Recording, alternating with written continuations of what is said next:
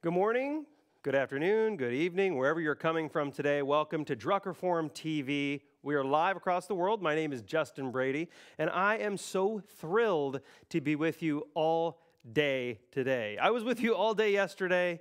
It was absolutely crazy. Then we went to a gala last night, black tie. It was beautiful. Actually, do you guys in the studio have a photo of that by chance? Did you get a photo? Ah, there it is. I had to wear the white shoes, everybody. I had to do it because I just didn't want to do the black shoes. How'd you guys get that so fast? That's crazy. All right. Anyway, so we have a packed day for you today. It was absolutely amazing yesterday, and of course today is going to be equally. Maybe we can ramp it up. I think today is going to be even more amazing. I have coffee. I have plenty of espresso in me. Welcome. It is the 14th annual Global Peter Drucker Forum, and this is hosted in Vienna, Austria, every year at the Hofburg Palace today. It's absolutely beautiful. That's where the gala was, too, so it gives you kind of an idea of what you're missing if you didn't come to Vienna. I was talking last night. Some of my American friends need to get here too. Some of my friends from the U.S. I need to rope them in and get them to come next time. So obviously, the reason we're having the Global Peter Drucker Forum in Vienna, maybe not so obvious, is that Peter Drucker was born here. And so on the 100th year, it would have been his 100th year birthday. Richard Straub, the president of the Global Peter Drucker Forum, the now president of the Global Peter Drucker Forum, was asking, what are we doing for what would have been the 100-year celebration of Drucker's birth here in Vienna? And crickets. There was nothing. And so he started the Global Peter Drucker Forum, and it's on 14 now, and it's still going strong.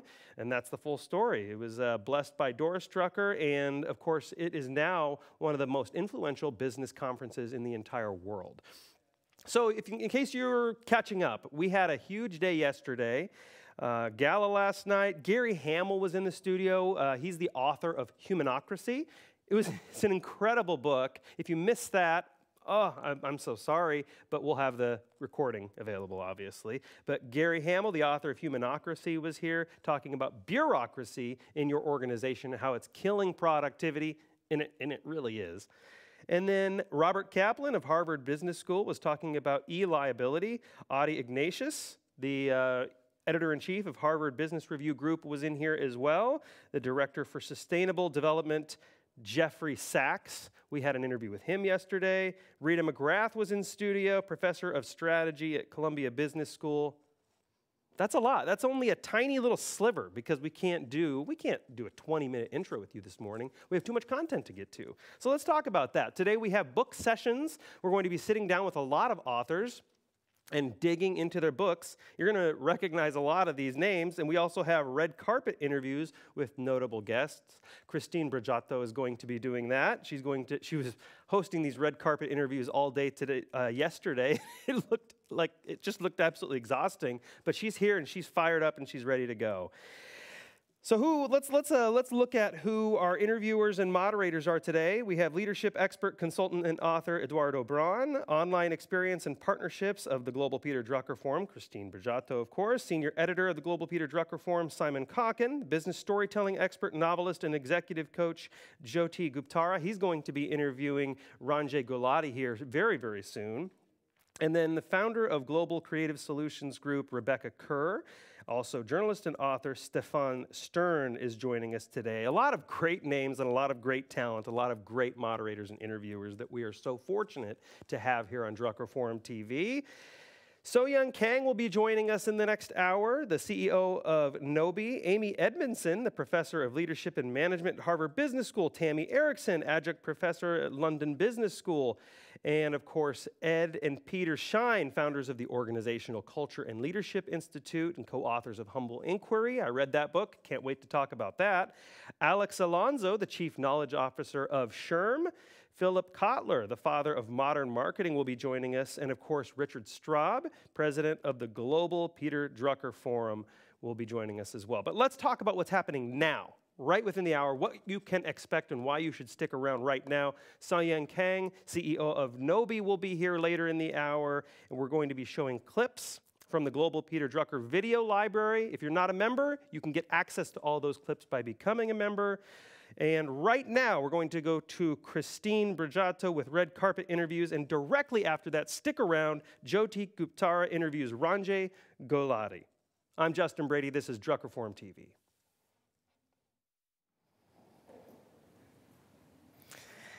Good morning and a very warm welcome from Vienna, live at the 14th Global Peter Drucker Forum.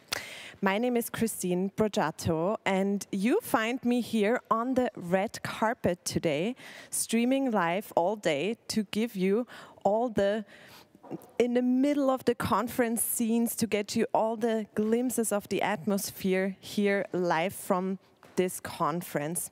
If you had tuned in yesterday, you might notice we have a bit of a different setup for today, so you can get even more glimpses of the atmosphere today.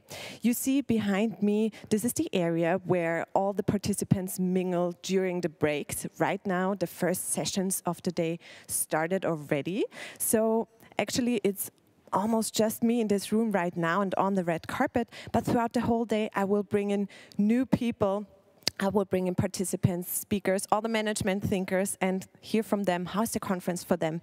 And this is the window to the world for us, bringing it live to you, so you can also join a little bit of this conference. Yesterday we had a very interesting first day already, filled with interviews and wonderful sessions, and also red carpet conversations. And I'm really curious to hear from the participants, how was yesterday for them? How was the gala dinner last night from them? And what is happening today? What are they learning today? This is my job here today. It's a pretty cool job. I get to talk to all the cool people here. And if you want to tune in, please just keep watching Drucker Forum TV and engage with us on our social channels using the hashtag Drucker Forum TV. I can't wait to bring the atmosphere to you throughout the whole day, so stay tuned, and I will see you later again on the red carpet live.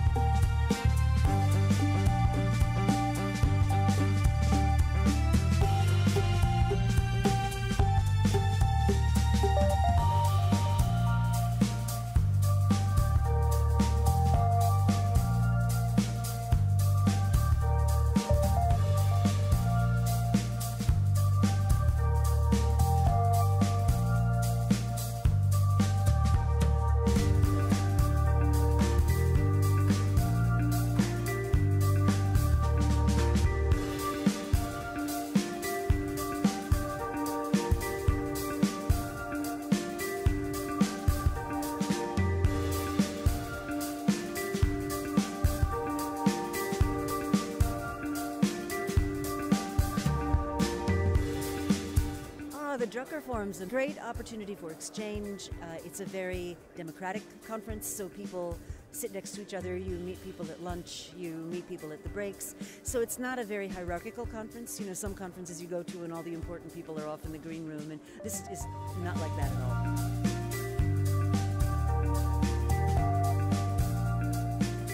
It's a conference where people who come are very smart people. They're here to network for sure, but they're smart people who understand good insight and bad insight, and so you learn a lot by being here.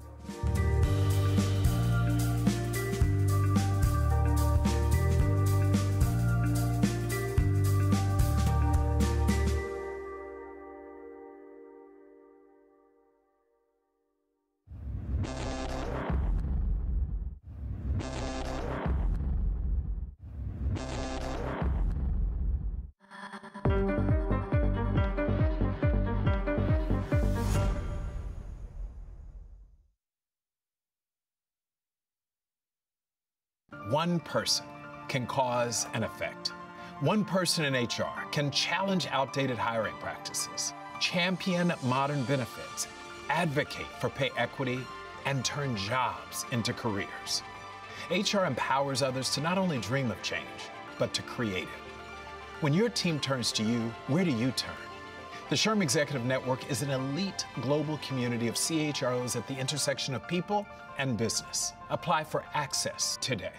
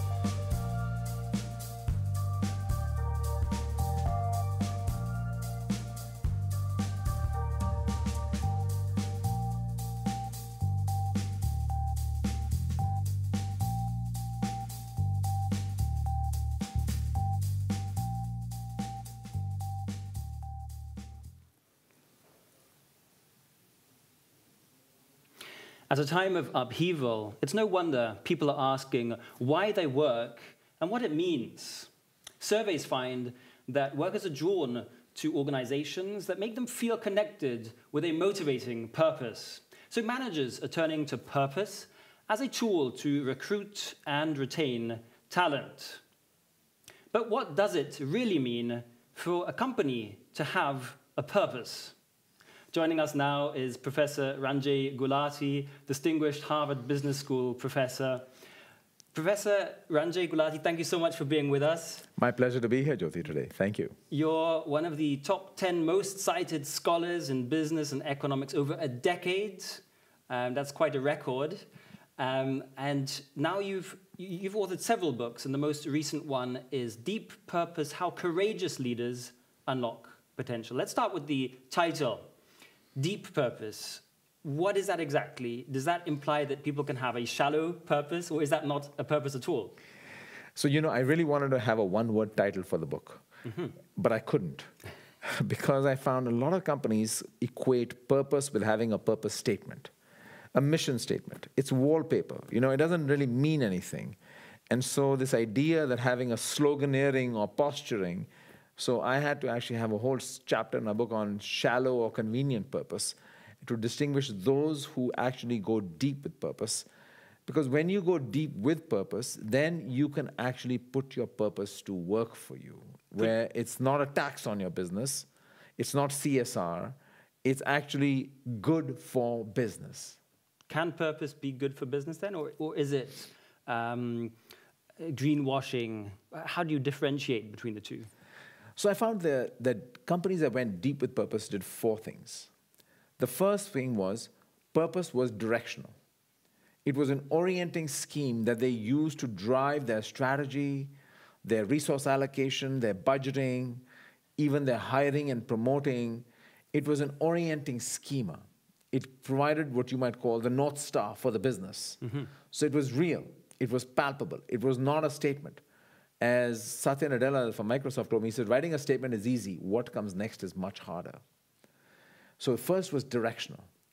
The second one was motivational, where purpose goes from being a slogan to something that people in the organization, further down in the organization, buy into. It actually connects for them personally.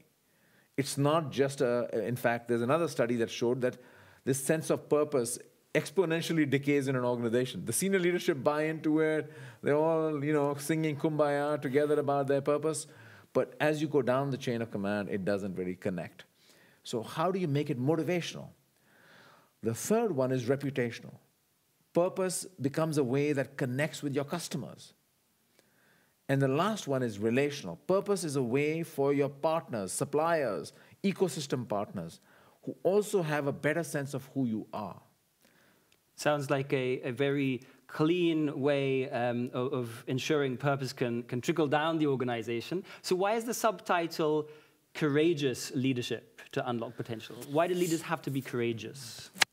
So, I think it's courageous because you're taking a stance.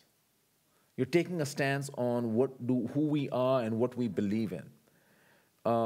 At Lego, which is another company I looked at, the CEO had to go back into the archives saying, we have to make choices. Because remember, strategy is about making choices. What are you going to do? What are you not going to do? And it's much harder to know what you're not going to do. Right. Lego was doing theme parks, entertainment, movies, and they were losing money. So part of committing to a purpose is to commit to what you are going to do and what you're not going to do. And standing up for that cause. Then you're saying, this is who we are. And I think people don't like to make choices always. So that's the first part of the story. I also think it gets to really something intrinsically, you're getting to the core essence of a business. And I think why it's hard also is, business is a rational construct. We think of business as serious business, right? And this feels a little bit touchy-feely, philosophical. Right, this is actually my next question. I thought I had better ask a courageous question since that was the last question. So purpose is a philosophical, even a theological question. Is that a welcome question in business? So let's think about the following, is that what is purpose, first of all? I'll give you a modern-day definition. People have debated purpose for thousands of years, all ancient civilizations. A modern-day definition is purpose is a stable and enduring intention to accomplish something that is at once meaningful to the self and consequential to the world beyond the self. This is William Damon, a Stanford psychologist. So it's meaningful to the self and consequential to the world beyond the self. I think in an organizational juxtaposition, you discover there is what you want to do and who you want to do it for. And this is where it gets messy and murky. What you want to do, every business should know that. What do we want to be? What markets do we want to serve? What products and services do we want? What do we want to be? How do we want to create value? Short-term and long-term. Who you create value for is where this thing starts getting. Shareholder value, stakeholder value, employee value, customer value, community value, planet value. That is where people start to equate purpose as social projects. Let's talk about long-term for a moment, because in 2020, the average lifespan of a company listed on the S&P 500 was just over 21 years. It's not very long. Why is that? And I think in your book you say that to have a long-term strategy, a company must have purpose. Could you unpack that for us? So I got to that question actually by asking myself, why are investors so interested in purpose? Larry Fink at BlackRock, Vanguard. He wrote the foreword of your book. Yes, and State Street, even pension funds or sovereign wealth funds like Temasek at Singapore. And in their mind, they said, you know, we're in the risk business. I invest in a company, I'm taking risk. And I want to de-risk the business as much as I can. That's why we have people going and interviewing them and asking them, what are you doing? Purpose is a wonderful shortcut question. Because when you ask a company, what's your purpose? It's forcing them to think, what are we here for in the short and long run? The confusion that happens in the short run, long run game is, some people say, oh, I have a purpose, it's a long run purpose, so I don't have to deliver in the short run. You're going to cut me some slack. And this is what happened at Danone, right? Where you say, I'm delivering value in the long run, you got to wait. And the shareholders weren't happy with that. Not acceptable. Etsy had the same thing happening where they had a shareholder revolt. Same thing, we're a good intention company, we have a long-term play. And especially in high interest rate environment where today the pressures are even greater. Right. So I think you have to deliver in the short run with an eye on the long run. Do you have any kind of numbers on, let's say, what percentage of Fortune 500 companies have a deep purpose? So I'm on the hunt for that right now, because how do you measure purpose? It's a very tricky question. And a lot of people have tried or asserted they have measures of purpose, but they measure things like employee engagement, best place to work, or they look at annual reports and count how many times they've mentioned purpose in the annual report, and you're like, really? It's a messy affair to unpack and index a company purpose. But I can tell you, almost 90% of them will mention purpose in their annual reports now. Let's say I'm an executive at a large organization and I buy into purpose. I read your book and I think this is the way we need to go. But of course I have many colleagues, I have a board. What do I do next? I think the first thing to do is work through this cloud of cynicism. There's a lot, I myself was a cynic. 5 years ago, if you told me, Ranjay, you're writing a book about purpose, I'd say you're crazy. Mission statements, are you serious? Not a chance. I'm not going to write a book about mission statements. And I think, and it's posturing. I think the first step is to really understand what is purpose. Purpose is an intention. What you're going to do and who you're going to do it for. Second, that, you know, purpose is more than a purpose statement, right? It's really creating a coherent intention, which creates much deeper alignment in the organization. We all talk about alignment, alignment, alignment. Having clarity on purpose creates alignment in the organization. But it only works if you're serious about it. Talking about alignment, so let's say I, as the executive, succeed in getting my colleagues on board. What's next? You mentioned in the very first question, but I know you have an entire chapter dedicated to storytelling. So what is the role of these narratives and how do we develop and roll them out in our company? So one thing is having a purpose. And if you don't have one, detecting and discovering one, what really is it? Then how do you communicate purpose? You know, it's not something you can put in an email and say, here it is. I found individuals really, I have a chapter there where I call leaders have to be poets, not just plumbers.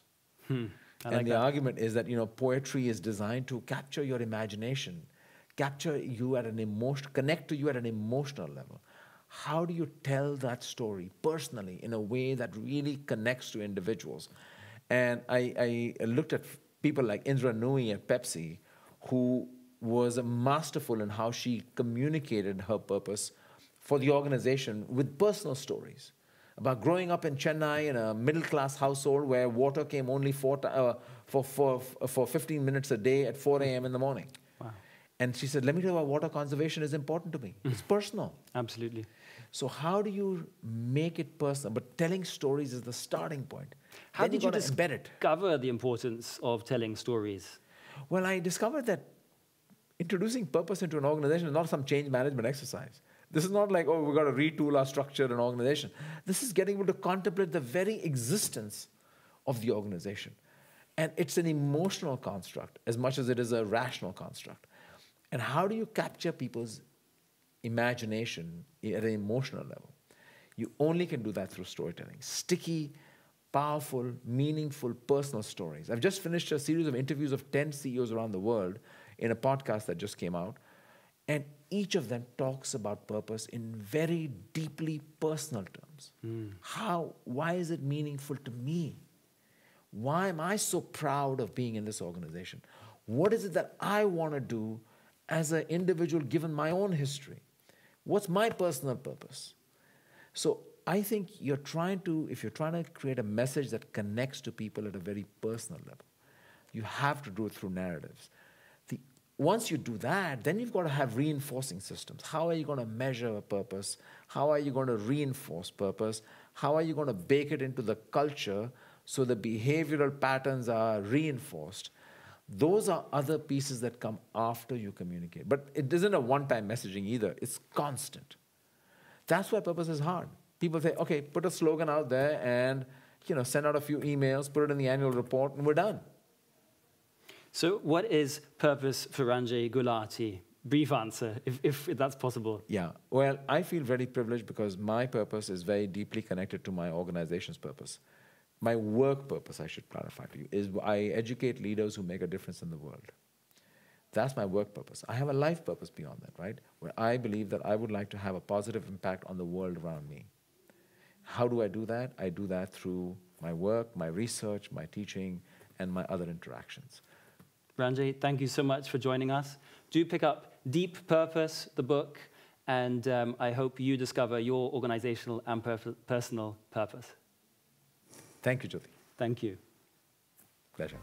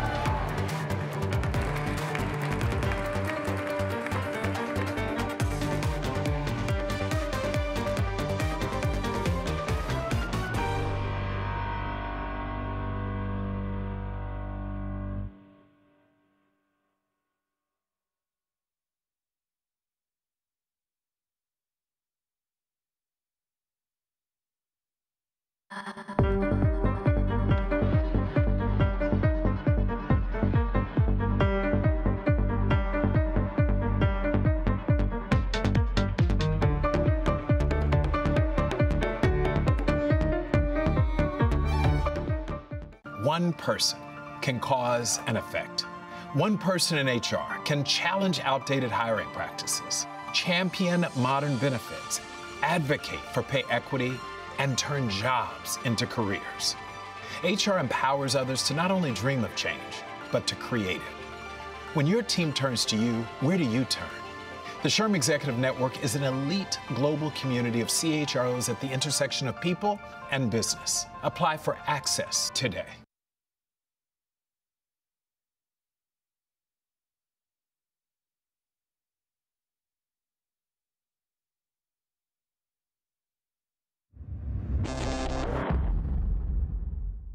Vienna is Europe's best kept secret. Everything about it is amazing, it's beautiful. I'm particularly impressed by the fact that they balance art and history with technology and modernity, and without either being in conflict. That's amazing, and I wish everyone else in the world could learn from it. One of the interesting things that I've experienced here is not just in my interactions with the experts, the academics and the business practitioners, but also my peers who have come through the Drucker Challenge as well. And the thoughts and ideas that we share amongst each other are surprisingly not that disconnected from the types of ideas that the leaders are talking about as well.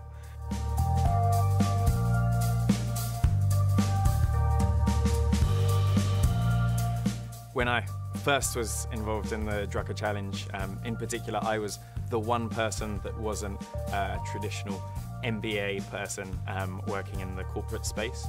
Now I'm amazed by the diversity and the size of the group of exciting and interesting people from working in all different sectors and from all across the world. So I'm excited by how diverse and how interesting the Drucker Challenge participants are.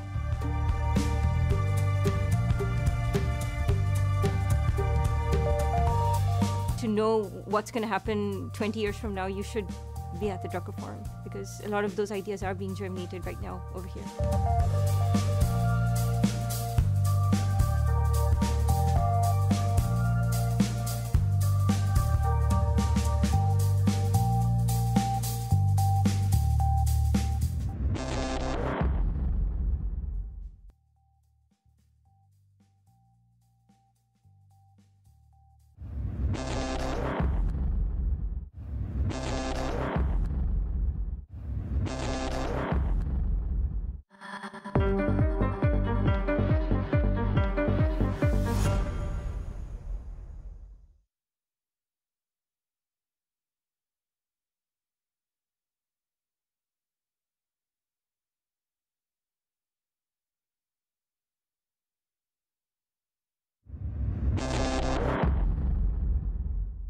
Vienna is Europe's best kept secret. Everything about it is amazing, it's beautiful. I'm particularly impressed by the fact that they balance art and history with technology and modernity, and without either being in conflict. That's amazing, and I wish everyone else in the world could learn from it. One of the interesting things that I've experienced here is not just in my interactions with the experts, the academics and the business practitioners, but also my peers who have come through the Drucker Challenge as well. And the thoughts and ideas that we share amongst each other are surprisingly not that disconnected from the types of ideas that the leaders are talking about as well.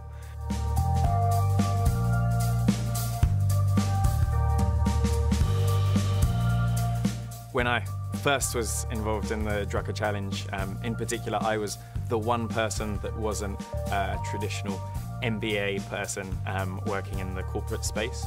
Now I'm amazed by the diversity and the size of the group of exciting and interesting people from working in all different sectors and from all across the world. So I'm excited by how diverse and how interesting the Drucker Challenge participants are.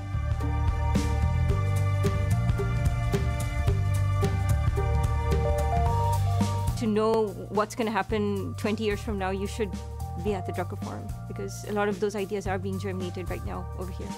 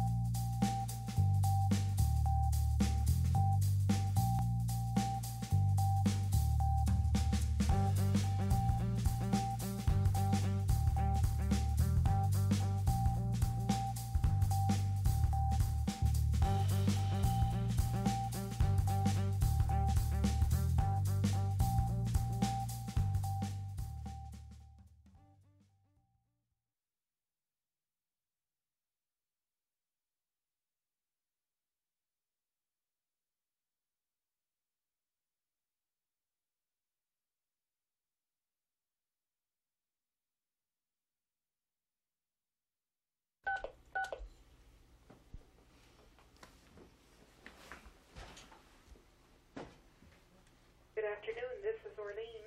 Hi, Orlean. This is Peter. Sure. Orlean, could you be good enough to send me a fax? Yes. I tell you, no matter what you put on it, because I want to photograph me taking a fax. Okay. Okay, I'll be here. All right. Bye-bye. Thank you. Okay. Good.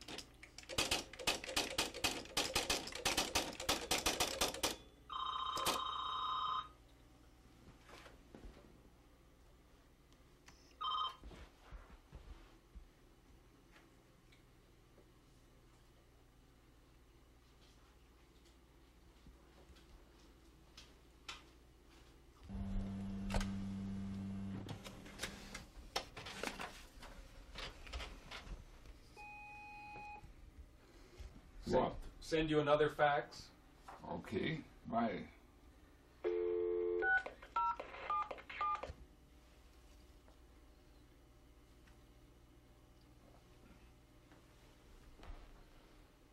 What else? Let me get you reading something else but your book. What? Is there a copy of Shakespeare in your box? Okay. Go ahead like we're not here.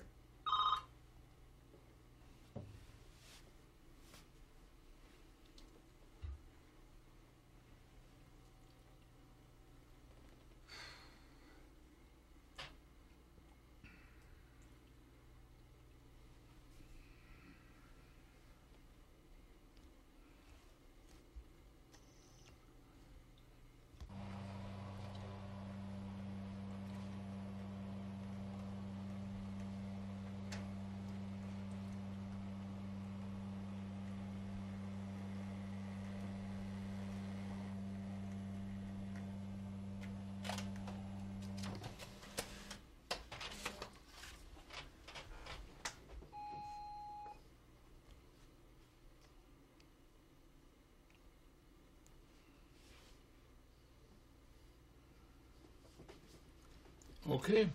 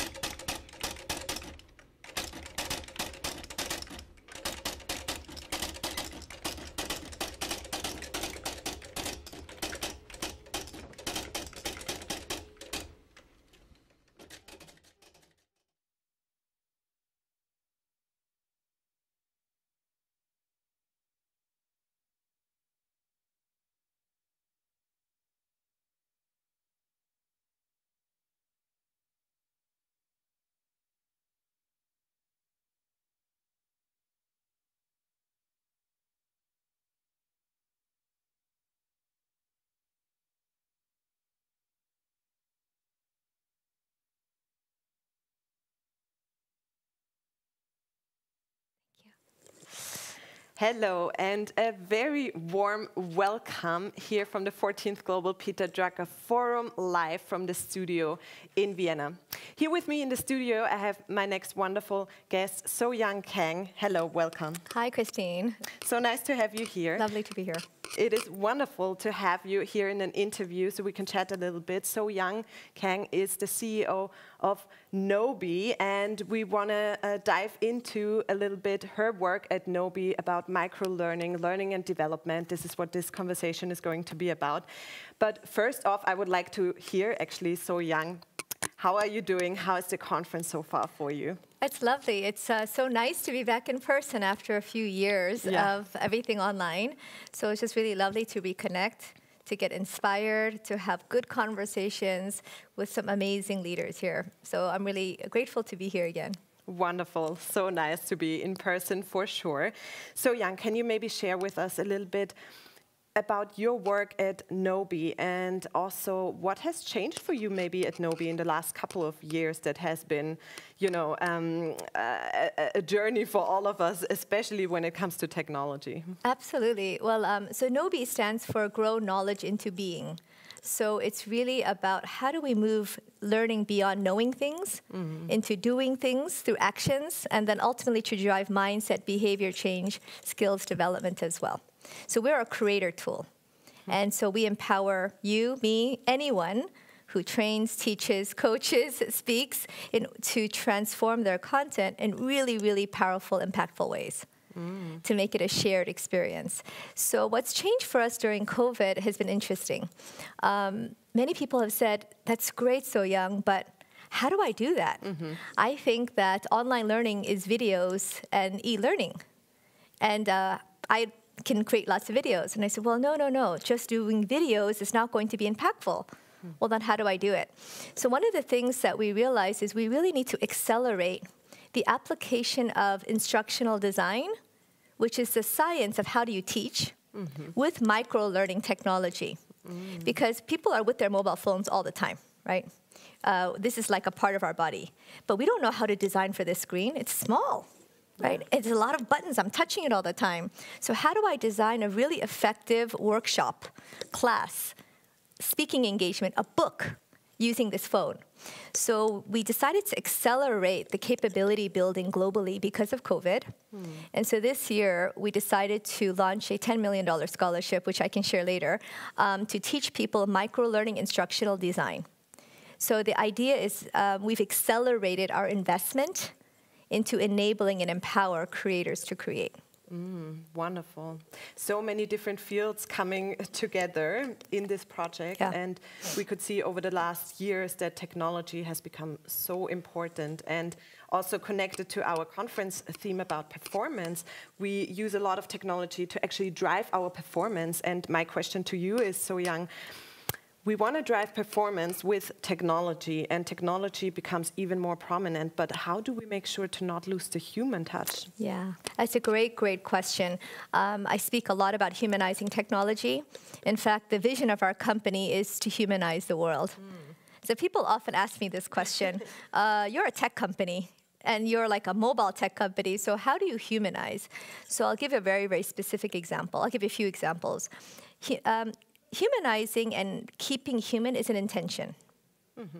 So if I designed this product to be more human, then I don't want people to be in their phone all the time. That would be terrible.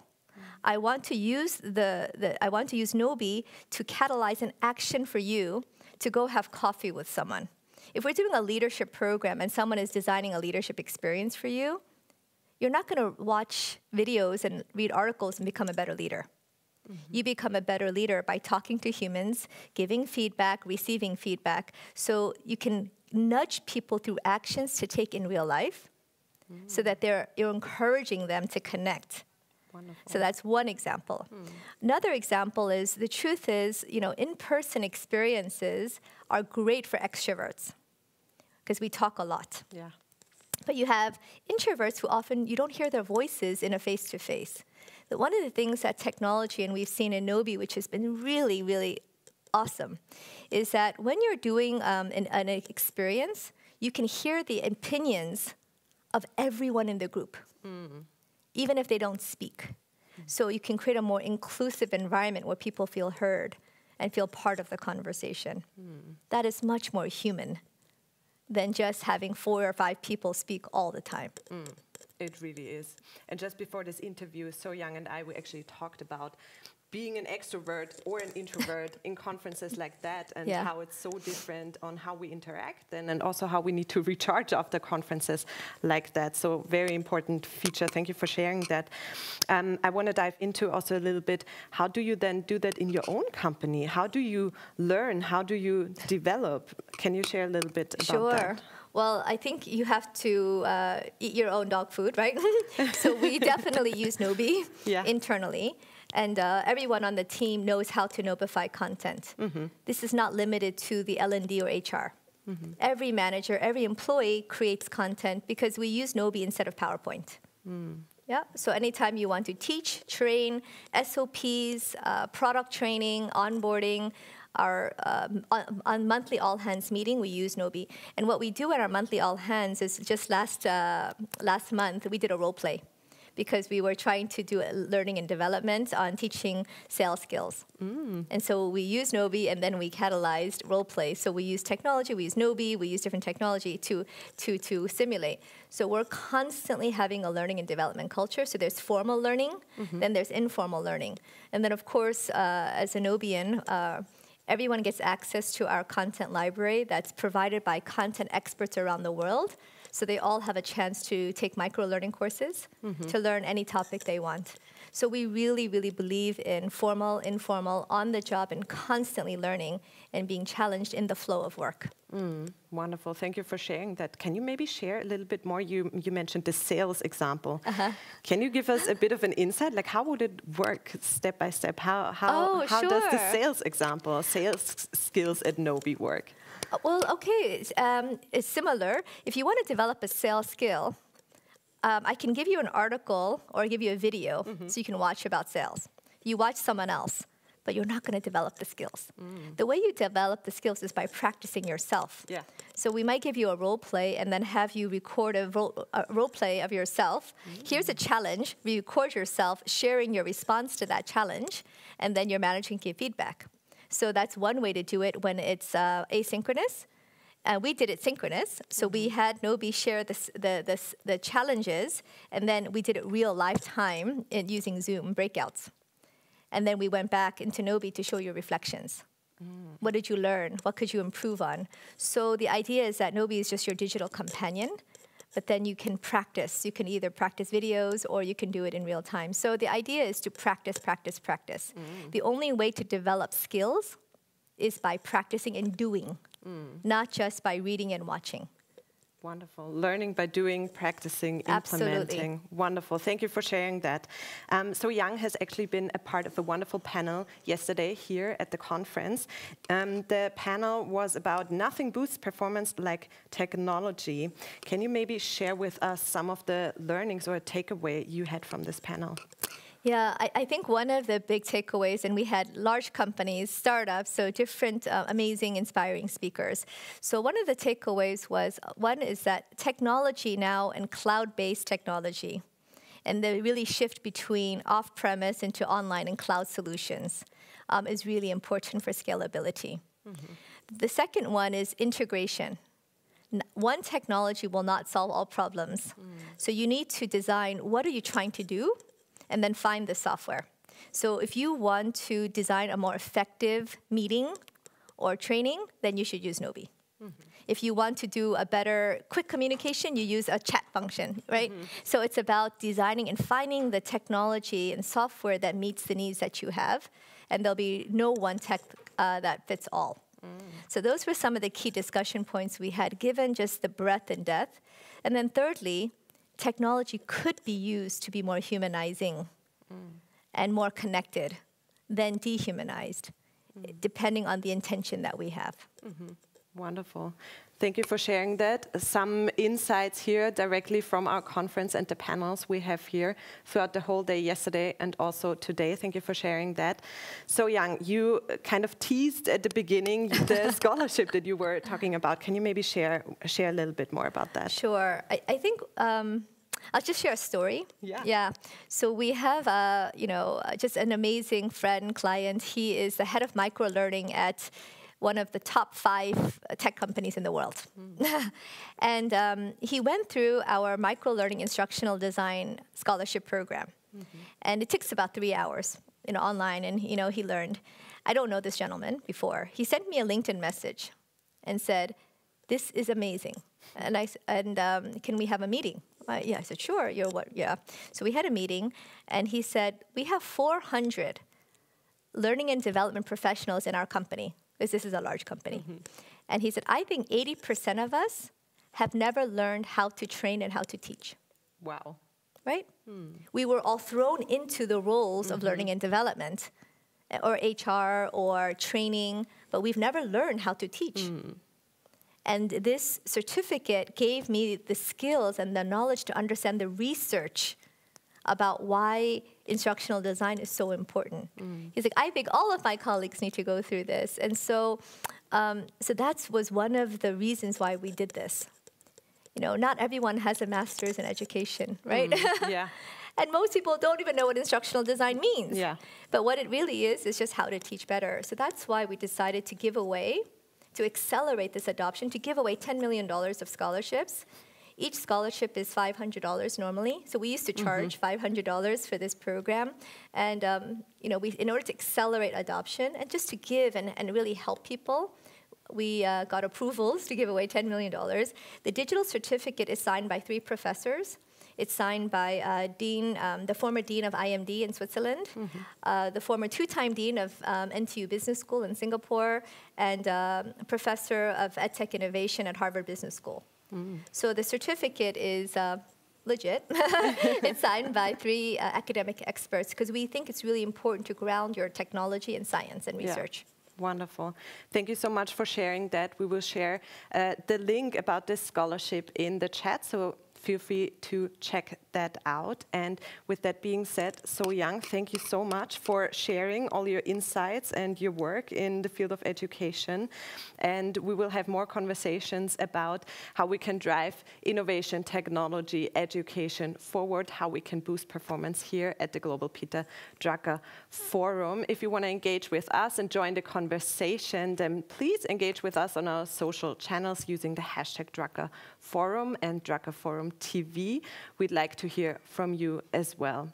And with that being said, enjoy the rest of the program here at Drucker Forum TV all day, streaming live for you, live from Vienna Hofburg. Thank you. Thank you so much, Christine. Thank you so much, So Young. It was a pleasure.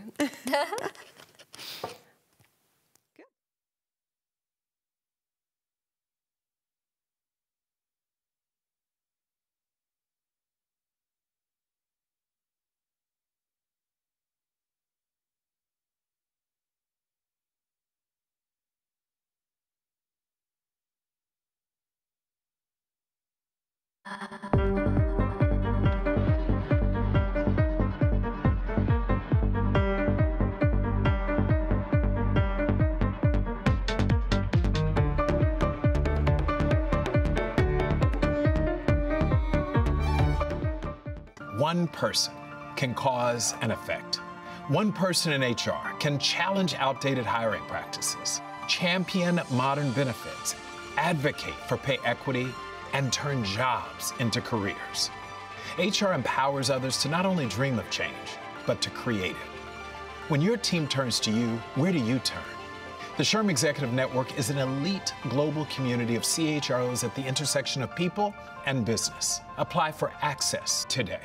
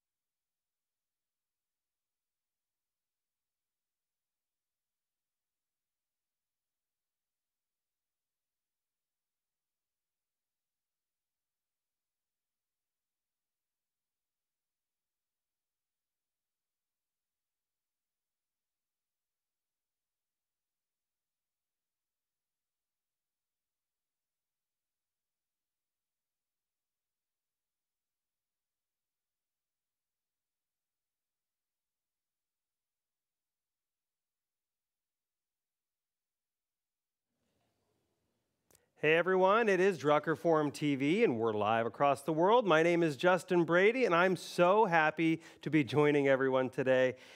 If you're just joining us, you know what? You've missed some stuff. Let me just tell you. Jyoti Gupta sat down with Professor Ranjay Gulati, Professor of Business and Administration at Harvard Business School on his new book, Deep Purpose.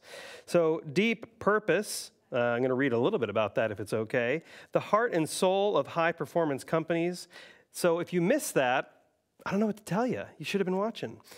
Christine Broggiati, also just sat down with So Young Kang. We had a little interaction here as we were clearing out the studio and resetting. And that was, she's a lot of fun. And sadly, I didn't get to see the full interview because I was preparing for this. But I'm sure that was incredible. So if you missed that interview, you know what? Don't worry. Don't worry about any of that because we have all of this for you later. We're going to upload it all to Drucker Forum TV live online. We're going to put it all online. All you need to do is go to the website at globalpeterdruckerforum.org and all that video will be available for you later. We're all going to snap it up into a bunch of little clips as well. So don't worry if you missed all that.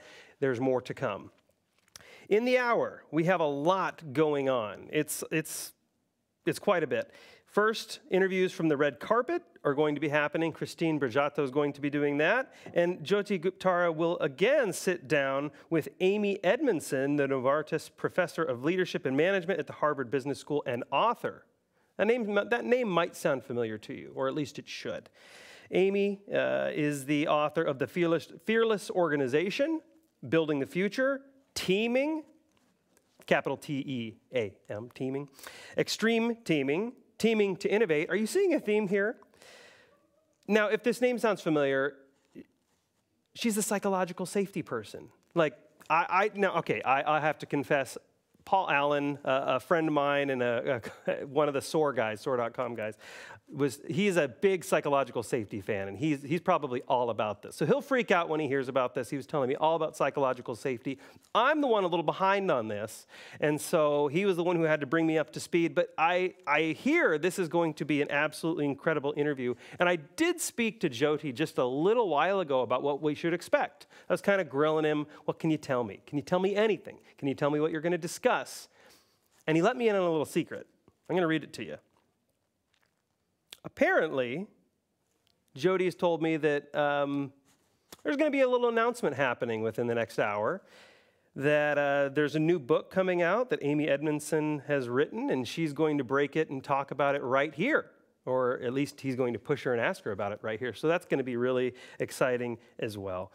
Now, if you're just joining us and you haven't been here, and yesterday, you didn't see anything yesterday, this is Drucker Forum TV. We're live in Vienna. I'm Justin Brady. I'm really happy to be with you. And we are so excited to be in Hofburg Palace here in Vienna. And this Drucker Forum TV runs parallel to the Global Peter Drucker Forum.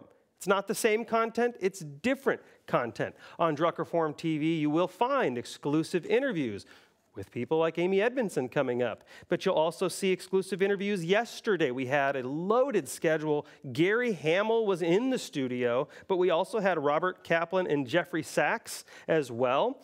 And just to briefly touch on a few things they talked about, I always learn a lot when I interview guests, and of course, yesterday was no different. Gary Hamel was talking about why organizations should be flat organizations over bureaucratic organizations, and how bureaucracy just destroys creativity. You know, you think about it, your organization may have 1,000, 2,000, 5,000 people in it. I don't know how large your organization is, but think about this. I think it was 70% up, somewhere in that range, I believe Gary said, of millennials are very entrepreneurial in their thinking. And if you have millennials at your company, if you have this large amount of millennials in your company, a lot of people at your company, the fact that your organization is not exhibiting creative behavior is a problem. And that's actually, if you really think about it, because people are naturally creative, that's impossible. That's not even possible unless something is suppressing that creativity. So, like I said, up next, Amy Edmondson is going to be talking about her new project, her new book. She's going to be announcing that. But right before that, we're going to have a clip from our video archive that's accessible to you if you're a member. It's searchable by keyword, and we're going to be looking at a fascinating panel from last year's Day of Drucker on Peter Drucker's lasting impact in Japan. I'm Justin Brady, and you're watching Drucker Forum TV Live. Good morning, good afternoon, wherever you are. It's actually 6 p.m. Late in the afternoon for us here in Japan. Welcome to this panel discussion about Drucker's impact here in Japan. I'm looking very much forward to the discussions today. My name is Emmy Makino. I studied at the Drucker School, and I was one of the first Doris Drucker Women in Leadership Fellows. I did my MBA and also my PhD at the Drucker School. So that is my relationship to this panel today. And I'd like to kind of start off by sharing what you may not know about the Drucker School. So we talk about the Drucker School in Claremont, which is the school that Peter Drucker taught at the very end of his career. But the school is actually named after Masatoshi Ito, who is a famous executive, corporate executive, and founder of Ito-Yokado and also 7-Eleven here in Japan. And his name is on our school because he was a great friend of Peter's, and he felt he was very respectful of Peter and decided to make a generous donation to the school. So I kind of would like to make the comment of East meets West, because Peter Drucker has had a tremendous impact here in Japan. And I'd like to start off with a little bit of a quiz here. If you could pull up the poll for me, please. So Peter's books have sold a lot here in Japan. And my question to you, and maybe I can do this here. Oops, hold on. Actually, you know what? This is the second poll. So I'm sorry, this is, there's maybe a technical issue here. There's a book on baseball about what if a female manager read Peter Drucker's management book. And let me put this up again so that you can do this again.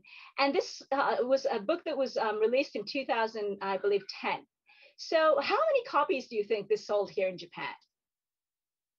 So choice between 750,000, 1.5 million, 2 million, 3 million, 6 million. How many copies do you think? So this was not a book written by Peter, but it was written about a fictional character, a high school girl who happened to read Peter Drucker's management and used it to help her manage a high school baseball team. So I'm actually going to stop it here. So 6 million seems to be the biggest answer, followed by 3 million. The actual correct answer is 3 million copies. So 6 million is a little on the too much. But if you think that about Obama's personal biography selling 3 million copies, right, in the US, 3 million copies is a lot of books to be sold. So I would like to now open up the panel and ask the panelists to introduce themselves and also talk about their Drucker moment, the inspirations they received from Drucker. And first off, I'd like to actually introduce my husband, Yo Makino, who is a journalist. And he actually interviewed Peter right before he passed away in order to write a column on Peter's behalf for the Japanese newspaper Nikkei. So I'd like to hand it over to my husband, Yo Makino, and for him to introduce himself and his Drucker moment.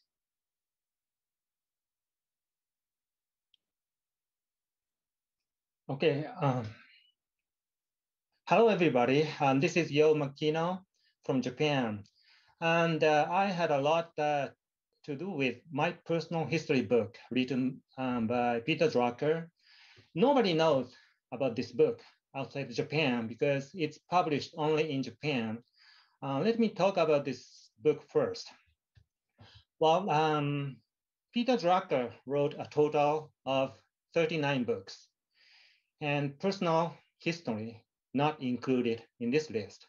Even Wikipedia didn't mention Peter Drucker's personal history book, despite the fact the book is immensely popular in Japan.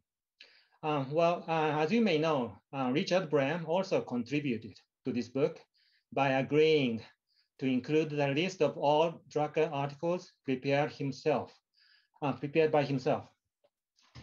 And the book came out from Nikkei newspaper. Nikkei is Japan's largest business daily newspaper. It's an equivalent of the Wall Street Journal. And for Nikkei newspaper, Peter Drucker wrote a total of 27 articles detailing his life. In February 2005, the year he died. Okay, and I helped him write those articles, and those articles eventually turned out to be his personal history book. And as for the 27 articles, I flew to California from Tokyo. I spent a total of maybe 10 to 20 hours staying at a hotel in California, visiting Peter Drucker's house every other day. Each visit included a 2-hour interview with Peter Drucker. And at that time, Peter Drucker was very fragile. He couldn't walk, So he needed a walker to walk around in his house. But Doris Drucker was always there helping him. So he was able to accept interviews from Nikkei.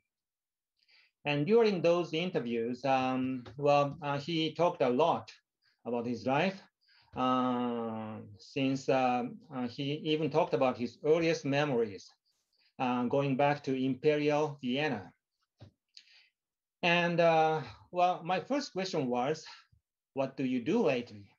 And he started talking about his days in Vienna, and he talked about Vienna and then Hamburg, Frankfurt, London, New York, Vermont, California. And he kept talking maybe 20 minutes. And he said, this is my life, the end of the story. Now you know everything about my life.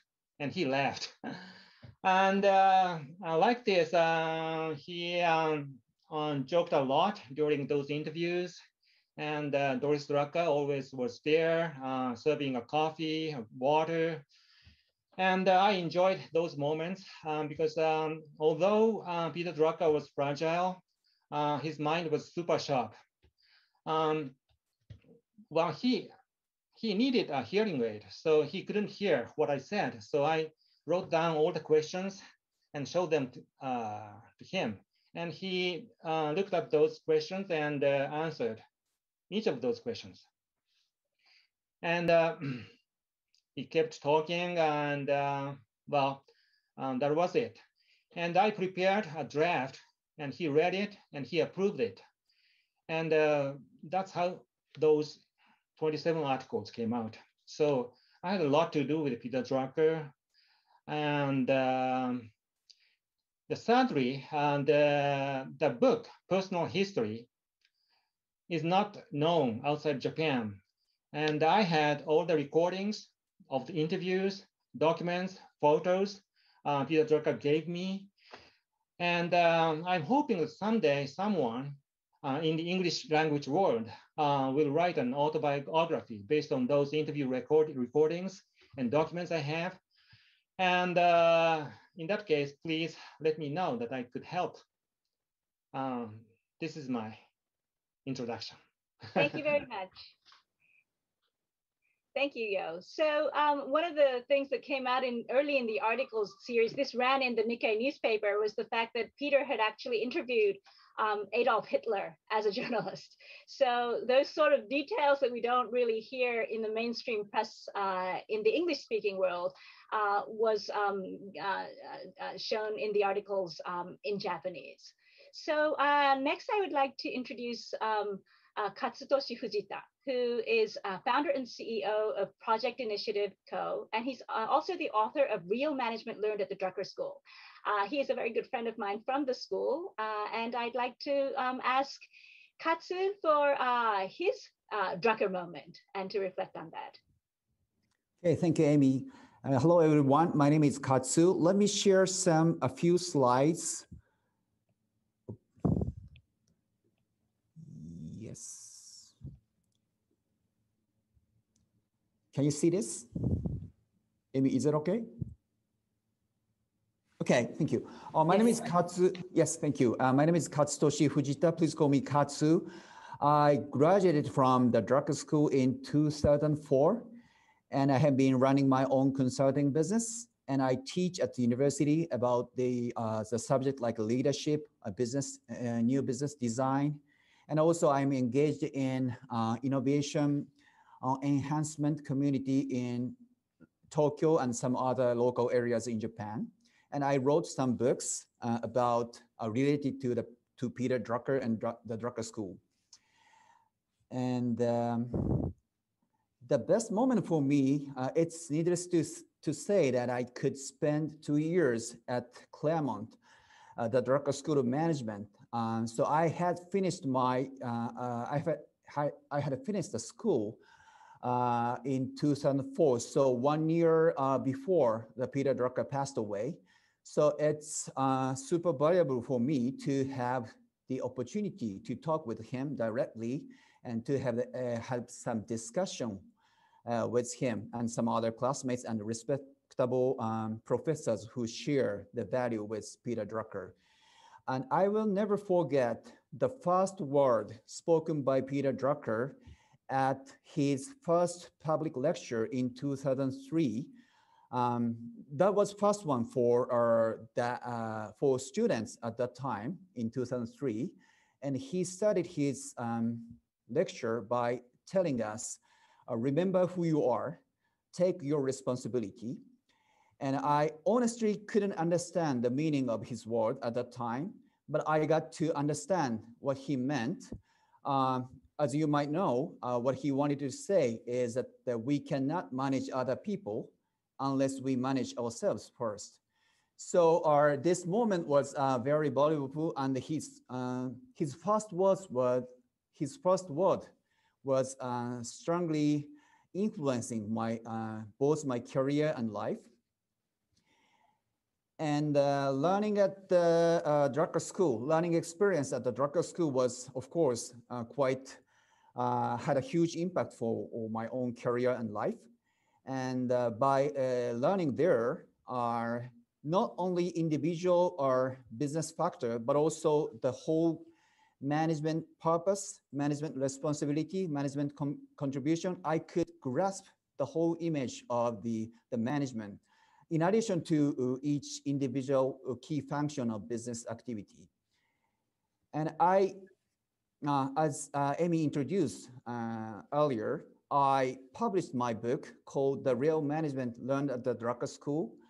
The first one was published in 2013, so 9 years after I finished my school. And the newest one, new edition, has just been released recently in Japanese, and that will be translated into some other Asian languages soon.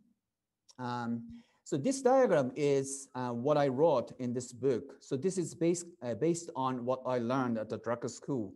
So as you might see, the idea that I got from Peter Drucker and the Drucker School was that management is like human body.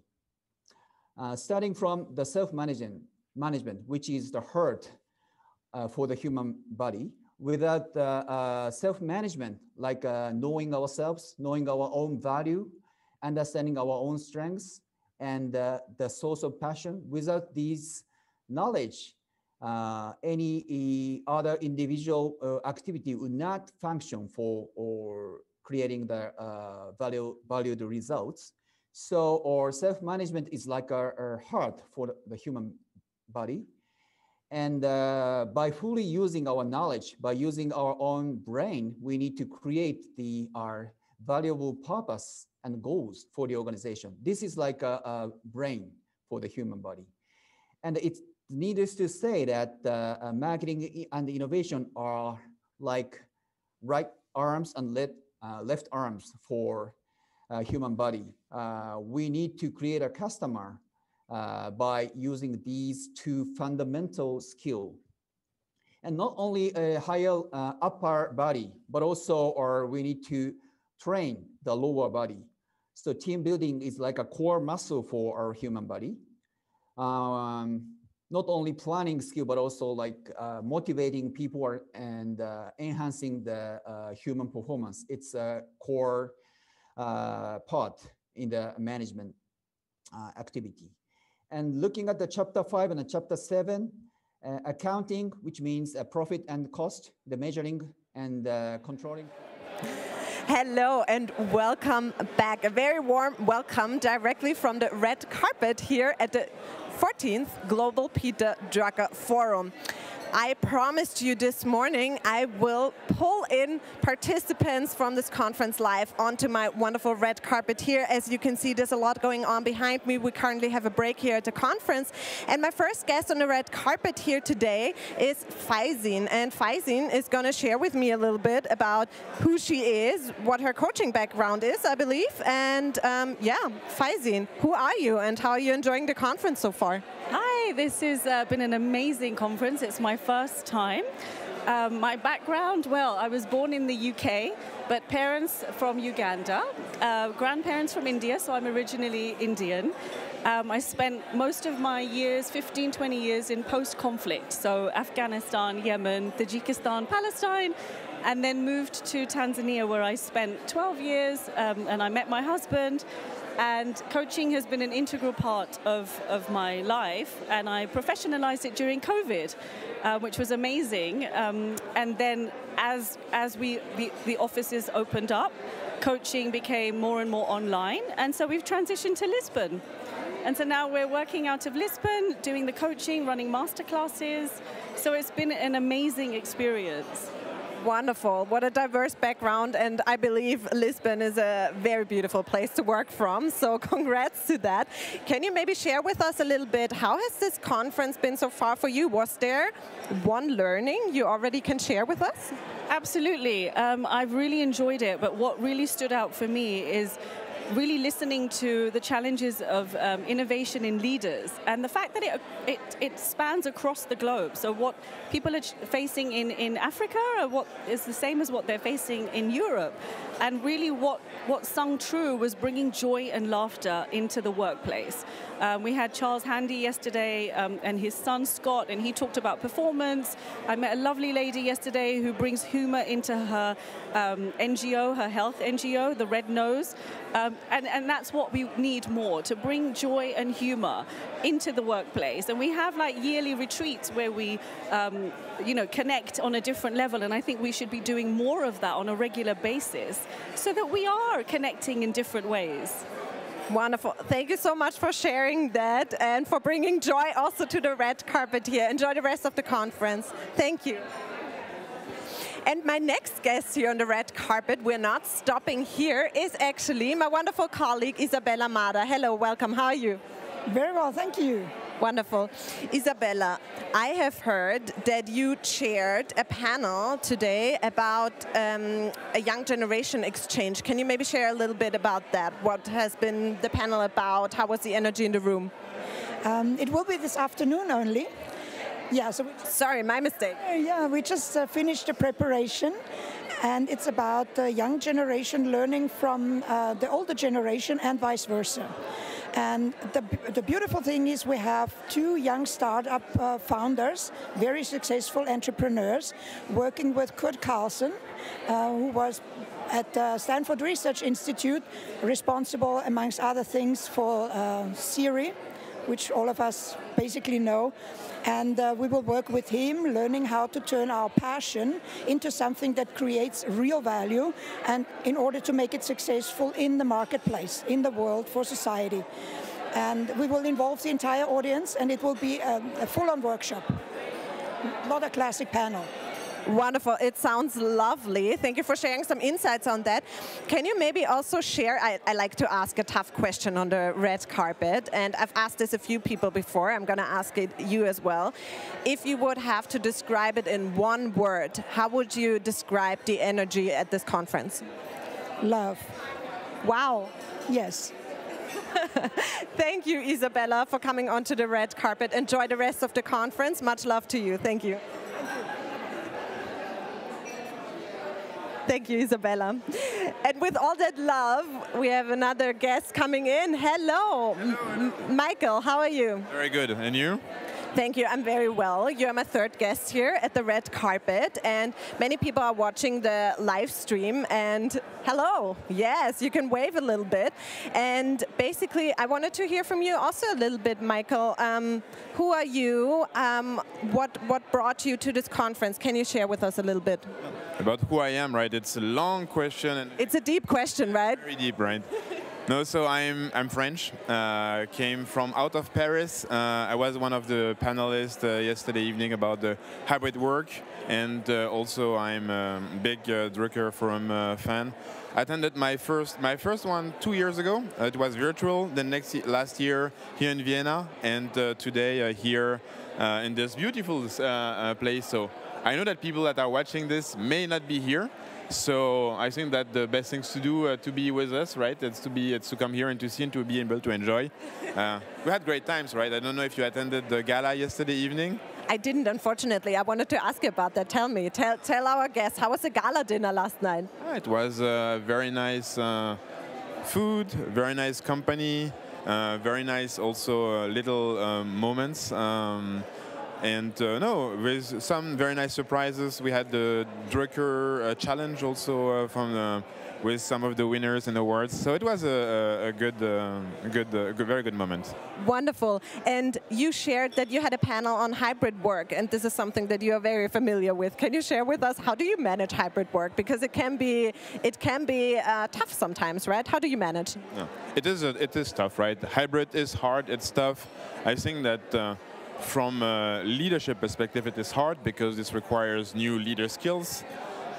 It requires also to think about what hybrid really means, right? Some companies have decided to say, oh, we work hybrid and it means everyone at home. Some say everyone at the office. We do think that things are in between. And also what is important is to look at the individuals also, because it's also hard for every workers. And so when you are white collar, what does it mean for you? When you're blue collar, right? It's also different, right? Because you see work from home, but a lot of people cannot work from home. So how do you find the right balance and equity on all of this? So I can speak about it for a couple of hours if you want, but not sure that. We'll set up a session. Great. Wonderful. My last question to you, Michael, is if you had to describe it in one word, what is the energy here like at this conference? It's in fact a lot of. Can I say 2 words? Okay. Just because it's you, Michael. I think it's refreshing and refueling. Wonderful. Thank you for this finish here. Thank you for coming onto the red carpet, Michael. Enjoy the rest of the conference. Thank you. And with this being said, hello, welcome. My next guest is coming onto the red carpet. You can see there's a very busy background behind me. The next sessions are getting started at the moment. If you heard maybe a little bell in the background, that's what that was about. But before the session is getting started, I grabbed this wonderful woman who is now right next to me, Marika, hi, how are you doing? I'm well, how are you? I'm very well, thank you. I get to chat to wonderful people all day, so I consider myself very lucky. Marika, can you share with me, what is your role at this conference? How is your experience so far? Yes, so I am here helping photograph the event. I'm a creative director, photographer, I run a creative agency, and Drucker has brought me along to help bring this event to life visually. So it's going really well. It's such an opportunity to, help the organization, right, by giving them great material to market themselves with, but also to get to absorb all the wisdom from the panels and really learn from my own business as well. Yeah, definitely. And I think we can all agree how important actually visual work is. Otherwise, you could not be watching this live stream here right now. So thank you for your very important work. Marika, I want to ask you a last quick question. If you had to describe it in one word, what is the energy like at this conference? One word? Only one? Okay.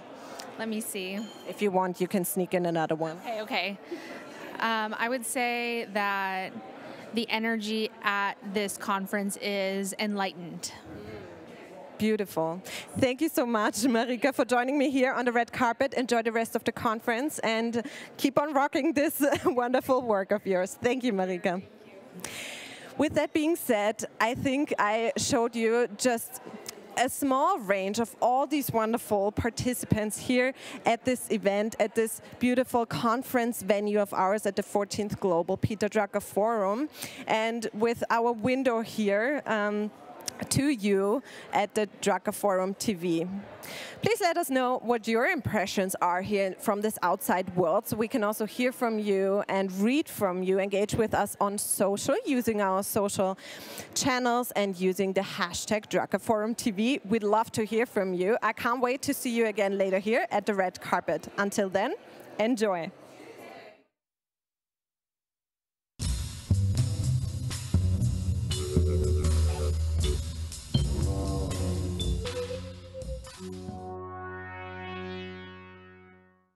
Ladies and gentlemen, when she was 93, she was asked to give her advice to those who want to thrive during their twilight years, and she said, "Stay as active as you can and keep learning.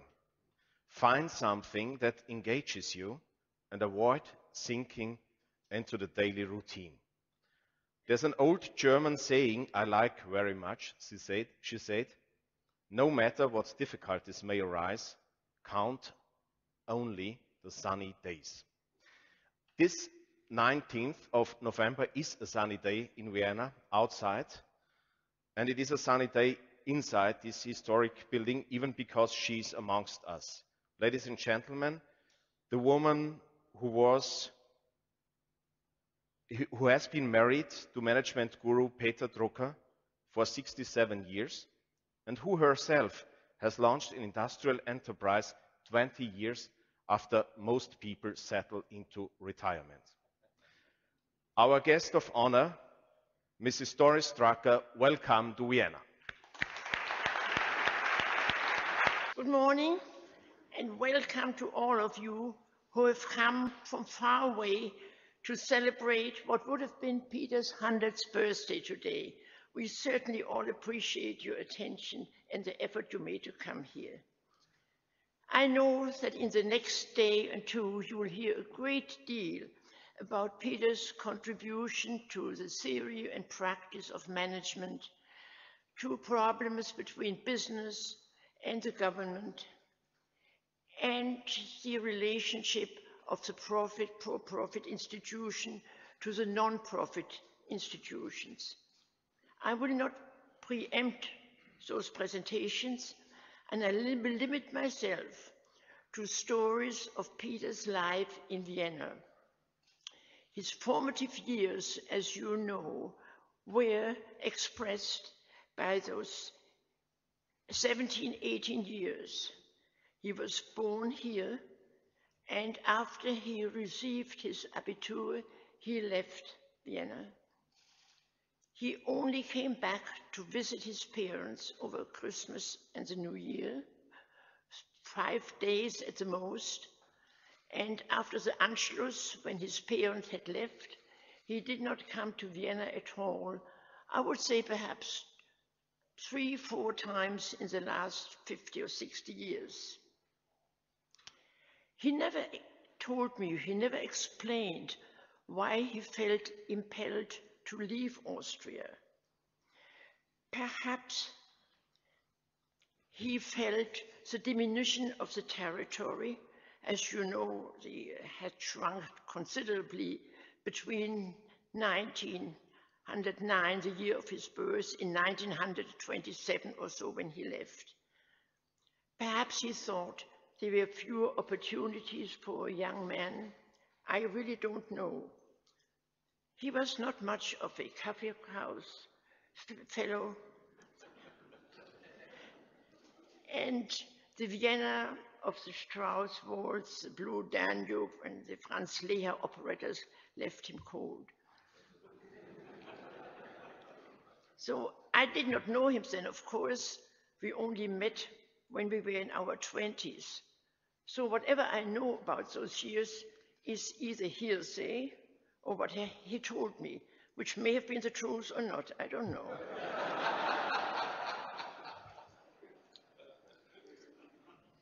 Between 1909 and 1927 or 28, when he left, Austria had shrunk dramatically, as most of you probably know. I have in my house in Claremont a document signed by Kaiser Franz Joseph in the year 1916, in which he identified himself. I'm sorry, that's a long story now.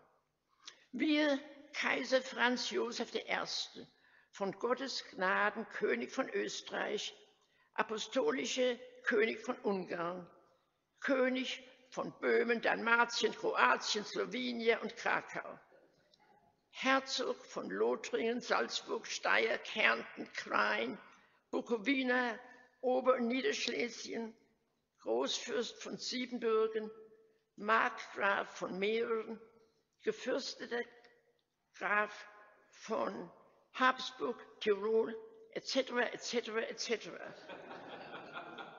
But the etceteras are in the document. I did not put it in. By then, the double monarchy of Austria-Hungary was reduced in size to the size of the state of Maine, which is one of the smallest states in the United States.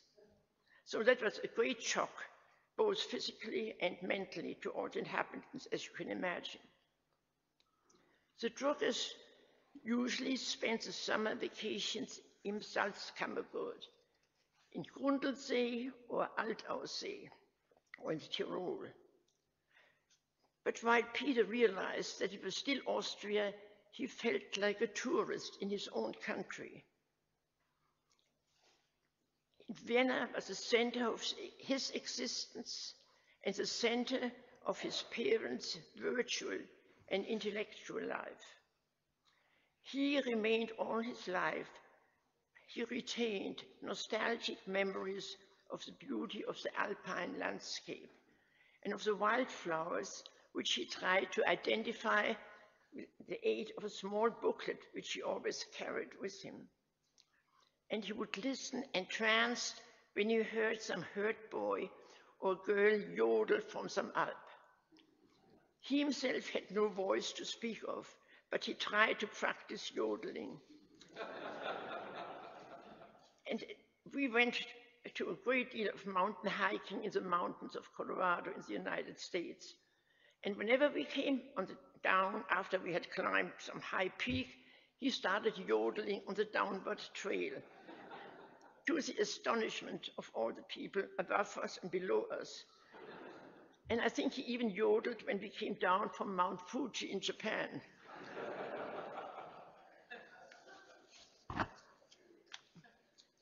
There are claims that Peter's parents hosted each week dinner parties at their house, to which they invited such leading lights of the Viennese intellectual and artistic world as Freud, Hofmannsthal, Thomas Mann, the painters Klimt and Kokoschka, the economists Schumpeter and Hayek, and so on, and that Peter's mind was profoundly influenced by the conversations at the dinner table.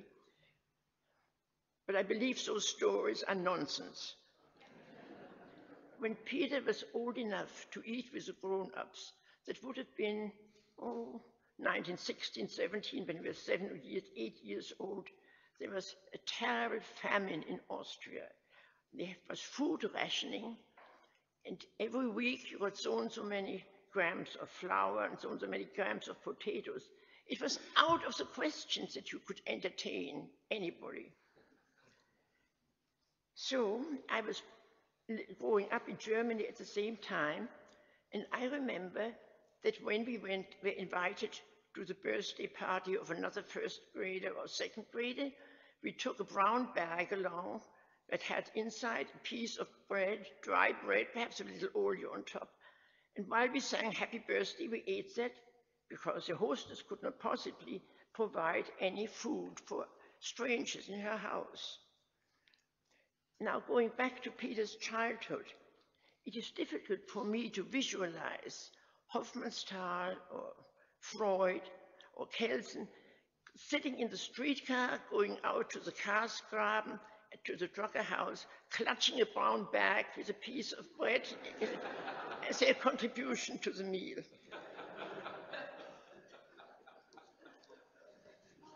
Of course, it is quite likely that Peter and his brother listened to informal talks between his parents and their friends, but not at celebratory dinners and so on.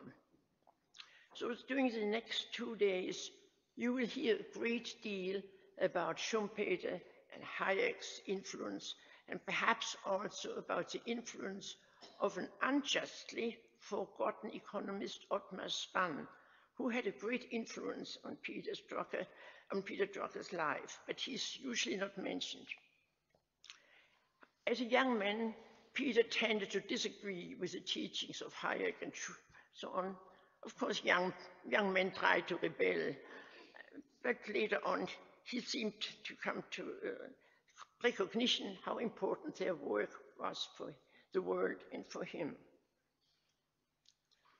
There is a saying that you can take the boy out of the country, but you cannot take the country out of the boy.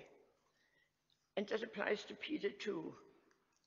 He retained, consciously or subconsciously, not only the images of the architecture of Vienna and the beautiful landscape in the country, but also of the culture that was part and parcel of the world of his parents and of the environment in which he grew up. In the course of his long life, some of those images, of course, may have been blurred or buried altogether, but others kept their allure and may even have become powerful, more powerful, who knows?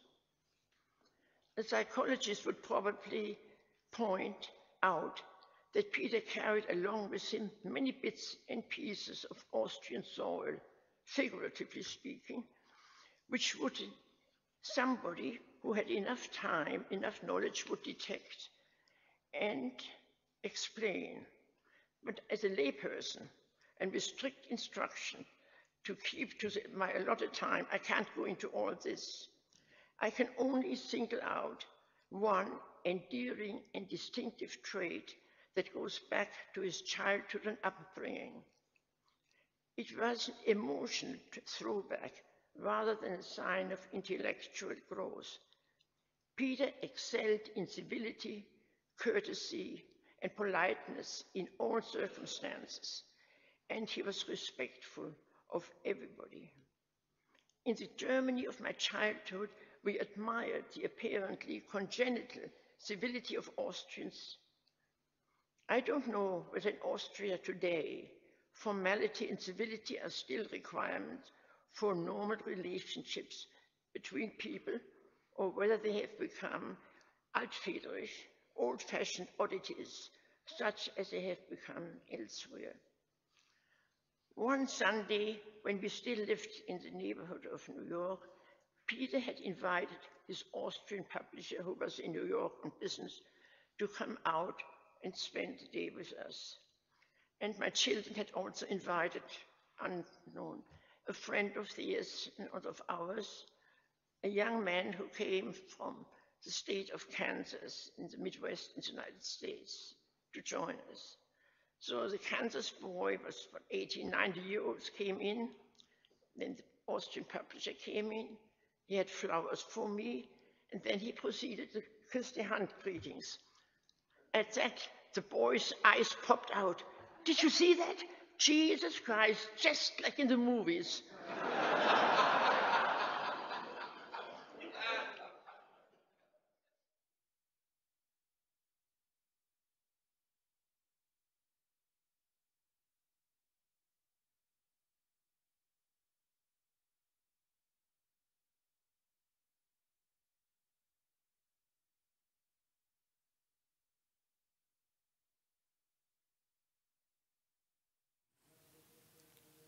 Organizations flourish when a culture encourages speaking up, asking questions, and sharing failure. But none of us wants to fail. After all, failure is the opposite of success. Or is it? Joining us is Professor Amy Edmondson from Harvard Business School, a pioneer of psychological safety and one of the world's most influential management thinkers. Thank you so much for joining us, Amy. You're very welcome. I'm delighted to be here. Your last book, The Fearless Organization, made a big impact on a lot of people. Here it is. Now, creating a fearless environment is evidently very powerful to increase performance. But do you have any favorite stories of transformation through the book and the people it's reached? Well, as a result of the book.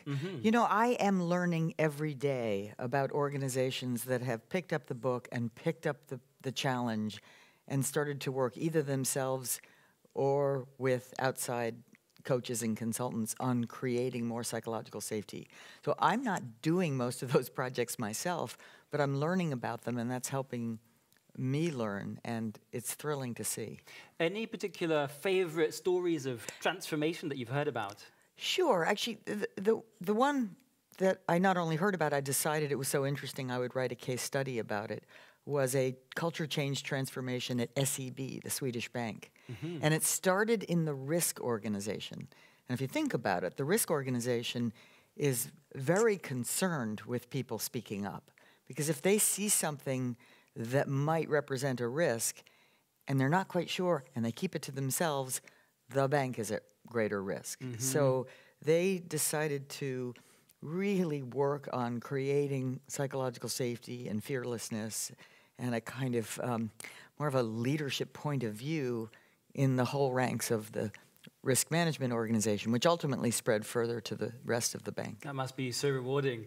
Now, Amy, you've kindly agreed to share with us about your new book, which I'm very excited about. This is sort of breaking news here on DRUCKER TV. Can you share the title and how far along are you? The title is Right Kind of Wrong, The Science of Failing Well. Wow, I love it. So you mentioned failure and nobody likes it, and you're absolutely right. But we have to learn to like one of the three kinds of failure. Right? We do not have to like the other kinds. There are three kinds of failure. failure. There are three kinds of failure. And the one that we have to learn to like, the right kind of wrong, is what I call intelligent failure. And that's where you're in new territory. So you literally couldn't look it up to find out the answer. There is an opportunity, or you sense there's an opportunity to develop here, whether you're a scientist or in customer service, you sense there's a new and better way to do something. You have a hypothesis. Essentially, you're testing it. So in a formal sense, you're really experimenting. And the failure or the experiment is as small as possible. Right? Just big enough to learn something, no bigger. So that's the right kind of wrong. That's intelligent failure. Those are the kinds that we have to train ourselves to just be, I'm so grateful to have the new data. I'm so grateful to have learned what doesn't work so I can pivot and figure out what does work. If only it were that easy to change our mindsets. Is there a difference between a mistake and a failure? Absolutely. So a failure is an encompassing term. A failure is anything that didn't go as expected or desired. A mistake can only exist when there is already a right answer or a right process. I see. Right? There has to be a recipe of sorts that for whatever reason wasn't followed. And that's a mistake. You can't have a mistake in new territory because we don't know what's going to happen yet. And people, I'm so glad you asked that because people often conflate the two terms and use them interchangeably. So they're in a lab, they're making a new discovery, something doesn't work, they call it a mistake. It is not a mistake. It's a discovery. It's a failure. It's an intelligent failure, but it's not a mistake. Right. So the first kind of failure is what I call a basic failure, and those are especially specifically caused by mistakes. Right. So you make a mistake, you get a failure. That's okay, dust yourself off, figure out how not to do that again, but don't call it intelligent. And then the third kind are the complex failures that are really the perfect storm of things you may have done, external factors, so many of, say, for example, the supply chain breakdowns during the pandemic were complex failures. Very complex. Not single cause. No. When I was 11 years old, I wrote a book and I sent it to a publisher. Of course, I never heard back. And then I edited the book because I realized I'd probably made some mistakes or it was a failure. So I sent it to several publishers and got several rejections. But then I started to get personalized rejections. They would tell me what was wrong with the book so I could edit and change it. So it was a natural process of learning. Why then is learning from failure so difficult in businesses? That was, by the way, that's a fantastic story, right? That shows grit, it shows persistence. You didn't just say, okay, I'm never doing that again, which many young children might do. You said, okay, I wonder what's wrong with it, right? And let's keep going, and then ultimately, it's a success. After 6 years. So why is it so hard for companies to do this? I think there's really three reasons. Aversion, confusion, and fear. And aversion is the natural emotional desire to distance ourselves from failure. We don't like it. We just sort of spontaneously don't want to look at it. Turns out there's research that shows it's much easier for us to learn from others' failures than from our own because we have this kind of almost difficulty looking at it. We can overcome that, but that's spontaneous. Confusion is what we just talked about, that there are different kinds of failure, and most companies are not doing a good enough job to be clear about the value of intelligent failures and how very much they are sought after and treasured by the organization. And they also aren't doing enough to train and enable and coach people to avoid the basic failures and the complex failures. The third fear is that desire to be seen by others in a good light. So if you're associated with a failure, there's some part of you that believes you will be rejected or humiliated or sort of, left out of, so your of the actions important become stuff. your identity, not you made a mistake, but you are a failure.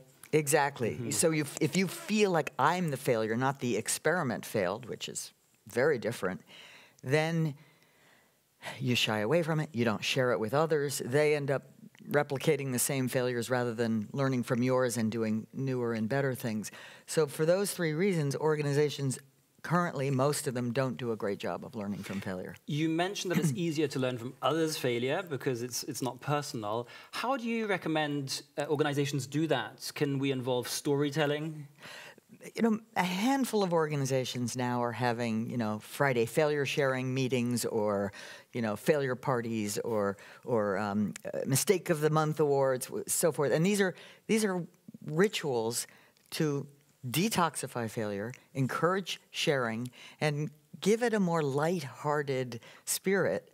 Because in a complex, uncertain, fast-changing world, there will be failures. Full stop, right? There's no way to avoid there being failures. But you cannot be sure that failures that are happening are being shared fast enough to learn from them. So what you want to do as an organization is detoxify failure, make sure all of us are learning from all the failures that do occur to minimize their reoccurrence, and just make it a little bit more playful and fun.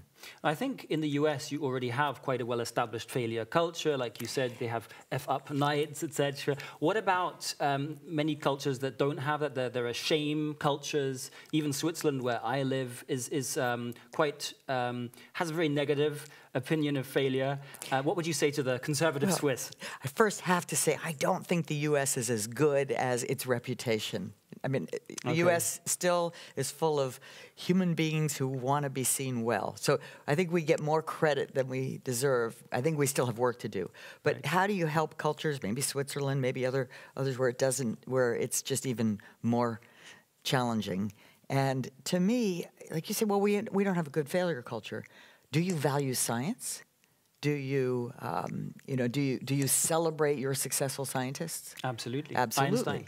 Einstein, exactly, and so many others, current scientists today. So what that means is you actually you actually celebrate the people who probably have, let's say a great biologist in Lucerne somewhere. She probably has a 70% failure rate.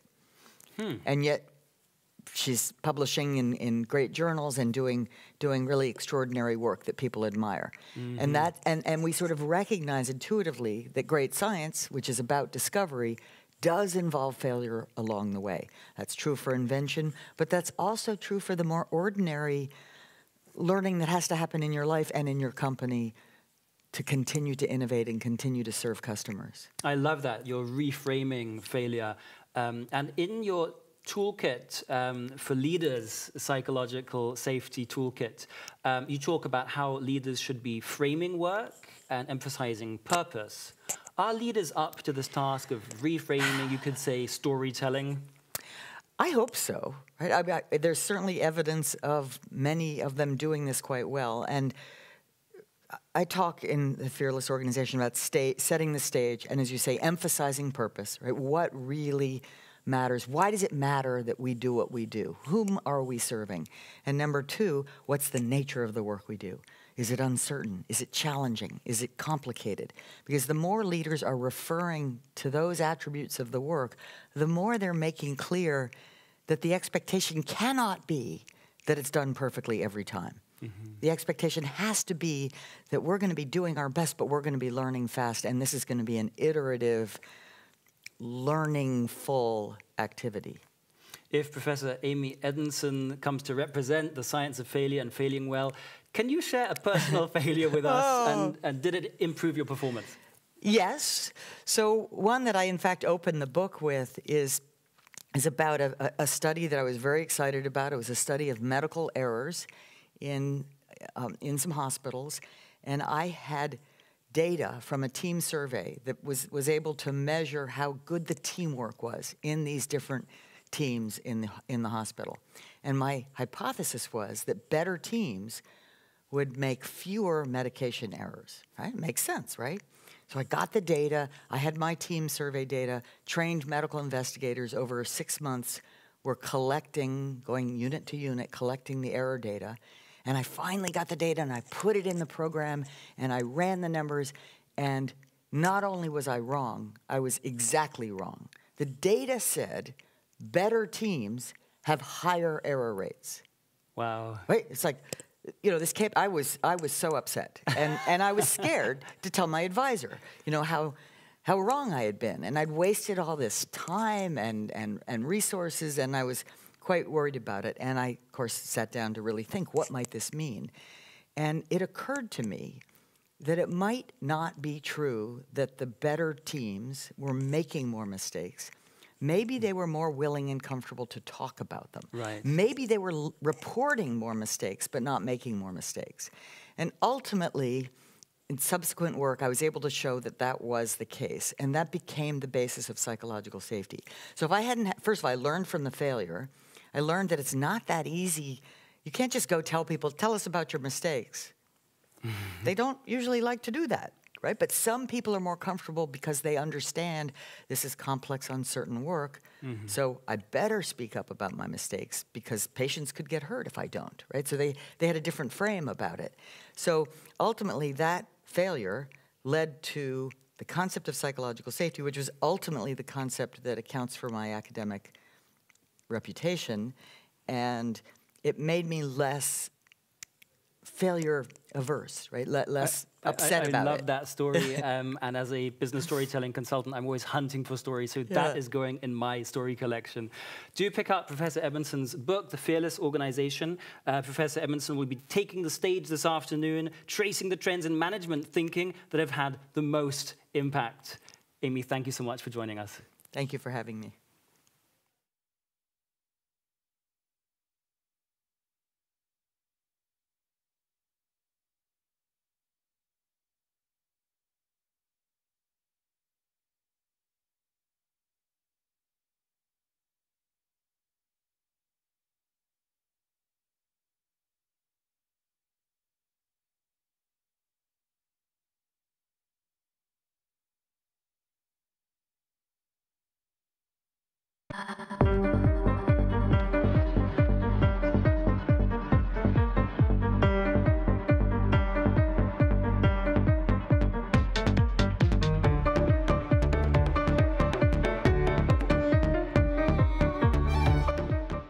One person can cause an effect.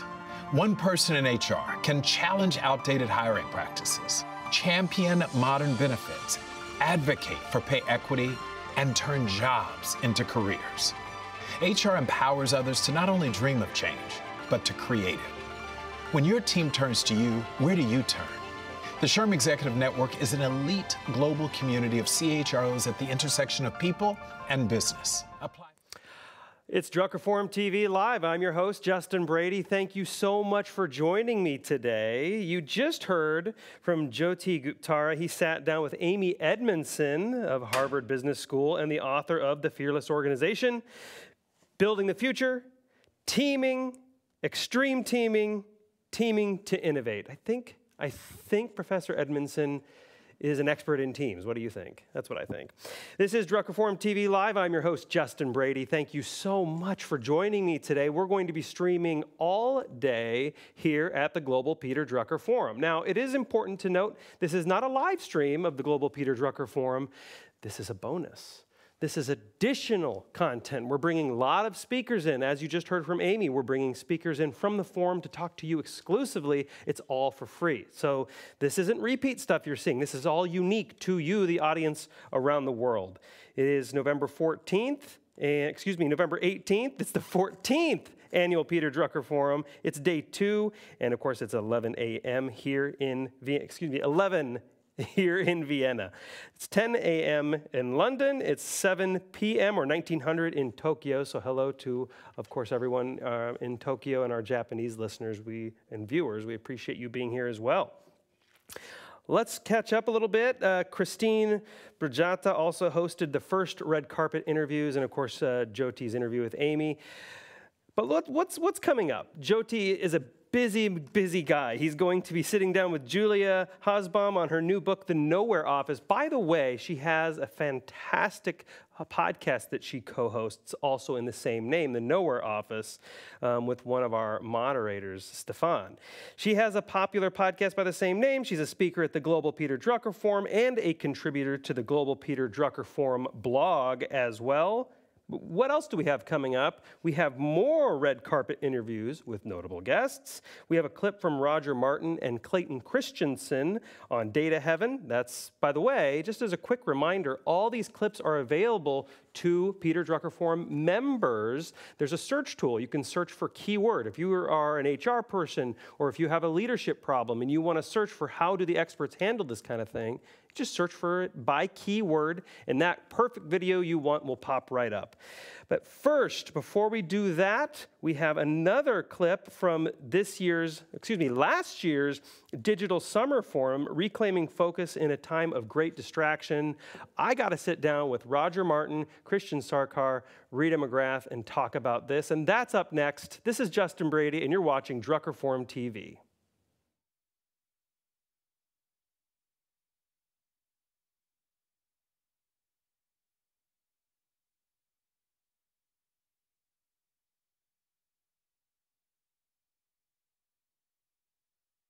And I'm now happy to announce the session number 3, which is Reclaiming Focus in a Time of Great Distraction. And for this session, I'm honored to announce our next chair, who is a communicator, a writer, and a podcaster by his own description, Justin Brady. Justin, I hand over my virtual microphone to you, and I'm very excited for the session. Perfect, thanks. I don't understand. How do I speak? I just speak. Hi, everybody. Good morning. It's really early over here in the United States, 7 a.m., which I guess isn't super early. You're in Reclaiming Focus in a Time of Great Distraction. And so during this session, I would encourage you to turn off your phone so you don't get distracted by that. I've already met all 3 of the panelists, which are incredible people. They're absolutely incredible people. They're going to blow your mind. And I'll introduce them really quick, but I won't waste a ton of time making sure here everyone's in the session, though. I see Christian. I see myself. Hopefully everybody's in here. IT, you can reach out to me if we don't have everybody in here. But let's see, checking. There we go. All right. So we have Christian Sarkar. Joins us today. His new book's coming out, Regeneration, the Future of Community, and he is also with the Regenerative Marketing Institute based in Rome. We have Rita McGrath. She most recently wrote Seeing Around Corners. She's also a Columbia Business School professor, number 2 on the Thinkers 50, and won the Strategy Award. We talked about that last week, Rita. And Roger Martin also joins us, best-selling author of A New Way to Think, and also a lot of you have probably read dozens of his Harvard Business Review articles. So the way I'll start this off is by throwing it over to our panelists. There's that one thing, I'm guessing, that you think is the biggest risk, the biggest threat to people not being able to focus and people being distracted right now. What do you think that is? Rita, why don't we start with you? Well, I think we're at the other end of the initial phase of the pandemic. So you remember when it all began, we were all trying to make sense of things and trying to sort of figure out what happened. And then we settled into whatever our routines were in the pandemic. And now we're in this transition phase of going back to some combination of in-person and hybrid, and sometimes commuting and sometimes not. And I just think people are now a bit overwhelmed because you've got all the pandemic structures still there, and now some semblance of other structures beginning to emerge. So it's enormously distracting. Roger, Christian, anything to add? Well, I can say something before Roger, comes up with the big ideas. What we call distractions, I feel, are really the voices we need to listen to. So the two big voices, I mean, we've always said we need to listen to the voice of the customer, but I think there's another voice, which is sort of the voice of the society and really the community that you operate in. And then, of course, the voice that we never listen to or barely listen to, which is the voice of the planet.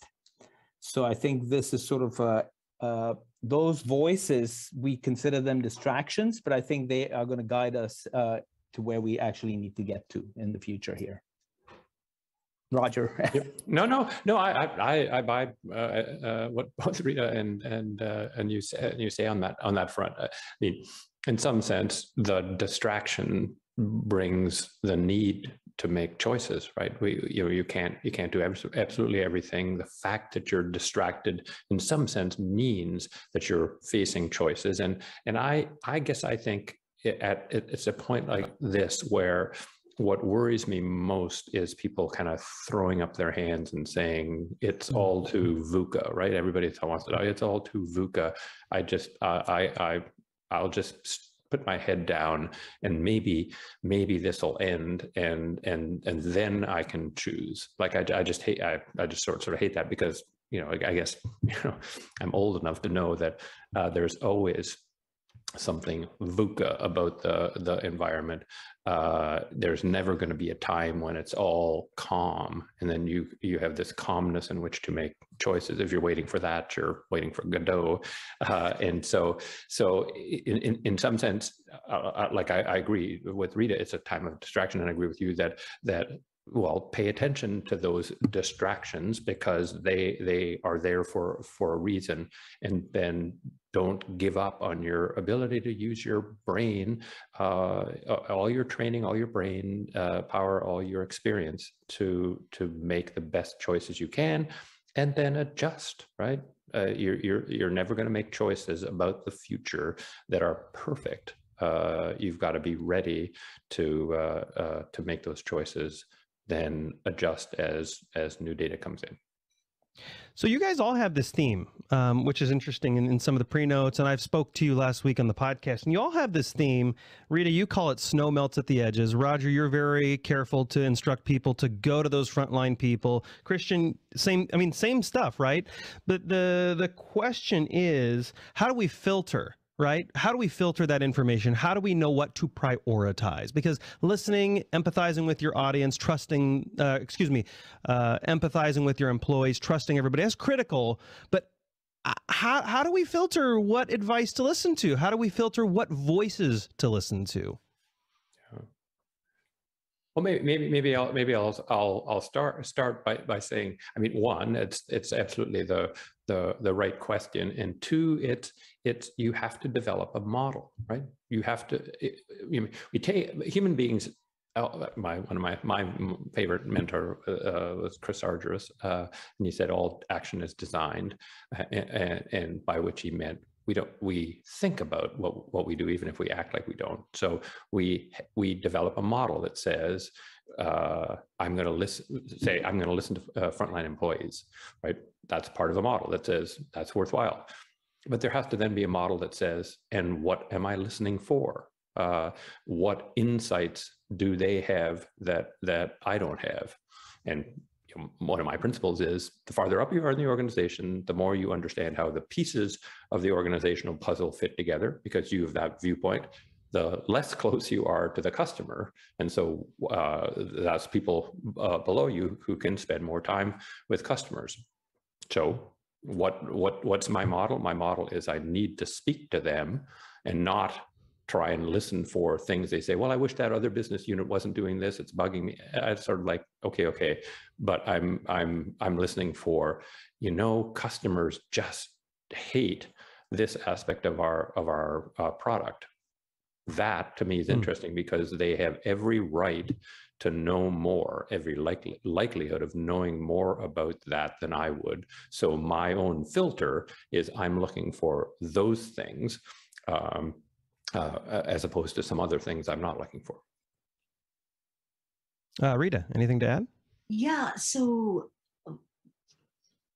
when you're in an uncertain situation, you have a lot of assumptions you need to make relative to knowledge that you have. So we know human beings are terrible at processing assumptions, and we make two fundamental mistakes. One is we forget them altogether, and the other is we turn them into facts in our own head and just act as though that was the way the world works. So what I'm always encouraging leaders to listen for is, what are the bits of data that could challenge the assumptional world that you're currently living, right? And if in a new business, in a new enterprise where it's kind of a thing that's just getting started, there's a very deliberate process of making assumptions, documenting them, and then testing them at what I call key checkpoints. So a checkpoint is a learning moment or a learning experience. So doing some customer interviews, having a frontline conversation, building a prototype and seeing what people react to, having the prototype not work and dealing with the resulting fallout. Those are all possible checkpoints. So the structure that I would use would be to say, what are the assumptions I'm holding and what data could call those into question? May I, just before you go to Kristen, just build on that, because I think the assumptions point is bang on, and what I always encourage is write them down. Right? Most people just simply don't. Right? They have something, they say, well, I think this is just okay, so I'm going to do this. And human beings have an infinite capacity for ex post rationalization. Right? So you could say, well, here's what I think is going to happen, so I'm going to do X. Because I think this thing is going to happen. We're going to grow the business by 50% if we open that factory. Then the business grows 35%, and we say, yeah, exactly what I thought, because we didn't write it down and say this is my assumption. And the huge problem with that is you never learn.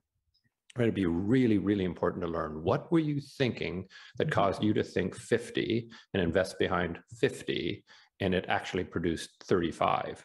If you think that ex post rationalizing that you always thought it was 35, you will never learn anything about the 15 points that you thought were there and weren't. So I very much like Rita's assumptions point, and I would just go and say, write them down.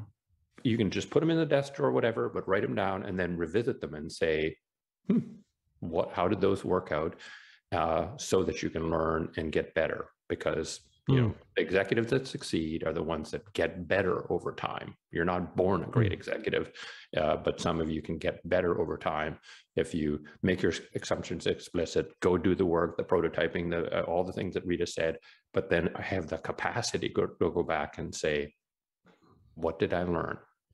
Yeah. So I want to get Christian in here on filtering.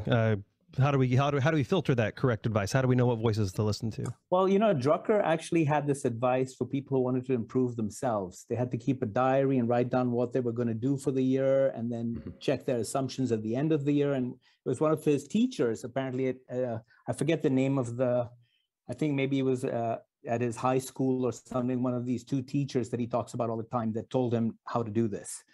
But the other side of this is, I feel very worried that we're going to go back to a management by objectives kind of thing, that now that things are back to sort of the new normal, let's all get to work and let's set our, this is, I think, the one crisis of Druckerism, is that MBO really has failed, at least in the way, not perhaps because of Drucker, but because of narrow-minded management.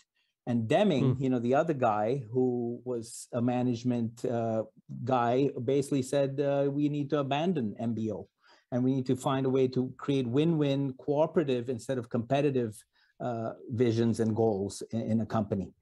So, I feel like the biggest problem in a sense facing companies today is the fact that we're obsolete in terms of our structure and the structure of decision-making.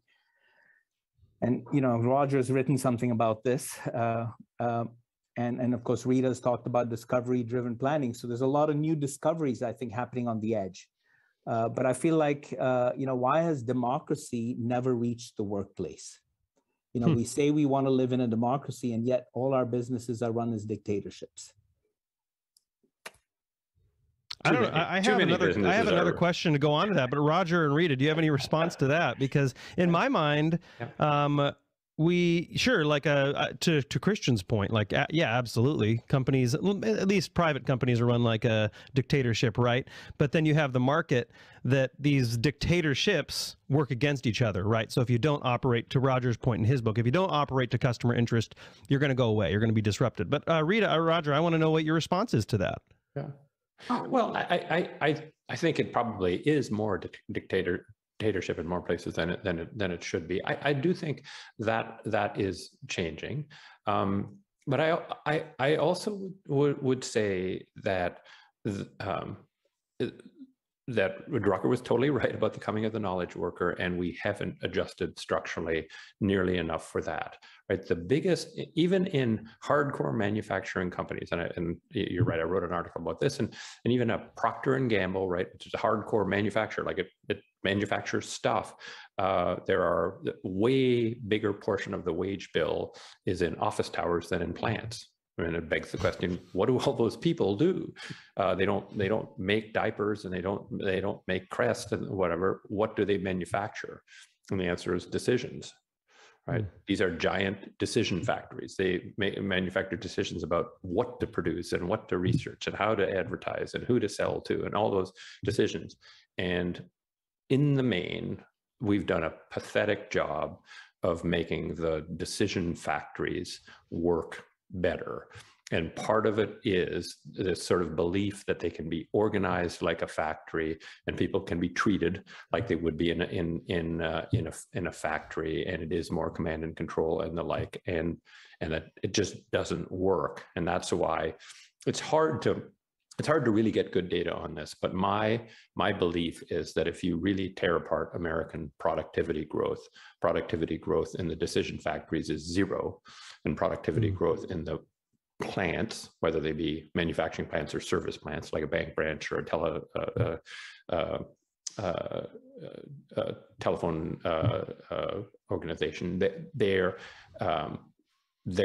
productivity continues to grow at a nice aggressive pace. And so American productivity growth has slowed, not because factories are working less well. It's because we haven't figured out how to organize, work, manage the decision factories, and that's where the wage bill is today. And it also explains a little bit why a lot of companies tend to go more Tayloristic in their thinking, right? Because they view it as a factory, and so they start to kind of put more limitations on and watch like butts and seats all the time. I want to go to Rita on this. Rita, should companies be acting more democratic, or is a dictatorship model fine within a company culture? Well, you need decision rights, right? And you need people to be accountable for certain allocations of resources and so forth. What I think we are in many cases moving toward is something that I and my colleagues call the permissionless organization, which is different than a democracy. What that basically says is there's a strategy, right? There's a set of choices that have been made about how we're going to compete and who we're going to serve and what our unique capabilities are and those kinds of things. But within that, you allow kind of operating decisions to be made by fewer layers. So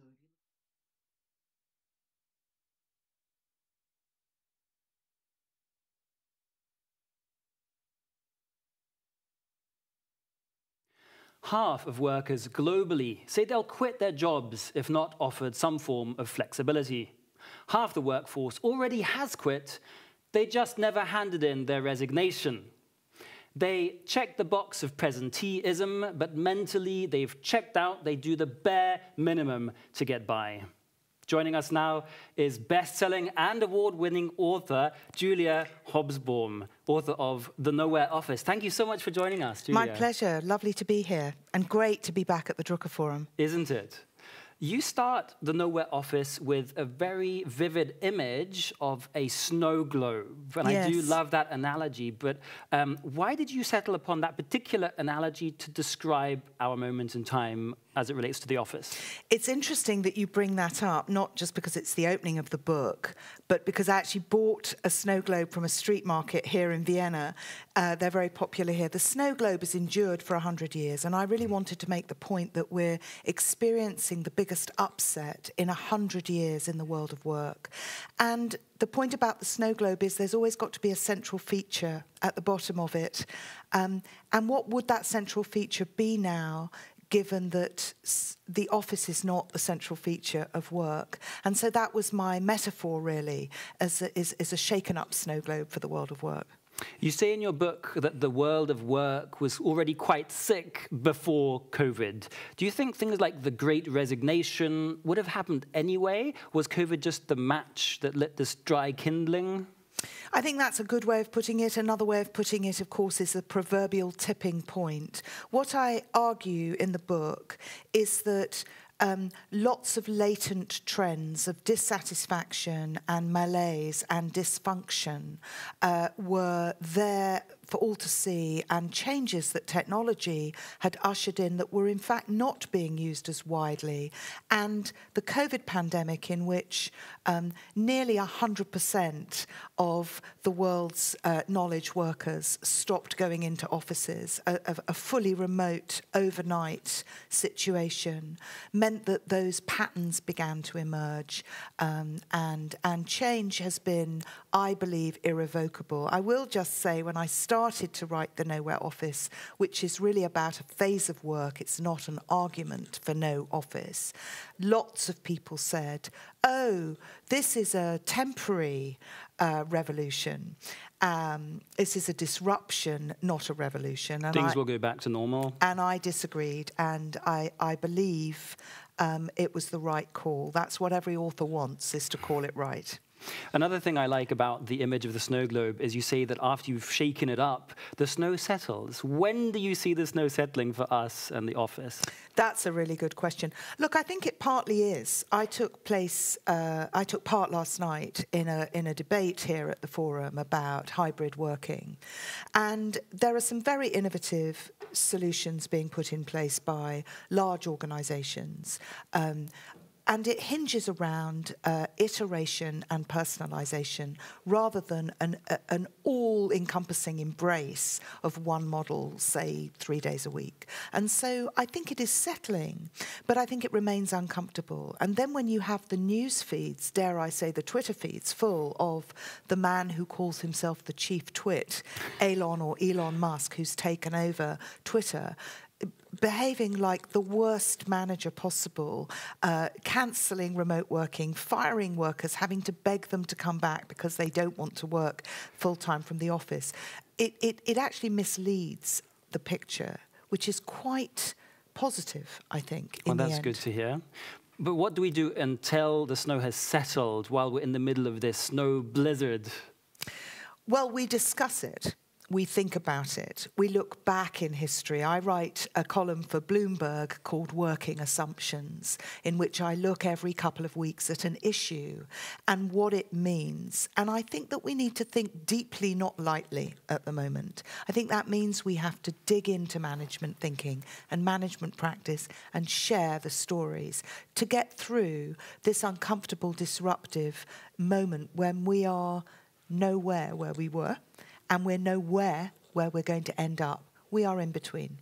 How should we share those stories? You're a writer and a speaker, but what about organizations? How can we provide a platform for these? Well, I'm interested. It's, again, a really, really good question, actually, because I think I take my information sources from a sort of made-up dashboard of everything from the International Labour Organization to the Office for National Statistics to different data sets coming out of organizations and universities.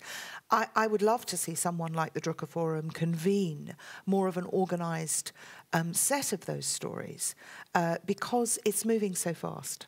I love that you say that, because I'm a business storytelling consultant and I have a personal story collection. So I think this is a great idea, and maybe that's something that we could kick off at the forum. No pressure for Richard Straub and his incredible team, but yes, I do think that there's room for something, because it is an extraordinary moment. I think it's an exciting moment. I think it's a problematic moment, but problems are there to be solved, right? Absolutely. So let's talk about the problem of quiet quitters. Less than 4 in 10 young employees who work remotely or who are hybrid workers actually even know clearly what to be doing. Why is that, and what do we do about it? Well, quiet quitting and the Great Resignation are sort of buzz phrases. When you dig into them, the reality is that the economics of different markets have meant that some employees can pick and choose. Plenty can't.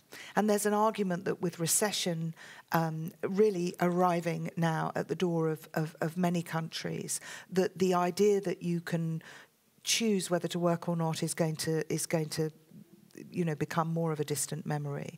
But the reality is that those latent trends we talked about before began to become more visible, but they weren't non-existent beforehand. For instance, Steelcase, the office fitters and designers and commentators who have a presence at Drucker Forum, I always cite a piece of research that they published that pre-pandemic in offices, when everybody thought the office was sort of the answer to productive work, 40% of time was effectively wasted and not worked. 40%? Yeah. Wow.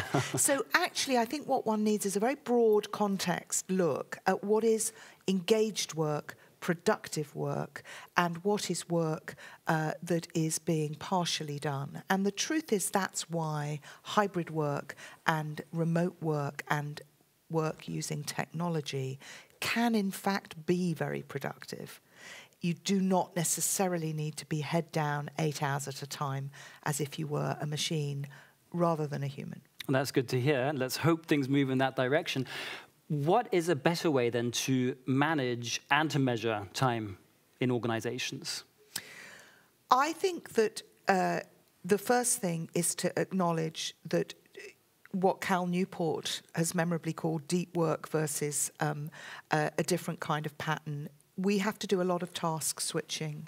The amount of time that email and social channels take up diverts our attention. Some research was published that shows it takes 23 minutes and 17 seconds, quite precisely, for your brain to readjust, for instance, if you come off lots of digital screens. So organizing a pattern around what your brain is really doing is the first step. When are you engaged? When do you need to rest? But the other thing is trust is huge. If you trust your workforce to get a project done that they are engaged by and motivated by, with both intrinsic rewards and extrinsic rewards, then how and when they do it is really their own business. It's what success looks like and feels like may not be matched and measured by time at all. One of my clients has a presence day once a month, and I only realized this when I went in to give a talk, and people were greeting each other and saying, "So good to see you. I haven't seen you in ages." So you could tell they kind of missed each other, but evidently not enough to say, "Hey, why don't we come in to the office together on Tuesdays?" What would you do if you were their manager?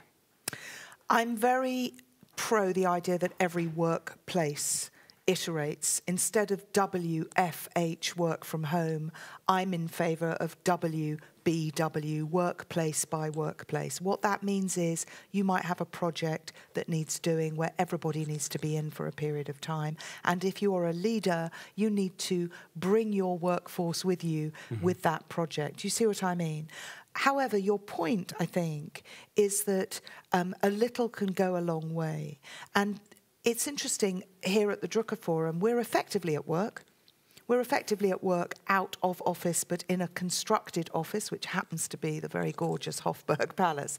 But my point is this, that work is where people are in an engaged way. And you don't have to do that in a fully immersive way all the time anymore. You do it in different ways, but you do need to convene and gather, and you do need to be social. What about the setup of the actual physical location? Should we be reimagining the office to help people be more productive and perform better? It is being reimagined, and to some degree that's necessary because the need to have more, better appointed teleconferencing rooms and so on and so forth. But I think, if I may be a little bit critical of some of those that have made an absolute industry about, the office refurb, it's not completely the point. The point is, people have to want to work because they are well rewarded, well remunerated, and well managed. And there's a point and a purpose to work. The Gen Zs all want that. And to some degree, if you get that right, that's the building block. And then everything else is nice to have. If you want people to gather, they can, in fact, just to be really provocative, they can gather at a train station, a coffee shop, a conference centre or a hotel. If you want them to gather regularly in an office, you have to do more than make that office welcoming with all-you-can-eat buffets and showers and nice designed spaces. You have to give them the point of work. So I feel my work is about asking leaders and managers to be positive, but to be bold, and to bring a little bit of philosophy into what they're doing. What does work mean to people? If you answer that question, then where they work and when they work and how they work should fall into place. It's a wonderful note to close on. Julia Hobsbawn, thank you so much for joining us. Pick up a copy of Julia's book, The Nowhere Office. Enjoy the rest of the forum. Thank you. I mean, I'm watching the Alphabet thing like a hawk because I think it's such a really interesting case, and I'm waiting to see what the shareholders are going to say about the non-Google activities, right? And my prediction is that it's not going to take long for them to say stop it, stop it, because they're become exploitation oriented, and this is one of the tricky things about the expectations market. The expectations are so high that it's priced for perfection for exploiting Google to the maximum. And if they ever miss on that, then they'll say, what are you doing over there? And what the number one benefit Jeff Bezos had of when taking over the Washington Post is that all the value had been wiped out. Expectations had gone from multi-billion dollars to nothing. And then you've got all sorts of freedom to engage in all sorts of exploratory activities because you don't have this incredible push of the expectations of exploiting to perfection. Washington Post, the expectations were zero. This is a bankrupt kind of organization that is worthless, that's bailed out by this guy, and then he could do whatever he wants. Thus far, Page and Brin have been able to do whatever they want because they've been exploiting so fantastically successfully in the core business. So it's interesting. I mean, what you're saying is actually connecting to what you were saying earlier is that capital markets can be a liberator or a prisoner. Yeah, and they become more a prisoner than a liberator, right? I think the public capital markets are the American public capital markets now are a detriment to American competitiveness and success. Full stop. I think we've gotten to the crossover point where they're a net negative. Something that's been a huge advantage for America economically, having sort of the biggest, richest capital markets in the world has become a negative. And I think we're going to go to an era where there's going to be we're going to look back on this era 20 or 30 years from now. We're going to look back on the era, the second half of the 20th century, and say, what the hell were we thinking? Why did we think widely held publicly traded corporations were the ultimate economic form? What were we thinking? We were so nuts. That's crazy. It was terrible. That's what we'll be thinking in 20 years. Sarah? Okay, but then we have to move to the audience. Yeah. Just to build on that, we set up a fund in which the fund would only invest in companies that were disruptive in our language. And we had a criteria, which is if it did what the theory says they should do, they'll be successful. And that fund has been operating now for 11 years. And the compounded annual rate of return on that fund in publicly traded companies has offered a 36% compounded annual rate of return, even with 2 big recessions in the middle of that. And what's interesting, Roger, is that this fund is the only fund that pursues that strategy. the market won't allow people to do what we know they should do. And it's very interesting to me. The probability that you'll be successful if you follow theories of management that emerged from this group, the probability of success is well over 80%. But entrepreneurs or venture capitalists don't study any of our research.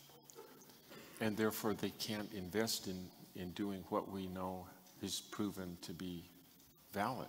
You know? So I'm grateful that there are opportunities to succeed, but I don't have much confidence that the current structure can do it. Current structure, yeah. I'm going to suggest that we move to some audience questions because I'm worried about that. But we are going to kick that off with a question or a comment from one of our Drucker Challenge finalists, Milena. Is Milena here? Oh, there's a hand up there. That might be her. Maybe.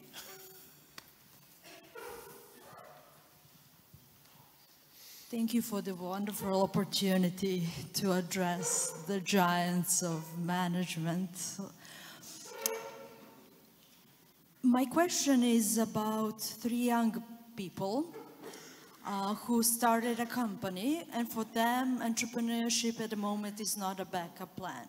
One of them is marketing person, one of them chief technology officer, and one is business development guy. And let's imagine they're on a remote island and they just have access to data. And what metrics you will advise them to use so that they know they're not burning money, that basically their company is going to scale.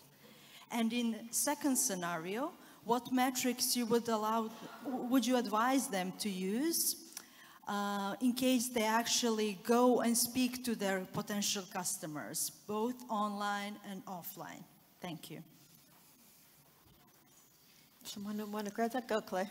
I have an opinion on your question. And that is, it turns out that data was never created by God. Data is a representation of the phenomena, but data is not the phenomena. And when we try to and so every piece of data is created by a person. And that person had to take some elements of the phenomena and include it in the data, but they have to take other elements of the phenomena and exclude it from the data. And as a consequence of that, data is always, the best they can be is half correct. And therefore, when you're making important decisions of the sort that you're talking to, and you try to build your decision in any way by looking at what does the data say, it is partially true. It only relates to the past. And therefore, you are desperate to have a theory that allows you what causality is at work there. And you need to make your decisions based upon theories of causality in management, not by data. And I haven't died yet, so I don't know what it's really going to be like. But I'm just imagining that when I die, if they let me in, I'm going to look around and there won't be any. Hello and a very warm welcome. Welcome back to the red carpet at the Global Peter Drucker Forum, here streaming live in Vienna. And here my first guest at this red carpet session is my new friend, Roman Tumanov from Ukraine. Hello and welcome. Hello, hello, nice to meet you. So my friend here, Roman, he came from the Ukraine, and my question to him is actually to kind of get to know a bit about how you came to the Global Peter Drucker Forum. Can you explain your journey a little bit? What brought you here today? Okay, thank you for this question. So it's a long story initially, and on March we moved to Germany. We stayed there for some time, and then I went to England. I met there beautiful people, and I made a couple of friends, and one of them introduced me to Julia Hobsbawn. He told me about this forum, and you know, she was aware of my my subject of interest, and she advised me to be here. She invited me here, and it was really amazing. Of course, you know, I do not dare to say agree, because it's like, wow, such a meeting, such an event. How it's like, you know, of course, I was very glad to get here, to be here. Yeah. So. Thank you for sharing. And if I understand correctly, I think your background is in finance, also in business. With your finance and business glasses on, so to say, what has been a takeaway you had so far at this conference? Okay, thank you for this question. Well, you know, the main key takeaway for me is that performance really matters. It's really important for business. And technology really helps us to improve it. But yet technology is just a machine. You know, innovation, but still it's machine. If there is no people behind it, it has no value. It has no, you know, intrinsic value. It is person who uses technology. It is person who produces technology. And finally, it is a person who drives innovation. So, you know, and a good example of this is situation which occurred after pandemic, when people, you know, when people faced a dilemma, get back to offices or stay working remotely.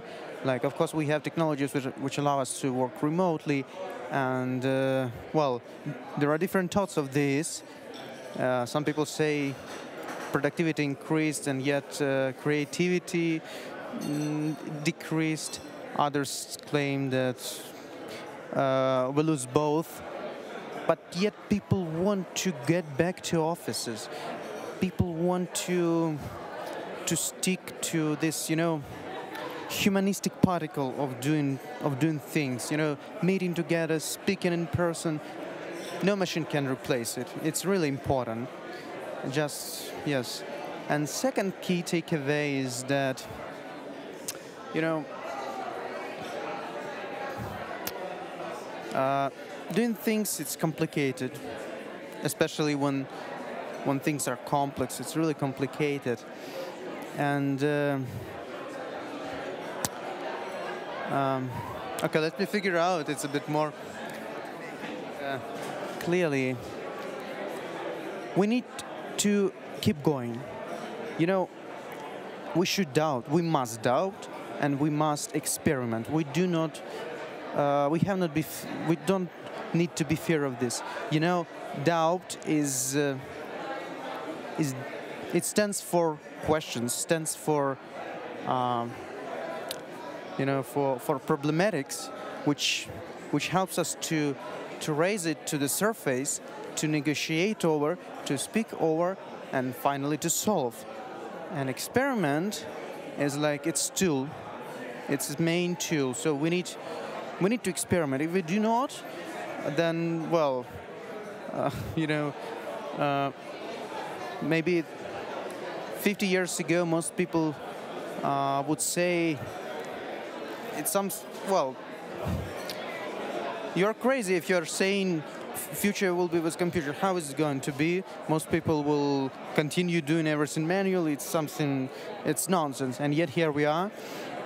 Every person has a computer. Even most people have clock with computers. So it's everywhere. So, you know, and it was a kind of experiment, not only experiment outside, it was experiment inside us, inside people, you know, when different, when you have a contradiction between your, I call it formal logic and your heart or your soul, you know, when one part of you saying well, it's going to be, and another part says, no, it's impossible. Yeah, it's a bit problematic. So this is... Thank you so much for these learnings. I think we can all feel how good it is to be back in person and also to experiment together. So thank you for these learnings. I like to ask a tough question, the last question I have for my guests. And the question is, if you had to describe it in one word, how would you describe the energy at this conference? I would say it clear mind and youth. Or maybe, yeah, clear mind, youth, and a combination of young generation with new ideas and mature people with great value, who are standing for exchange. It's really important, this contact between generations, when young people learn from older people. And it also works vice versa. It not only works in my direction, it works in both directions. It's really important. Thank you for these last words, beautiful last words. Roman, it was my pleasure to have you on the red carpet, and we will continue with our next guest. Thank you, Roman. Enjoy the rest of the conference. Wonderful. We are slowly changing our setup here, and while we're changing the setup, I actually invite my next interview guest here at the red carpet, and it is my friend, Zen priest and social entrepreneur, Bart Wetjens. Hello, welcome, Bart. How are you today? Yeah, doing well, very inspired by what's happening here. Many things happening here, definitely, at the forum, variety of people that we get to meet. And there was also a beautiful session hosted this morning by you on spirituality and performance. And I was actually interested to invite you on the red carpet, Bart, because I wanted to hear a little bit from your side. How do we connect this important topic of performance to the other very important topic of spirituality? How do we do that? Well, spirituality means actually the breath of life. So if we want to have really a performance that matters, it needs to be a performance that is life-giving.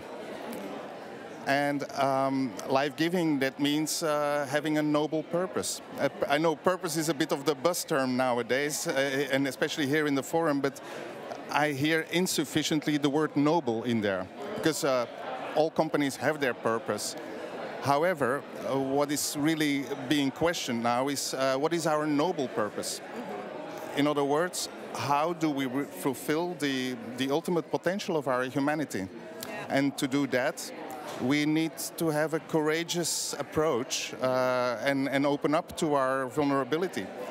What does it mean to be human in this age of multidimensional crisis? And yeah, so that courage is crucial to address the issue. Wonderful. Did you have a spiritual moment at this conference already? Many. I'm having just one lining up here. So for me, spiritual moments are moments where I come back to the simplicity of this living body, an embodied awareness, and connect again with my breathing. And very often, it's in moments where I'm a bit destabilized, where I'm confused, where I don't see clear what the way forward is, that I come back to this very simple practice of embodied awareness. Wonderful. Thank you for sharing that. Let's all take a breath in together and out. Especially the breathing out, actually, because with the breathing out, you can basically recalibrate. If you notice the tensions that are there, for instance, when we're stressed, the tensions in our shoulders, maybe in our cheeks, in the diaphragm, and with the breathing out, especially when we breathe out until the end, we not only complete our action, which is a really important one, but also we can find back the natural posture of our body, and with that, find a graceful dignity again. Wonderful. I love that. Bart, I have a very tough question to ask at the end of my interviews. The last question to you. If you had to describe it in one word, what is the energy like in this conference? In one word, that's a difficult one, but let me give it a shot. Vibrant. Beautiful. Thank you. Thank you for your vibrant energy that you brought to the red carpet. Thank you, Bart, for joining me here. Enjoy the rest of the conference. Thank you. And here come my next guests. A very warm welcome. Hello. We have Steve Denning here right next to me. And we have Miriam Schwartz. Hello. Hello. Are you also my next guest? Curtis Carlton. Can you please stand? Yes. Can you stand over here? Oh, yes. Wonderful. So, if you look to the front, you can actually see how we are live. Yes, exactly. So we are all lined up here on the red carpet. Oh my God, sweet Jesus, I can't believe how many amazing people are actually lined up right next to me. How lucky am I? I told you I have the coolest job today.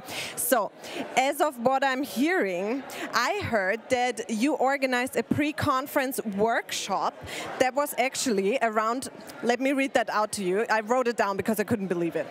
Reinventing capitalism in the digital age, and they did it within 2 hours. And my question to you is, how do you pack such a big topic into 2 hours, Steve? It was all done at 5 o'clock on Wednesday afternoon, and there was no need for the rest of the conference at that point. But in fact, we had a whole years and years of work and thinking, what is wrong with capitalism? Why doesn't it work the way it is? And I've written a book about it with the same title, Reinventing Capitalism. So this was sharing ideas that Kurt and Miriam and I have been working on for many years.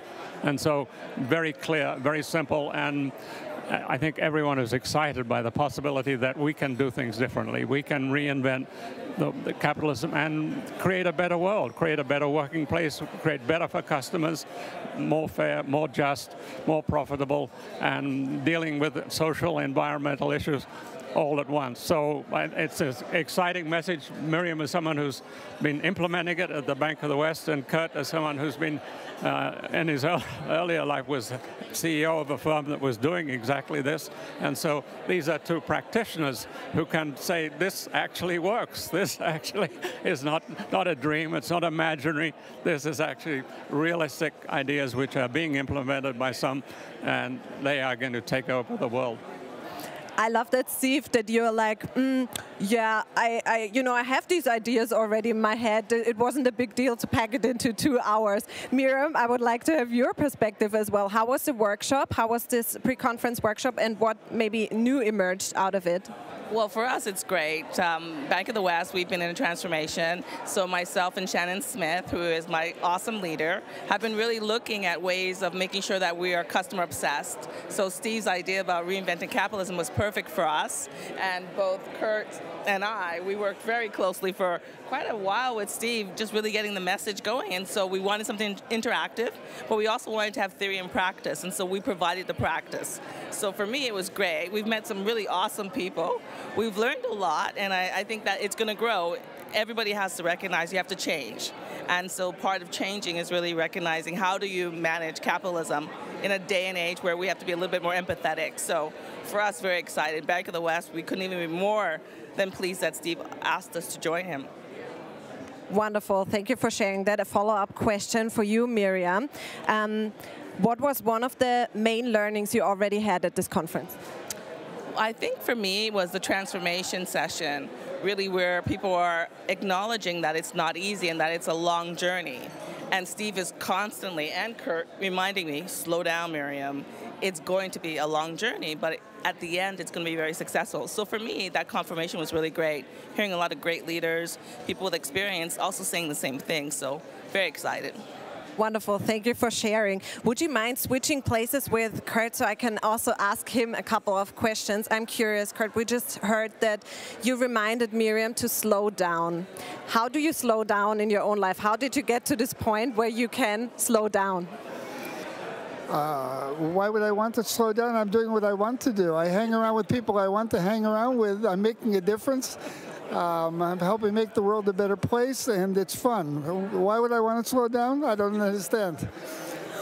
Transformation that it takes a while, Kurt, and you have to make sure that you do it well.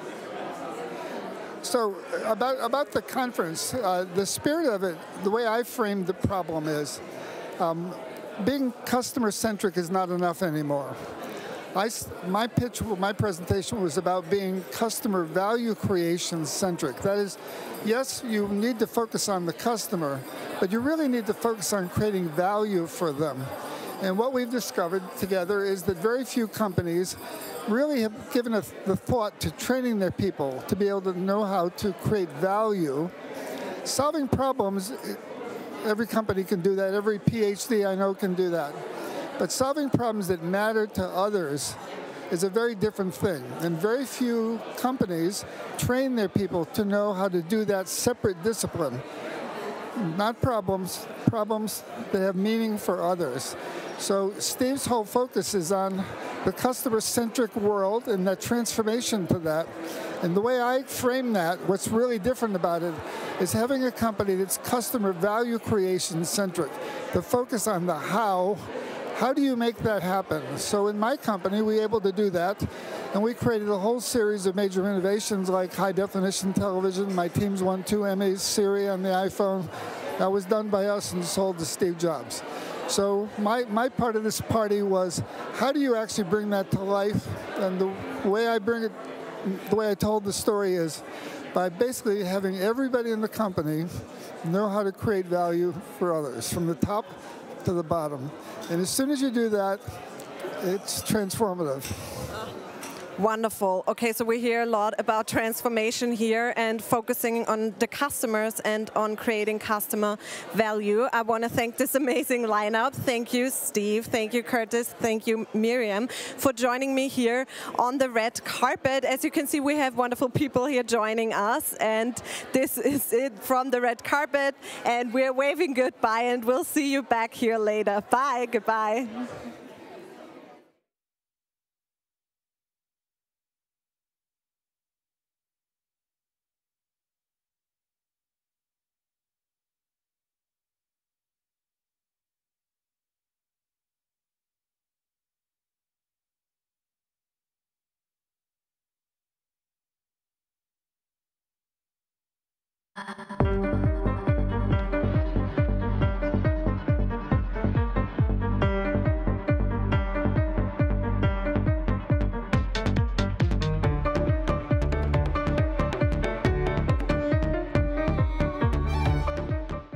One person can cause an effect. One person in HR can challenge outdated hiring practices, champion modern benefits, advocate for pay equity, and turn jobs into careers. HR empowers others to not only dream of change, but to create it. When your team turns to you, where do you turn? The SHRM Executive Network is an elite global community of CHROs at the intersection of people and business. Apply for access today.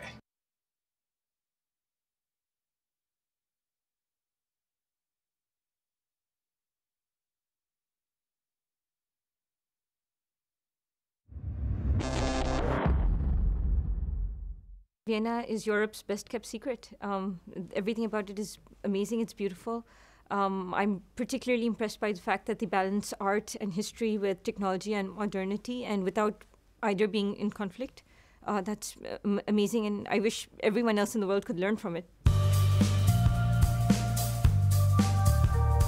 One of the interesting things that I've experienced here is not just in my interactions with the experts, the academics and the business practitioners, but also my peers who have come through the Drucker Challenge as well.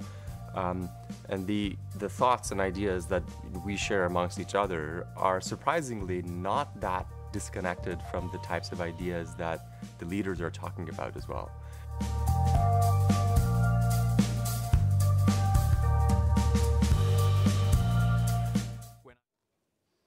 I'm glad you're still with me, everybody. It's a long 2 days, but it's definitely worth it. I'm really proud of you. Have I said that? For sticking it in there and holding with everybody, making sure you're sticking around. It's been a lot of fun. I'm Justin Brady. This is Drucker Forum TV. We're live across the world. Thanks for sticking with me. That's what I was trying to say. I'm getting all jumbled up. It's just hour after hour and after hour, and incredible content, incredible guests. We have incredible guests in the box right now. I'm not going to give it away just yet. But let's talk about where we're at. It's November 18th. It's day 2 of the Peter Drucker Forum. And of course, we're live across the world.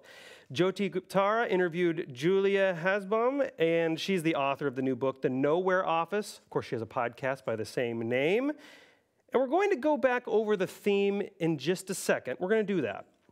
But I asked Katharina Moser, she's the MC of the event, what other things are you seeing? Obviously we know what the theme is. We're going to go into that in just a second, and I think Drucker has some quotes about it. But before we get to that, she said this. She said one of the themes she's noticed that's come out of this year so far is how to align your own purpose with your organization's purpose. I'm actually going to repeat that. How to align your own purpose with your organization's purpose. That's extremely difficult if you think about it. That's a very, very tough thing to do. I think a lot of employees just kind of throw their hands up in the air and don't think that's possible. And a lot of leaders, I think, are in the same boat. They don't feel like they can get employees that truly get it. They don't feel like they can get employees that truly care like they do. I think both are wrong. I would argue both are wrong. And that is why that's a big topic, secondary topic of this year. But the main topic, performance that matters. Let's look at some quotes that Peter Drucker had about this. Our topic this year is performance that matters, sparking the entrepreneurial spirit. But let's take a look at some quotes. I have one in front of me right now. I'll just read that. Oh, there it is on the screen. Efficiency is doing things right. Effectiveness is doing the right things. What else do we have? Do we have another one? There we go. So much of what we call management consists of making it difficult for people to work. That's such a good quote. So within the hour, here's what's going on. In 20 minutes, just under about 20 minutes, Stefan Stern will sit down with Tammy Erickson, adjunct professor at London Business School. I can't wait to hear what this conversation's all about. And in about 40 minutes, Christine Broggiato will interview Clara Kessous. She's a UNESCO Artist for Peace. I don't know what that is, but I asked Christine, she's like, do you want me to tell you? I was like, no. I think we need to keep that a surprise. You do the digging, we will make sure people watch. She also has, Julia also has a unique form of KPIs that we will hear about as well. But first, before all that, I know it's a lot, but before all that, right now, we're gonna have some impressions from day one of the Global Peter Drucker Forum, a little highlight reel. You know what, let's take a look at what happened.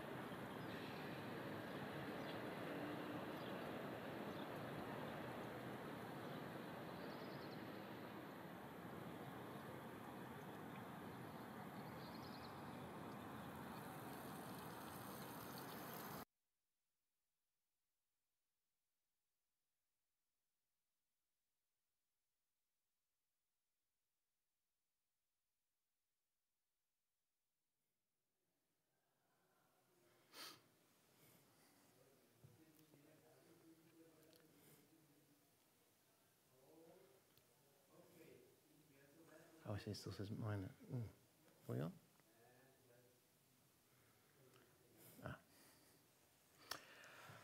Well, hello. Welcome to Vienna. Welcome to the Global Drucker Forum, wherever you're watching this around the world. I'm Stefan Stern, and it's a great pleasure to be here again at the 14th Drucker Forum. I came to the first all those years ago when it was a smaller and slightly more modest event. It's now grand and global and international. And as proof of that, I'm happy to say I'm joined by Tammy Erickson, writer, author, guru, teacher, trainer, inspiration, and someone I've listened to for many years, talking about the world of work and management and leadership and organizations. And Tammy, you were on stage this morning, and it was very interesting hearing you trying to get us to think about work and what we're actually doing at work and how we're going to get it done, especially emerging finally from this COVID trauma, I think we can call it.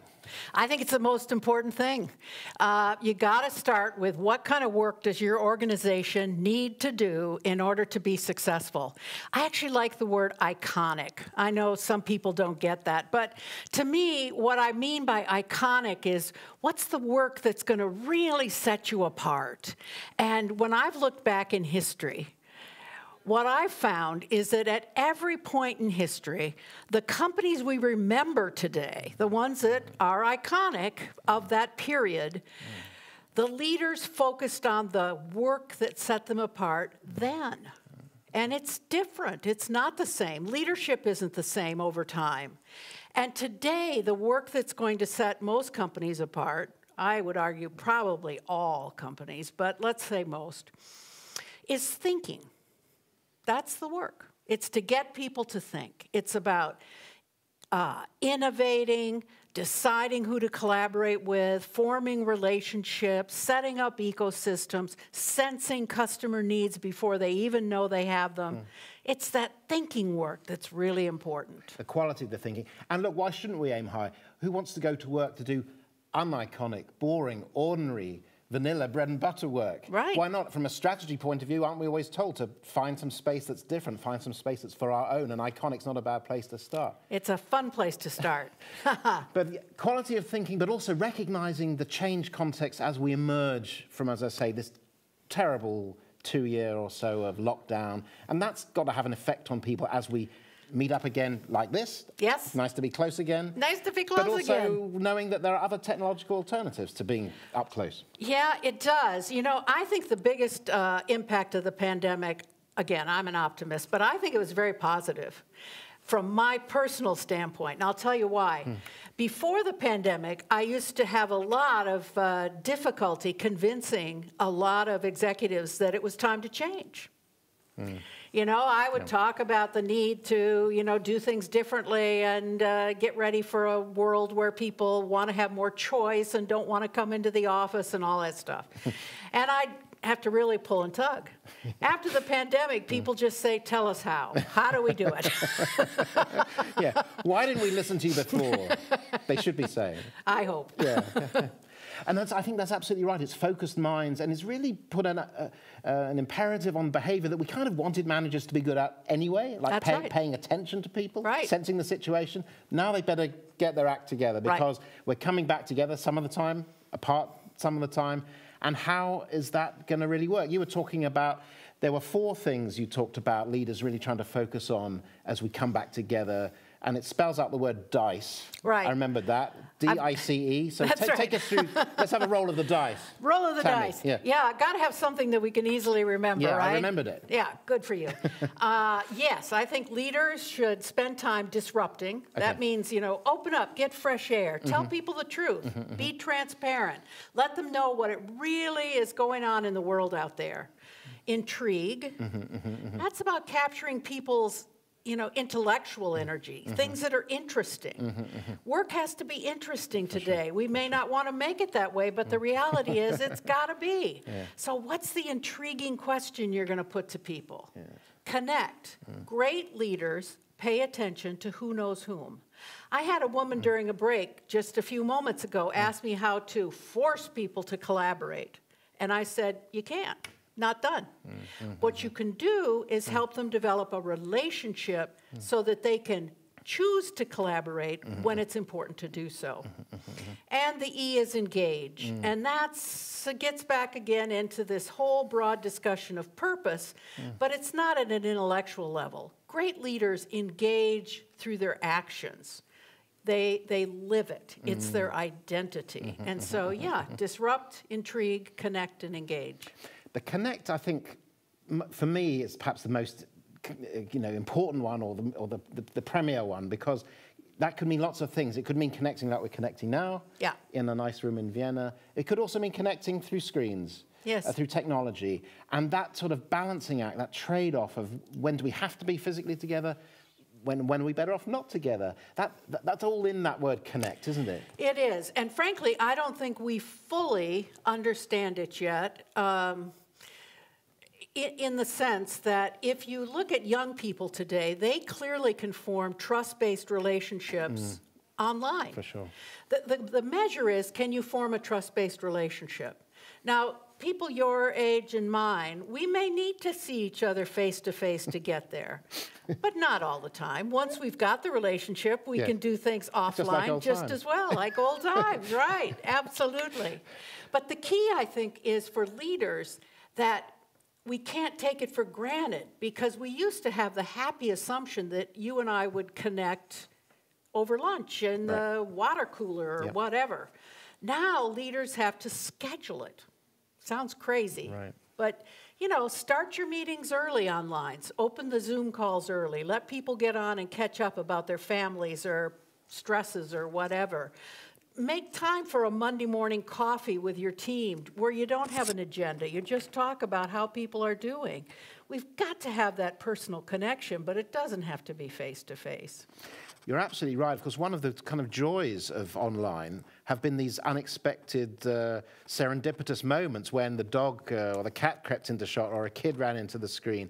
And it used to be a novelty, but we've actually got to see a lot more about each other in a way, in quite a good way. So it's paradoxical. We maybe thought the screen would distance us, but the glimpses, planned and unplanned, have actually let us see a bit more into each other's eyes. They have indeed, and there are people out there who actually do better communicating in other ways. I mean, when I'm teaching, I'm amazed at the participation of people in virtual events, and often people that wouldn't have participated in a physical event will, in fact, ask a question or make a comment if it's virtual.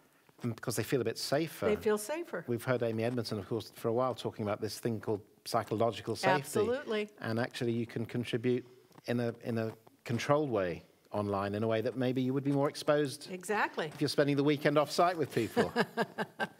And intrigue is also a great one, about asking questions, because we don't always have the answers, clearly, in a changing world, but asking better questions must be a big part of all this. It sure is. First of all, I would say great leaders ask more questions than less effective leaders. I've actually followed people around and counted, whether they give a direction or ask a question. And the people who are really effective ask more questions. But to ask a question, you've got to have spent time really understanding where the opportunity is, where the gap is. You've got to be in tune with what's happening, again, in your customer base, in your industry, so that you can ask questions that are truly meaningful.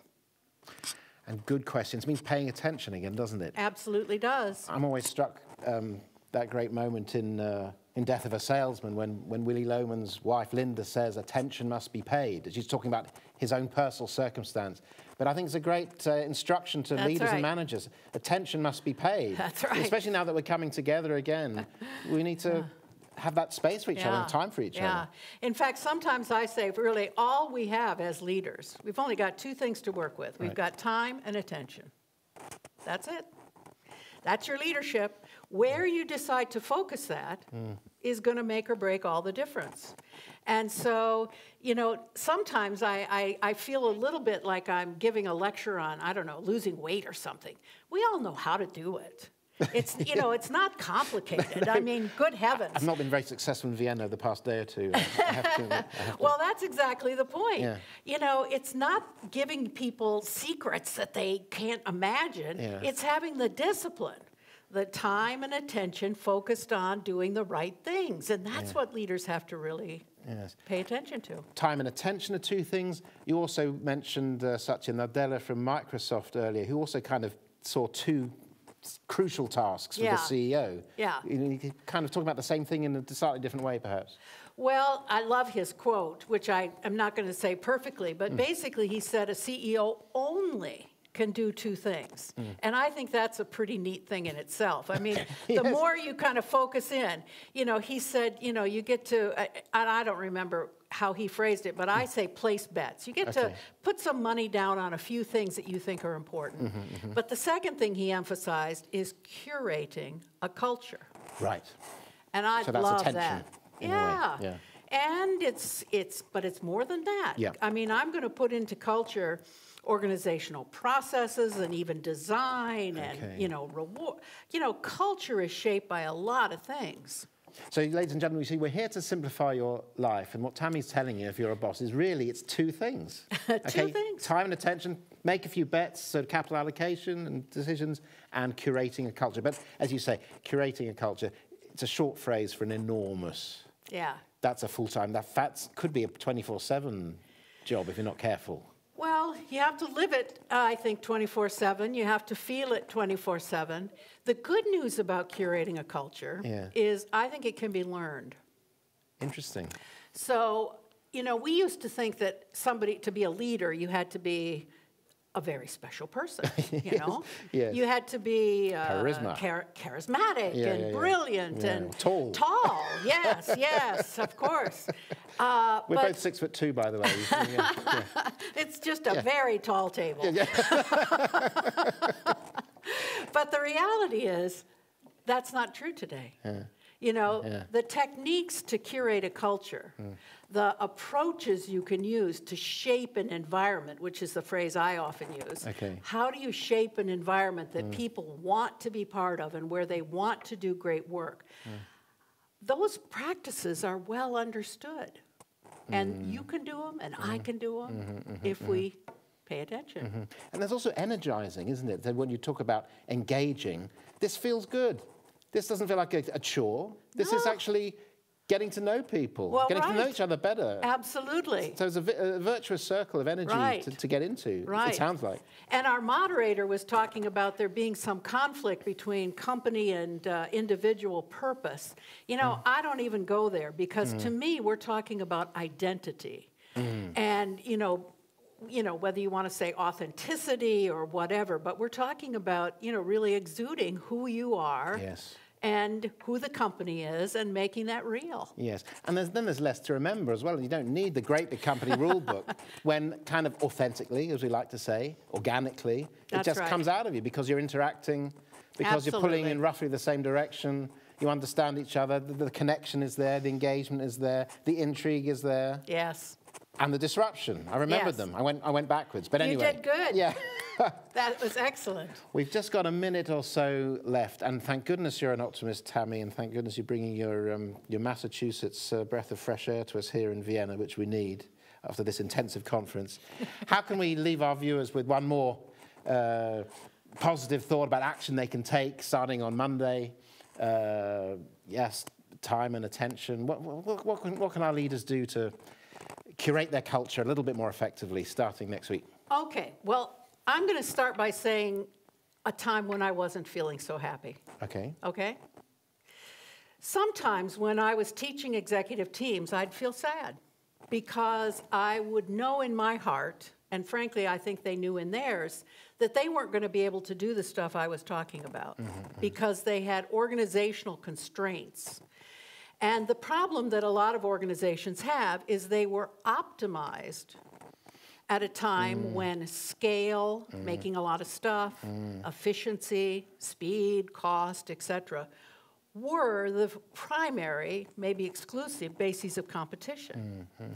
And organizations that are optimized for that are going to really fight against the kind of things we're talking about. So you've got to reorient your organization. And I think the 3 principles for today, get ready for another one. Great. I don't have a word for this. Okay. Okay. Are options, yes, choices, yes, and trust. Those are the 3 principles that you need to embed in the design of your organization. And if you do that, then the DICE model will work well. Options, choices, and trust. Right. It's a good project. It's a noble project. take that away with you, ladies and gentlemen, wherever you are in the world, or even if you're just in the next room in Vienna. We can all do it. We can start on Monday. Thanks very much for watching. Goodbye.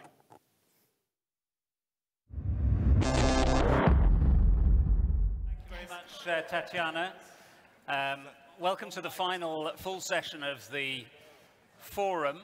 I think I called this the fireworks session about 3 years ago, and ever since Richard and the team have been using it as the tag for this final session, and I'm always worried that the metaphor is going to explode in my face at some point, or just turn out to be a damp squib.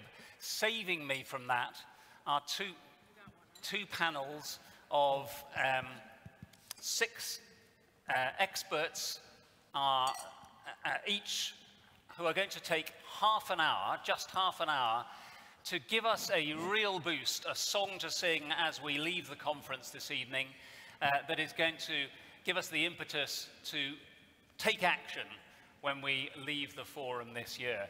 We have already heard from Mariana Mazzucato earlier that real leadership involves listening to movements, listening to the bottom-up movements. And so what we're trying to do in these 2 short sessions is to create enough noise to get listened to as the Drucker Forum. And we've also heard from Paul Polman that in relation to the people he thinks he can gather together in one room to change the world, that if you can get the right people in the room at critical mass, then we can move the world forward. And I think what we've heard is that we have a lot of the right people in the room to move forward on some of the action points that we've heard earlier in the forum. So I'm going to ask each of the panelists, and I'll probably start at this end with John, since he's holding the mic and looks ready, just to give us an idea of what is the thing, this is a great Peter Drucker quote, what is the thing that you're going to change, or that we should be changing on Monday morning when we get back from a weekend in Vienna? John. I would just say that as we start to create a movement, I think we need to stay focused on a paradox. And to me, the key paradox is that a human element is actually the biggest obstacle to building more human institutions. And that human element is fear, the emotion of fear. I believe that is becoming more and more pervasive, and any movement that's going to achieve impact has to recognize and address that fear in order to have impact. I've studied movements for a long time. I've even participated in a few. And what I've discovered is that regardless of the location around the world, the time in history, every movement has had 2 elements. Every successful movement has had 2 elements. One element is an inspiring opportunity-based narrative that is a powerful call to action, that moves people to act. And I think that is counter to, I think, a tendency many of us have, which is to focus on the threat. What's going to happen to us if we don't move? No. What is the opportunity that if we all came together, that we could accomplish together? So powerful narrative, call to action, first element. Second element is a cellular structure. Every successful movement that I've studied and participated in has had a cellular structure where the basic unit of organization is 5 to 15 people that come together on a regular basis, build deep trust-based relationships with each other, and are not discussion groups, they're action groups. And they hold each other accountable for action and impact. And they also provide encouragement to each other when things don't go as well as they had expected. And I think that connecting those cells into a broader network ultimately allows a movement to scale. But the basic unit is that cellular structure. And so when you leave here, I guess my recommendation is don't go it alone as you leave here. Think about who are at least 2 or 3 people that you could connect with and start to form a cell. And focus on what kind of action or impact could you achieve in the short term so that you can get reinforcement and encouragement that there's something worth fighting for. And then over time, connect those cells into a broader network and reflect and learn as you go in terms of what kind of impact is really required. So I think the key for any movement, my recommendation, is to help more and more people move from fear to hope and excitement. That's the key. John, that's great. Excellent start. Thank you. Gary Hamill.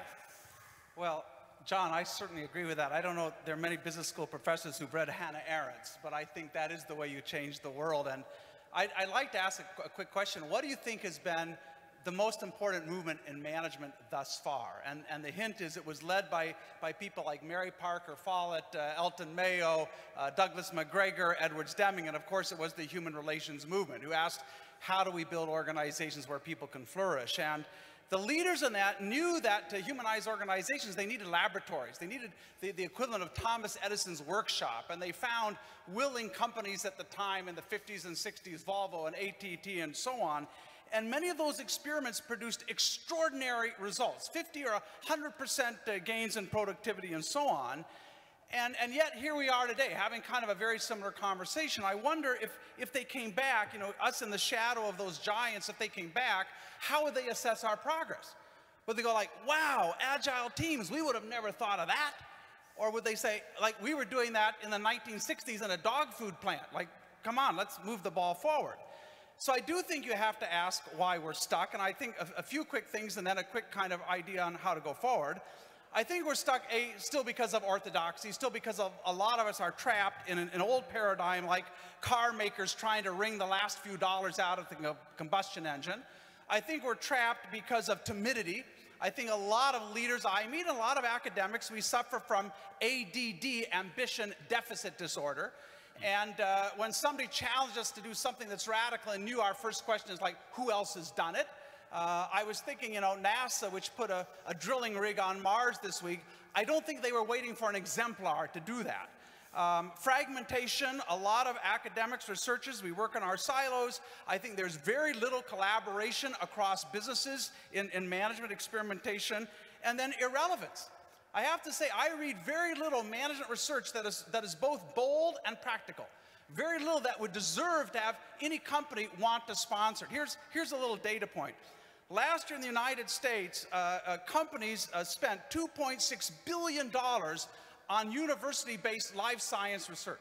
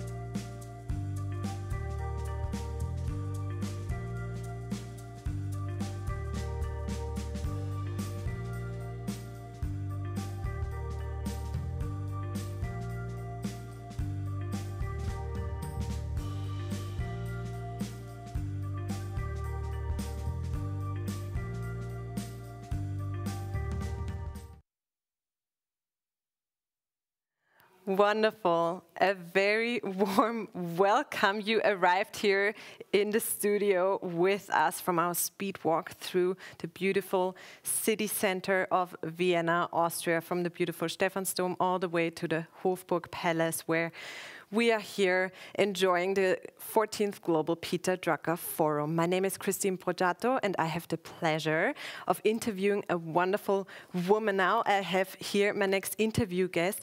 Guila Clara Kessous is a peace ambassador, UNESCO artist for peace, as well as an executive coach. I cannot wait to have this conversation about how all these topics actually merge in together. Guila has accompanied for the last 10 years business executives, board members to excel and to actually create innovative management strategies. So I'm very much looking forward to this conversation. Guila, thank you for coming to the studio. Thank you, Christine, for having me. And Guila, my first question, I hope you don't mind me asking that, but I'm so curious, what brings a UNESCO artist for peace to the Global Peter Drucker Forum? I'm curious. Well, the title of the Peter Drucker Forum is Performance That Matters.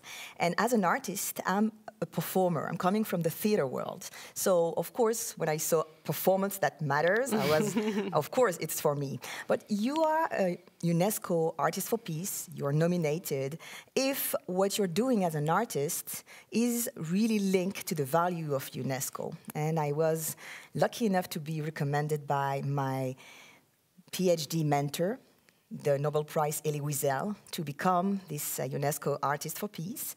And so US Theatre, I've been working a lot on helping survivors of genocide or helping women victims of excision in Congo to better express themselves thanks to theatre techniques. And so helping them to better express themselves made me, after my PhD with Nobel Prize Elie Wiesel, made me to think about how to help in organizations. At Harvard University, I was invited to teach a class, Theater and Human Rights, and I met a wonderful professor, Tal Ben-Shahar, the professor of positive psychology, who told me that my theater techniques were very interesting, but that I should really try to understand that this was not only reserved for a specific type of people who would be, victims or survivors. He said, if you really want to feel this social transformation that you would like to create, you need to focus on organizations. And so that's how I became a coach. I was trained, and I'm today using some methods, always with theater and role games, method of positive psychology, of negotiation with William Ury, together with emotional intelligence with Paul Ekman, this great expert who was also my professor for many years. Wonderful. Wow, what a wonderful combination of topics that you bring together. And just yesterday, at the first day here of the conference, I was actually curious to also join at least one of the sessions, because I was in front of the camera a lot, and then finally I managed to sneak into one of the sessions for like 10 minutes or so, and it was actually Guila's session, as she was talking about a very interesting topic, like a new, unique set of KPIs, one could say. So I want to dive into that for a minute, Guila, if you don't mind. So I listened in on that, how you described it. Can you enlighten us? What is this new, unique set of KPIs that you are proposing? So basically, the reflection is all about how to get soft skills being interesting in the executive world, but not only soft skills, but trying to be very rational regarding this. And whenever you talk about goals, setting goals in companies or organizations, immediately you're thinking about KPIs. And so what I'm trying to fight for is trying to have people understand if we want to have a better sense of emergency today, we need to focus on behavior, not only profits. But of course, if you focus on behavior, it's to make more profits, because we're all not naive. We know that we need that all that have the purpose of profits, and it's fine. But so I created this notion of key BIs, and I was not the only one, you know, it exists already, especially when it comes to supply chain. So the key BIs is key behavioral intelligence. I'm saying that to all the people who are looking at us. Key BIs, key behavioral indicators, are really a grid that should be taken as seriously as KPIs, but that you will reinforce your KPIs because it will give some basis to people to understand what type of behaviors will allow me to reach out to the KPIs. And the different index are linked to, of course, communication, negotiation skills, emotional intelligence, empathy. We will also have the entire field of creating followership, because remember that you're not a leader if you don't create followership. So all those different categories will help to create a grid that should be called the key BIs, key behavioral indicators, close to KPIs. Wonderful. I love that new framework, and I love how it builds on KPIs, or how it leads to KPIs is actually what you're mentioning, right? So behavior first, and then we can dive into the KPIs that we know of. You spoke about emotional intelligence, and as an artist, about improv theater, and just before this interview we had a quick conversation about that, about situational intelligence and how this is so important in many different contexts of our life. Can you give us a bit of an insight into that from your perspective, also as an artist? What is situational intelligence, and how can we use it to maybe leverage our performance in the business world? Yeah, we saw, especially after COVID, that organizations that survived best were organizations that were able not only to adapt, but to also have a level of empathy, not denying what happened during COVID, not denying the personal suffering of the employees. And so that's why the new intelligences, may I say so, which include situational intelligence, should be taken in account. Situational intelligence, and I like to define it that way, is not what you know, but what you do when you don't know. I love this. Interesting. I love this. You admit it yourself. You were telling me, well, you know what, with the DRUCKER Forum TV, that's also this. You need to be always adapted to what's next and get accepting that there is the unexpected. And so this is exactly what I'm trying to train in companies. We are doing a lot of trainings based on improv and trying to actually work with this notion of unexpected but accepted. And we have wonderful role games in order to get trained on this. And it's based on not only on role games, but also on entire grids of VUCA technique. You know, the VUCA technique, of course. This volatile and, you know, unexpected, complex and ambiguous world where we are living in. So VUCA could be really worked concretely into the situational intelligence practice.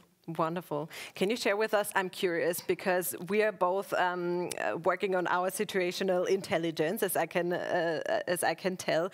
Guila just mentioned that also moderating here requires situational intelligence. For everybody who's listening and who's like, hey, I also want to drive up my skills there on this front, on improv maybe, is there like an exercise you can suggest, something people can do to practice this? Yes, so there are multiple exercises. One exercise that I like, because it really prepares you to this phase of improv, is something that is called a sociogram. Sociogram that was created by Michel Crozier. He's a wonderful sociologist, French sociologist. Sociogram is a way to map your environment, and not only mapping, but also trying to put arrows in between the actors. Arrows coming from, for example, me to you, doing a plus, minus, or equal in order to qualify the relationship we may have, if we get along, if we don't get along, if we don't know each other. And arrow coming from you to me, that will be also qualified plus, minus, or equal. Once we did that, once we map our environment, what will be very interesting to do is to try on this great mapping to put different level of powers. Because a lot of time people think, oh, I know what is power. Power is coercive power, which is basically the yes or no power. And so usually the power is centralized to the n+1. But power is not only this. You have different layers of power. You have the power of the network. People who are so sociable, they know everything about everybody. This network power should be really aimed to certain people in the framework, in your mapping. So power of network, you have power of expertise. For example, let's say that you're in a company and you don't get along with the IT person. Well, guess what? If you have a problem with your computer, you might wait a little longer than others. So the expert power is also something very important. The third power should be taken in consideration is also this power that I would call, the nuisance power. So the nuisance power is the power of breaking things, of destroying things. You have people with ego. I know that you know what I'm saying. We have people with ego who actually could really get into what you're trying to achieve. So those egotistic people need to be taken into account, and you need to qualify different power inside of the grid. So those three powers have to be mentioned on top of the coercive power, the do-don't power, and you will see that you will have a clear idea on the environment, and it will help you with situational intelligence only because of what we're calling the strategic alliances power. So then you will be able, in your battlefield, to know a little bit, okay, if this happened, where should I go? Whom should I talk to? So this will help you to, and then improv becomes very useful, but this will help you to really have a clear idea of your environment. Wonderful. Thank you for sharing this very useful framework. Curious to see what happens for you if you try it out. Let us know on our social channels how it's working out for you. You mentioned the term ego, and I want to pick up on that because you told me that in your coaching practice, it's also important to you to move from ego to echo. Can you share a little bit more about that? What does that mean? When you're a coach, basically you have to deal with, especially when you deal with a top manager, you deal with ego.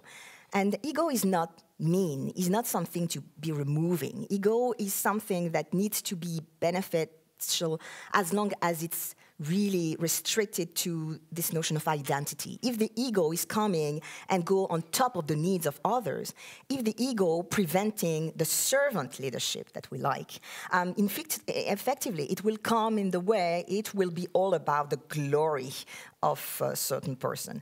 And so this notion of ego should be going from an echo, which is ecosystem, eco-environmental, to always remember that I am here to serve a collective purpose. And what I'm seeing when I'm coaching is that sometimes I have people, especially when you go on the top of the pyramid, you address to leaders who are very alone. Leadership is the art of being alone because you need to show the way. To lead is really to guide others. But to guide others is to accept to be under the spotlight. And being under the spotlight is risky.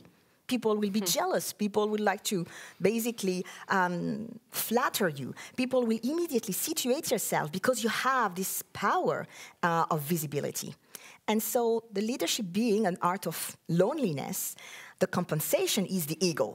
I'm alone, I'm the king, and this is what I want to do. So this ego can be very, I would say, positive if there is behind this notion of servant leadership and that go directly to a collective good linked to an ecosystem. So I call it from ego to echo. Wonderful. Guila, thank you so much for sharing that. I feel like this could be one of the ways to move towards a more peaceful world. Can you maybe it's a tough question, but a very quick answer. What can we all do in our day-to-day lives when we get back to work on Monday or now or tomorrow, whenever that is? What can we all do to become a more peaceful world? I would say that, and I'm really give you that as a challenge, a better self-acceptation. And when I say a better self-acceptation is a better acceptation of our vulnerability and our strength. Just do this little exercise. Have a look on your mirror and just look at yourself with peace, accepting that this image is you, and this you is here to do something in terms of collective good, that you have your part to play, like an instrument within an orchestra. Sometimes you need to be solo, sometimes you need to be like having a volume that will be a little louder than others, and sometimes you need to be reintegrated to the orchestra. So let's try to take one moment to look at yourself in the mirror, be proud of who you are, trying to understand that you have your part to play because you're necessary to the world. Wonderful. Guila, I couldn't imagine any better last words for our interview. Thank you so much for bringing your gift here to the studio, for sharing your wisdom with the audience here on DRUCKER Forum TV. Thank you so much, Guila. And for everybody who's watching, go and have a look at yourself in the mirror and accept yourself, celebrate yourself. You are amazing, and I'm looking forward to what comes up next at DRUCKER Forum TV. Thank you for tuning in. Goodbye. Thank you, Christine. Goodbye.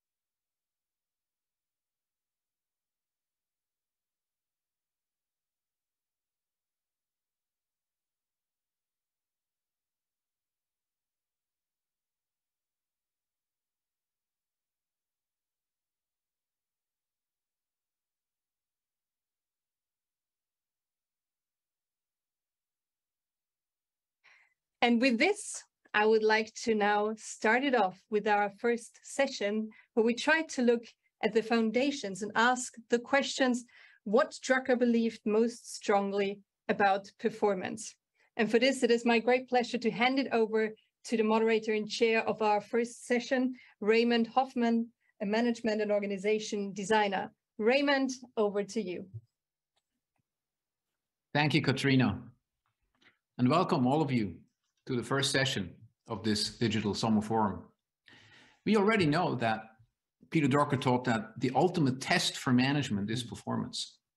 But what is performance? How do we create it? Enable it? What's management's role in it? In the next 50 minutes, we'll explore that in more detail. More specifically, as Katrina has already said, we'll look at what Peter Drucker believed most strongly about performance. And to help us do that, we have the most wonderful panel. All of our panelists are deeply familiar with Drucker's work, and all of them have spoken multiple times at previous Drucker forums. First, let me briefly introduce our three panelists. First, we have Jenny DeRock.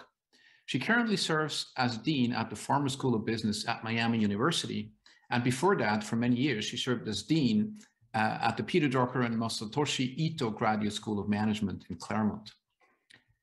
Then, next, we have Tammy Erickson. Tammy is an author and expert on leadership and work.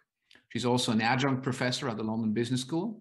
And Tammy has 5 times been named one of the 50 most influential living management thinkers in the world by Thinkers 50. And finally, last but not least, we have Kevin Nolan. Kevin is the president and CEO of GE Appliances, a hire company.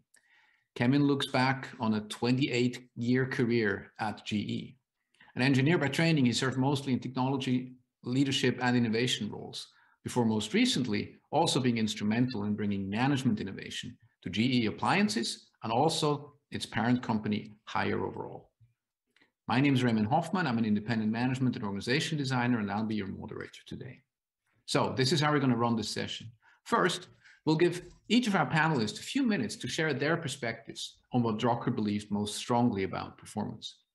Then we'll move into the discussion mode, and we'll really focus on applying Drucker's teaching to our present day. And then finally, we're going to wrap up with some audience questions. So please, dear audience, keep your questions coming throughout the session. The team behind the scenes will help me collect those and sort those so that in the end, for the final few minutes of our session, we have some good questions ready for the Q&A. All right, so that's how we're going to run the session. So let's jump right in. Potentially in order of appearance, if you're fine to start to kick us off, Jenny, the floor is all yours. Well, it's good morning where I am. I'm on the East Coast of the United States. So I'd like to say firstly, thank you for the opportunity to speak. And also, good morning, Charles Handy. It's lovely to see you here in the audience. As you know, you recall, you were a Drucker Scholar in Residence when I was at the Drucker School. And I also just want to give a shout out to you for the wonderful book you wrote, 21 Letters on Life and Its Challenges. It's got to be one of the most beautiful books I've ever written, and I've gifted it to many. So thank you for that gift. I appreciate you and appreciate your work. So I've been asked to speak this morning on Drucker on performance, and we were given 3 prompts. Prompt 1, what did Drucker say about performance? Prompt 2, is it still relevant? And prompt 3, would he add anything today? So let me start by saying, whenever I go into Drucker's work, and many times I find myself standing at my bookshelf, and I've got many Drucker books, let me be clear, and I just let the Drucker book speak to me that I should be reading at that time. And I often dip in and out of his work, and I'm often reminded of just how relevant it is today. And as I read about performance and thought about what I wanted to say, I was very much reminded by that. But of course, I'll focus on would he add anything today as I close. So firstly, as we know, Drucker saw management as a liberal art. It was at the heart of what he spoke of, and he believed that when you're dealing with management as a liberal art, at its heart, you're dealing with questions of the human condition. When Drucker spoke of management and leadership, he would use words as diversity, dignity, respect, inclusion, collaboration to describe different effective leadership styles. And I think that as a backdrop is quite important as we lean into the issue of performance. So I want to begin with some general principles about performance. And even though Drucker focused on the human condition and for the need for managers to lead effective organizations that provide people with meaning and purpose and ultimately do good, Drucker argued that the focus of any organization still must be on performance. He stated that organization needs to have and articulate high standards of performance, to have very high goals, ambitious goals, but also attainable goals. He often thought a lot about the goals themselves. He said that if goals were too demanding, they would damage the organization. But if they were mediocre, they would simply destroy the spirit of the organization. So it's about finding that happy place in the middle that would stretch an organization without damaging it. He also said that when we set goals, we need to focus on opportunities and not problems. I also think when I think of Drucker's work, and as a marketing scholar myself, he reminded us that even though we set goals on the inside of the organization, results occur on the outside. So we have to make sure that at the end of the day, it's customers who decide whether they will buy our product. It's people who decide whether they work for us. Otherwise, results become waste. So if we go back to the inside of the organization and we think about performance, Drucker spent a lot of time talking about star performers. How do we turn managers into star performers? He did suggest that as managers, we should devote our time to moving first-rate performers toward excellence, rather than moving incompetent performers to low mediocrity. He believed that this is where our time as leaders should be spent because of the impact of star performers on the organization, both the impact in the roles they have, which includes the attainment of ambitious goals, and also the way that they influence others.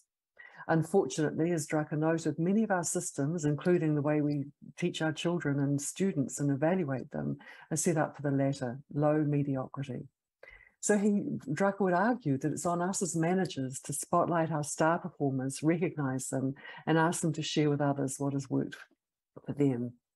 He also talked a lot about the fit of people to organization. I think this is a really important thought as we move into remote work and work from home and a very disrupted way of working at the moment. Drucker reminded us that when we hire people, we all select employees from the same pool of people.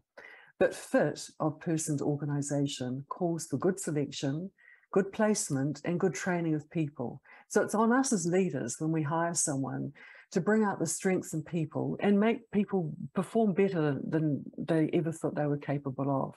That's what Drucker referred to as the purpose of the organization. So when we think about what that means, that we're hiring knowledge workers, we're asking people to self-manage, and we're wanting people to turn into star performers, he also said that you need the right conditions within an organization. You needed to have a spirit within the organization. What did he mean by that? When Drucker referred to spirit of an organization, he really talked about the entrepreneurial spirit. He talked about treating entrepreneurship as a discipline, something that needs to be worked at and practiced. He advocated for getting the right things done and doing the right things. He advocated for having a vision for the future, for seizing opportunities, for being a change leader, but also following the essential tasks, responsibilities, and practices of management. He did focus on the fact that how organizations can become very bureaucratic, deteriorate, and decay. And so he said, when we bring in star performers, we have to ask ourselves, we don't want them to put themselves second and succumb to the way of the organization. We want to make sure that we still have a spirited organization, one that's entrepreneurial, that provides the right conditions for our star performers to continue. So as I close and allow time for the next speakers, I also think when I was reflecting on this talk, Drucker did say that not everybody will become star performers. I thought that was interesting. He said, if people aren't performing, firstly, we should consider the casualty rate. Where are we failing? Who is not achieving the goals we have set for the organization? It's possible that the goals might be off, and that's on us to consider whether the goals have been too ambitious or just not quite right.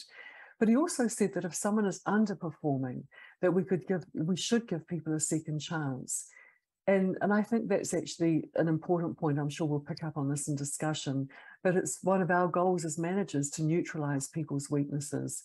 But in true spirit, as I close, my last comment is, if goals are okay, and if someone has had a second chance, then Drucker said, encourage them to work as quickly as possible for the competition. So thank you for the opportunity to speak. I look forward to the next speakers and engaging in conversation. Thank you, Jenny. Maybe one follow-up question before we turn over and hand it over to Tammy.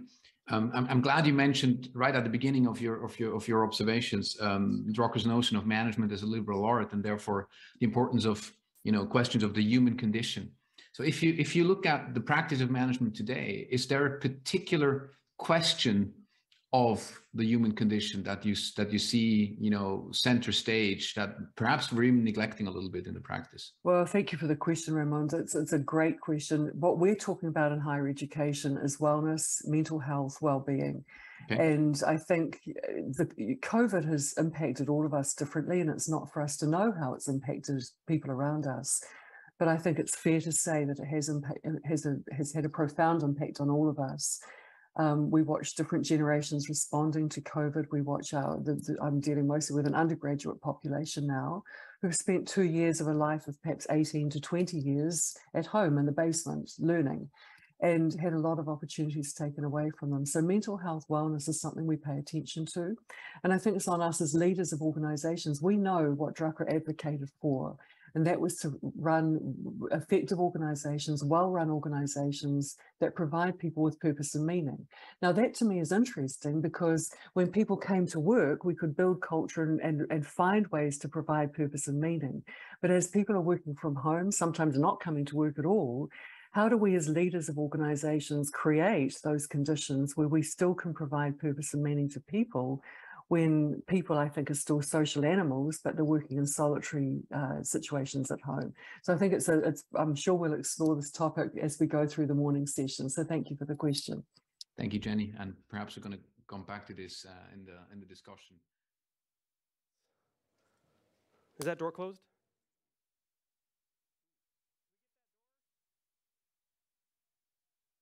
Yeah, door. Thank you.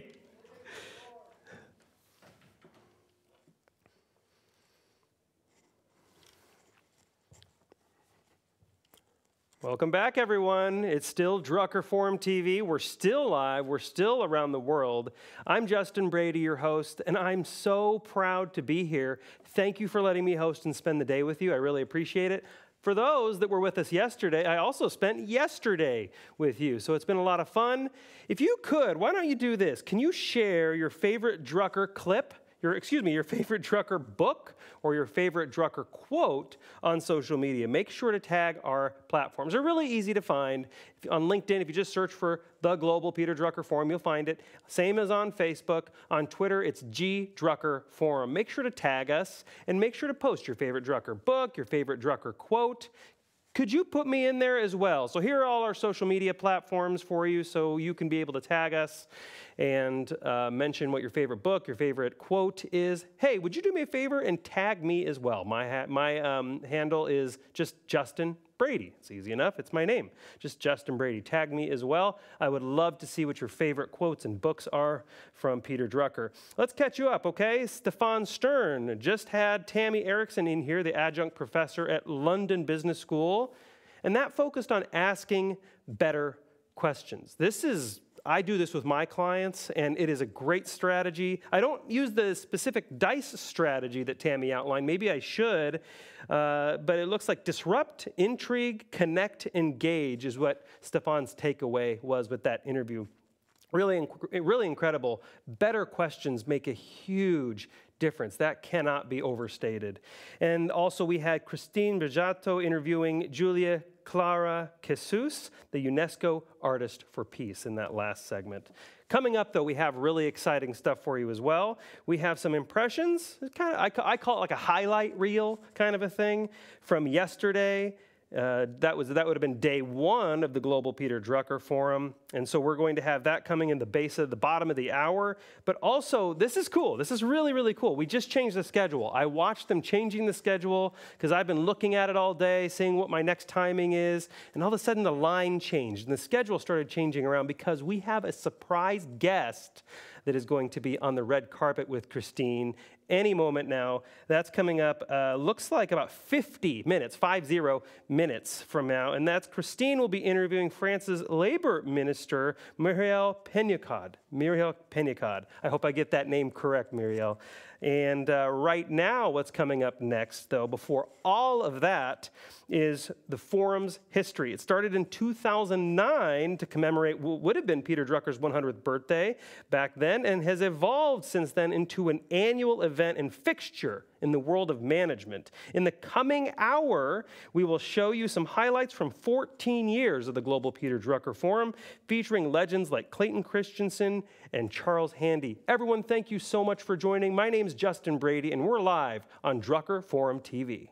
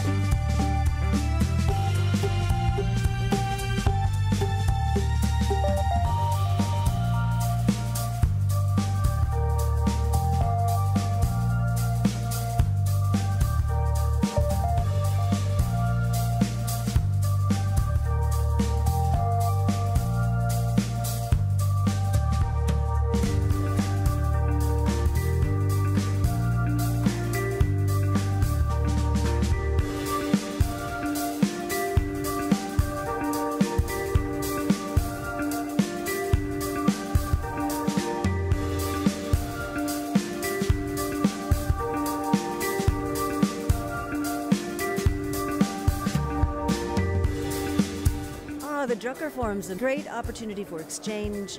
It's a very democratic conference, so people sit next to each other, you meet people at lunch, you meet people at the breaks. So it's not a very hierarchical conference. You know, some conferences you go to and all the important people are off in the green room, and this is not like that at all.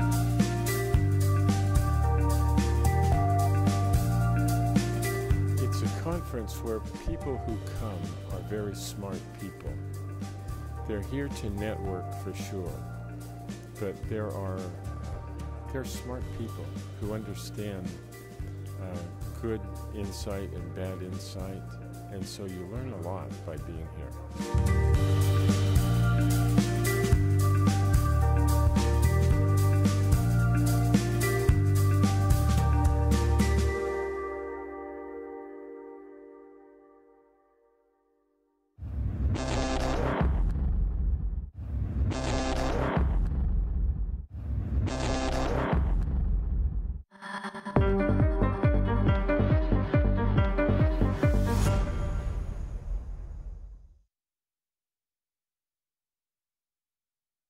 One person can cause an effect.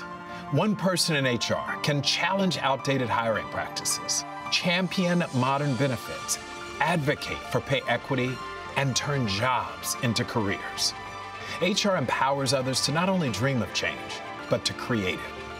When your team turns to you, where do you turn? The SHRM Executive Network is an elite global community of CHROs at the intersection of people and business. Apply for access today.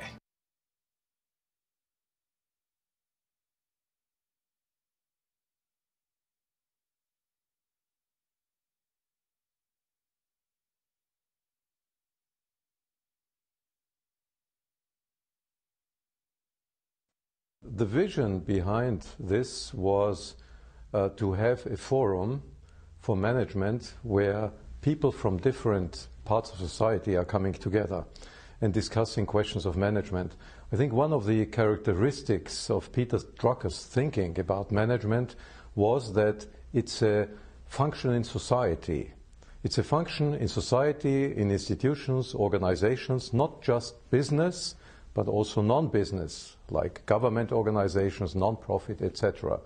And in this sense, since Peter Drucker was Viennese, he was born in Vienna, as I think in the meantime it's better known, we started last year with a centenary event, and we came to the conclusion that based on the fundamental ideas of Peter Drucker, it would be good to establish a forum on key issues, subjects of management. I believe it's fundamental. I think in today's world, which is a globalized world, you cannot just limit it to one country or geographic region. As an example, we had today the session in the context of remembering C.K. Prahalad. We had the session about innovation in emerging markets. And the point that Adrian Wooldridge from The Economist made was what's happening in emerging market will have dramatic effect on the Western economies. So in this sense, I think it is a must to make this as global as possible and to discuss all issues that are impacting the emerging markets, but also us here in the West, in the developed, so-called developed economies or mature economies.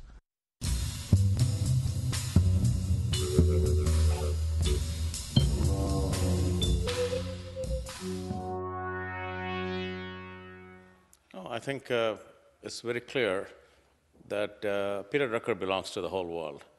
I think we are in Vienna celebrating his birth and the place of his birth, but his contribution transcends Europe and even in the United States.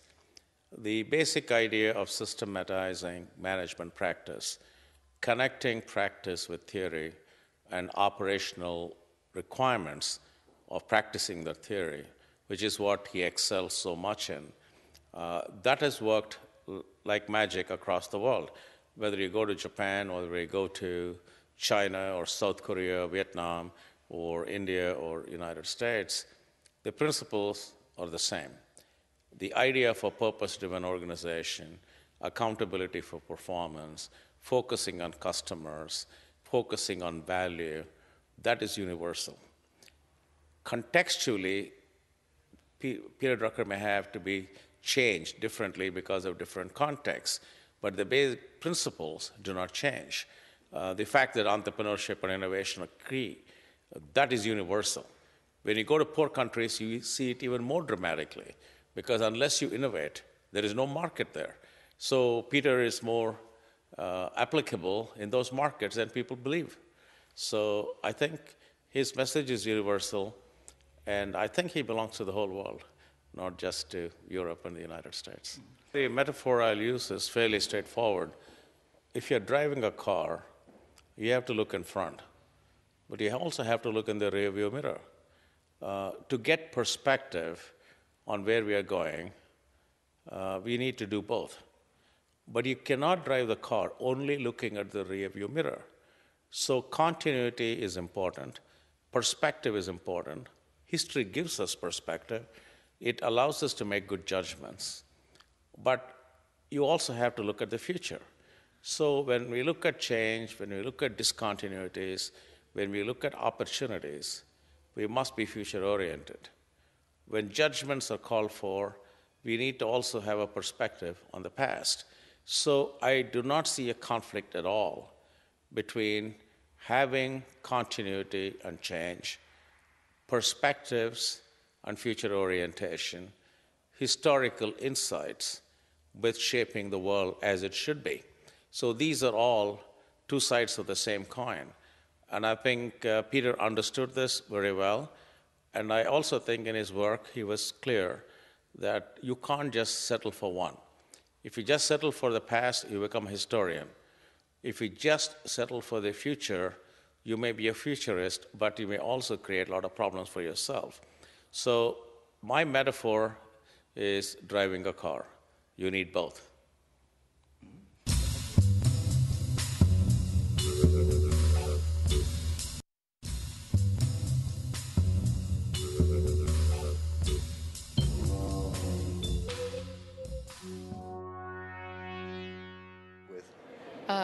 Well, I grew up when he wasn't famous. In fact, he was looking for work. So he had a lot of time to spend with me. And he shared his love of literature, of history. He taught comparative religion. He made me want to be a writer because he read aloud to me every night. And he was, at the same time, very interested in America. So he took my brother and myself to see, for instance, the Pittsburgh steel factories. We went to the Ford Motor Company. I remember at a young age watching a car being put together. He was very curious about everything, but he hadn't discovered that word automation, and I think he was more a political and social historian at that time, and of course interested in the history of work and things like that. And the management, it might have been there, but it came quite a lot later. So I didn't, and in terms of his work, you want to know what the difference is between the man and his work? Well, he tried to manage the family. That was not so successful. But actually, he was very fun-loving and funny, and we had a lot of fun. And he didn't impose it. I can remember we played charades. I was always lying on the floor in his study doing my homework, and he was helping me with it. This is a funny thing, but one year I decided I wanted to do costumes of mankind for my project for a term paper in school because I was interested in the men's costumes.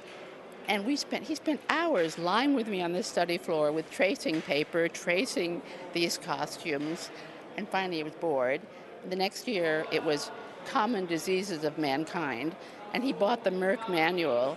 We went through, and I had every disease. Every time we read one, I'd be sick, and he'd be laughing, typing it. He said, dictate it to me, but in your own words, Kathleen, you dictate. So he was a wonderful father, and the interesting thing about his writing, because I became a writer, was he seemed to be able to do it in a very calm way. He'd go to his study. His study was totally neat.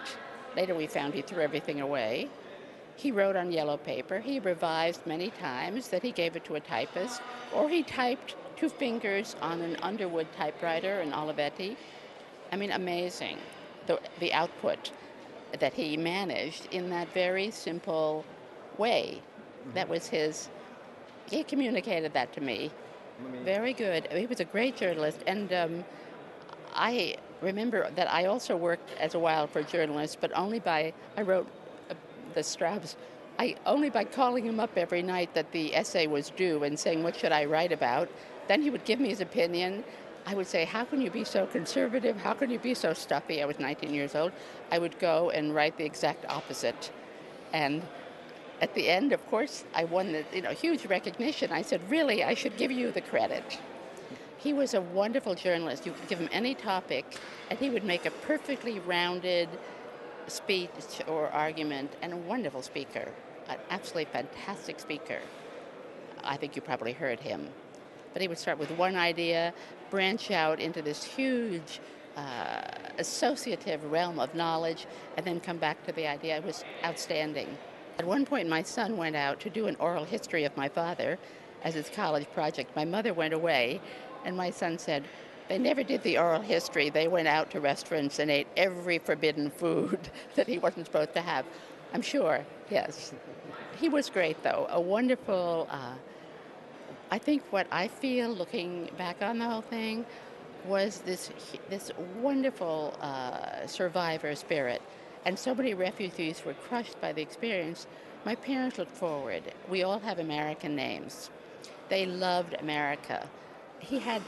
Of course, he had a very romantic view of Vienna, which he conveyed, Vienna being the most romantic city in the world to him. And I came back with my parents in the 90s. They brought me back, the child, to see Vienna. And there, he conveyed that spirit too. I think he had an ambiguous relationship with Vienna, that was mentioned, but a very fin de siècle romantic view as well. And we're certainly seeing that view in this conference, in the beautiful setting you've created for us. Well, thank you very much. I mean, that was just fantastic.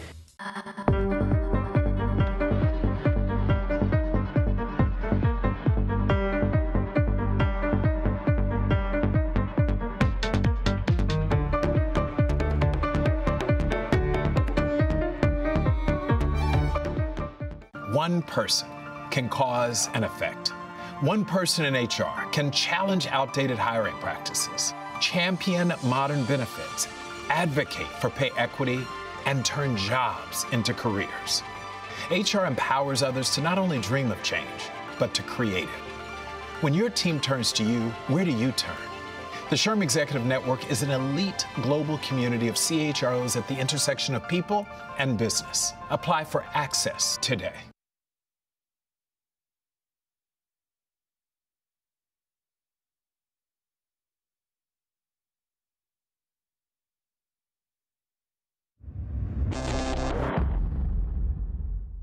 Vienna is Europe's best kept secret. Everything about it is amazing, it's beautiful. I'm particularly impressed by the fact that they balance art and history with technology and modernity, and without either being in conflict. That's amazing, and I wish everyone else in the world could learn from it. One of the interesting things that I've experienced here is not just in my interactions with the experts, the academics and the business practitioners, but also my peers who have come through the Drucker Challenge as well. And the thoughts and ideas that we share amongst each other are surprisingly not that disconnected from the types of ideas that the leaders are talking about as well.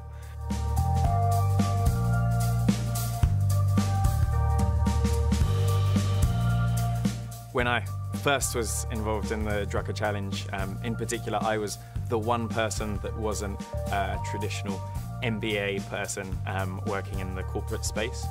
Now I'm amazed by the diversity and the size of the group of exciting and interesting people from working in all different sectors and from all across the world. So I'm excited by how diverse and how interesting the Drucker Challenge participants are.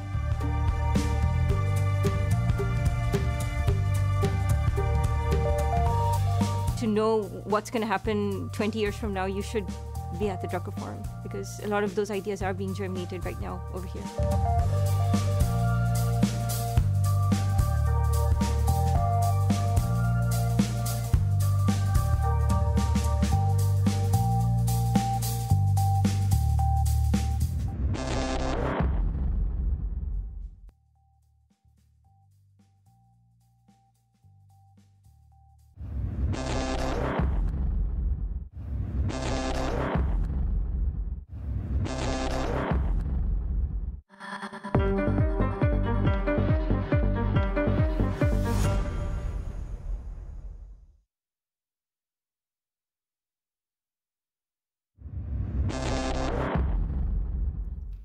It seems to me that the themes that I saw emerging from your works are where's entrepreneurship happening and who is doing it?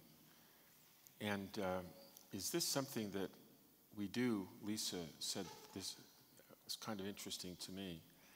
Is entrepreneurship a backup plan because corporations can't do it internally? Are we financing it correctly? Are we teaching people how to do entrepreneurship correctly? And I thought I would just add one little thing to it. And that is, I do think that in the end, Drucker and Schumpeter were essentially right. And the observation is that you can't invest internally, and therefore entrepreneurship is a backup plan. And it entails trying and failing and trying and failing and victoring differently and failing, and some of them succeed. But they exist because it's a backup plan. We haven't learned how to do it internally and and so on. And I just wanted to give a couple observations that takes me to the belief that in the end, maybe we really can teach people how to be innovative inside of corporations if we do it in a powerful way. So a number of years ago, I was minding my own business one day when I received a call from William Cohen, who was the Secretary of Defense when Clinton was our president. And elsewhere we call it the Minister of Defense, we call him the Secretary of Defense. And he asked me if I would come down to the Pentagon to teach his staff about my research about innovation. And for me, it was a chance of a lifetime, so I went down there, and there were about 45 people in his office, and he introduced me to the chairman of the Joint Chiefs of Staff and the secretaries of the Army and the Navy and the Air Force and all of the undersecretaries and deputy secretaries and assistant secretaries of everything. So about 45 people there, and Secretary Cohen asked me to just talk to them about my research about disruption.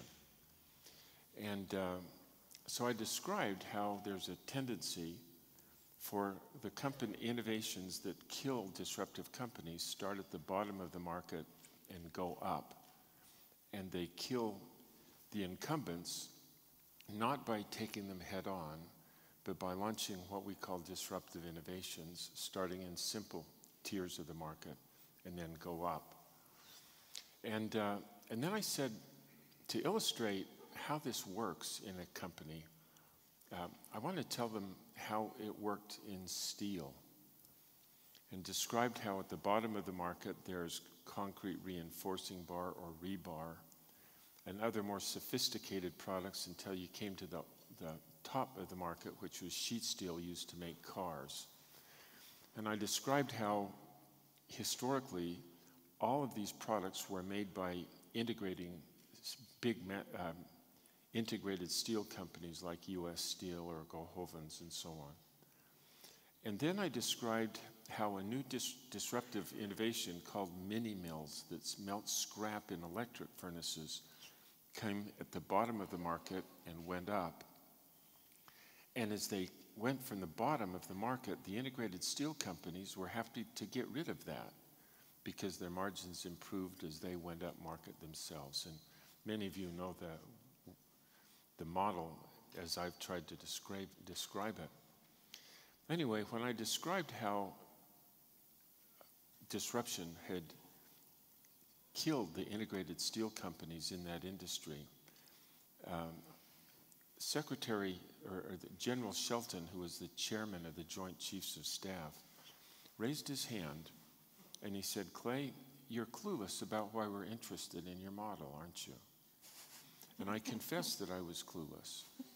And he said, "Well, leave that diagram of disruption on the market, on the screen." And he stood up and he leaned out the word sheet steel. That's the most demanding market for people in steel. He crossed that out and he said, "For us, that's the Russians. They're the most demanding foes." And then he said, "What you call the integrated steel companies, we call that the U.S. Department of Defense. And we try to do everything for everybody." And then he looked at the bottom of the market, which we had labeled as rebar, or concrete reinforcing bar. And he crossed that out and he said, "For us, that's terrorism. And what you'll call as the mini mills, starting out with terrorism and then screaming up market, we call that non-nation nations like Al-Qaeda. And they are racing up market, and there isn't anything about the way we're organized that would help us good at tackling terrorism." And then he sat down. And all of a sudden, all of the hands in the audience went up, and the questions were all around, have there been any examples of companies that were the leaders of an industry which, when they got disrupted by something coming at the bottom, survived rather than get killed? And I said, yeah, there have been a few, but in every case, the companies that survived or even thrived when this happened always occurred when they set up a completely different business unit. And it had to be different because the economics are different, the processes are different, the cost structure and the organizational infrastructure had to be very different. But if they set it up separately, there are a few examples of survivorship or even success. And we argued and discussed this for about 2 hours, and then we ran out of time. 2 months later, Secretary Cohen called me up again, and he said, "You need to know that today we're announcing that we're setting up a different organization, separate from the Army, the Navy, and the Air Force, and we're calling it the Special Forces Command, that we're going to organize to fight terrorism." And he said, "You need to know that we have been arguing about how to organize ourselves to tackle terrorism. We've been arguing about it for 6 years, but there's no data about what we should do. And so somebody would make a recommendation and support it with data, and then somebody else would make a recommendation and support it with different data. And the data was never consistent." And he said, "What your research has done is it gave us a common language and a common way to frame the problem so that we could reach consensus around a counterintuitive course of action." And to me, that was just a brilliant insight from him. And that is that an academic actually can make a substantial difference if we give people who use our research a common language and a common way to frame the problem. Then the manager knows what to do with it. And we're about out of time, and so maybe I better stop there. But I think that some of the best research that I see emerging is emerging in a way that causes me to say there are theories of causality. And knowing that it's causal, I see investors who, instead of being right 10% or 20% of the time, can get it right 90% of the time. And I think in the end, or I hope that it's actually true, that entrepreneurship is a backup plan as we learn more and more about how to innovate every time correctly.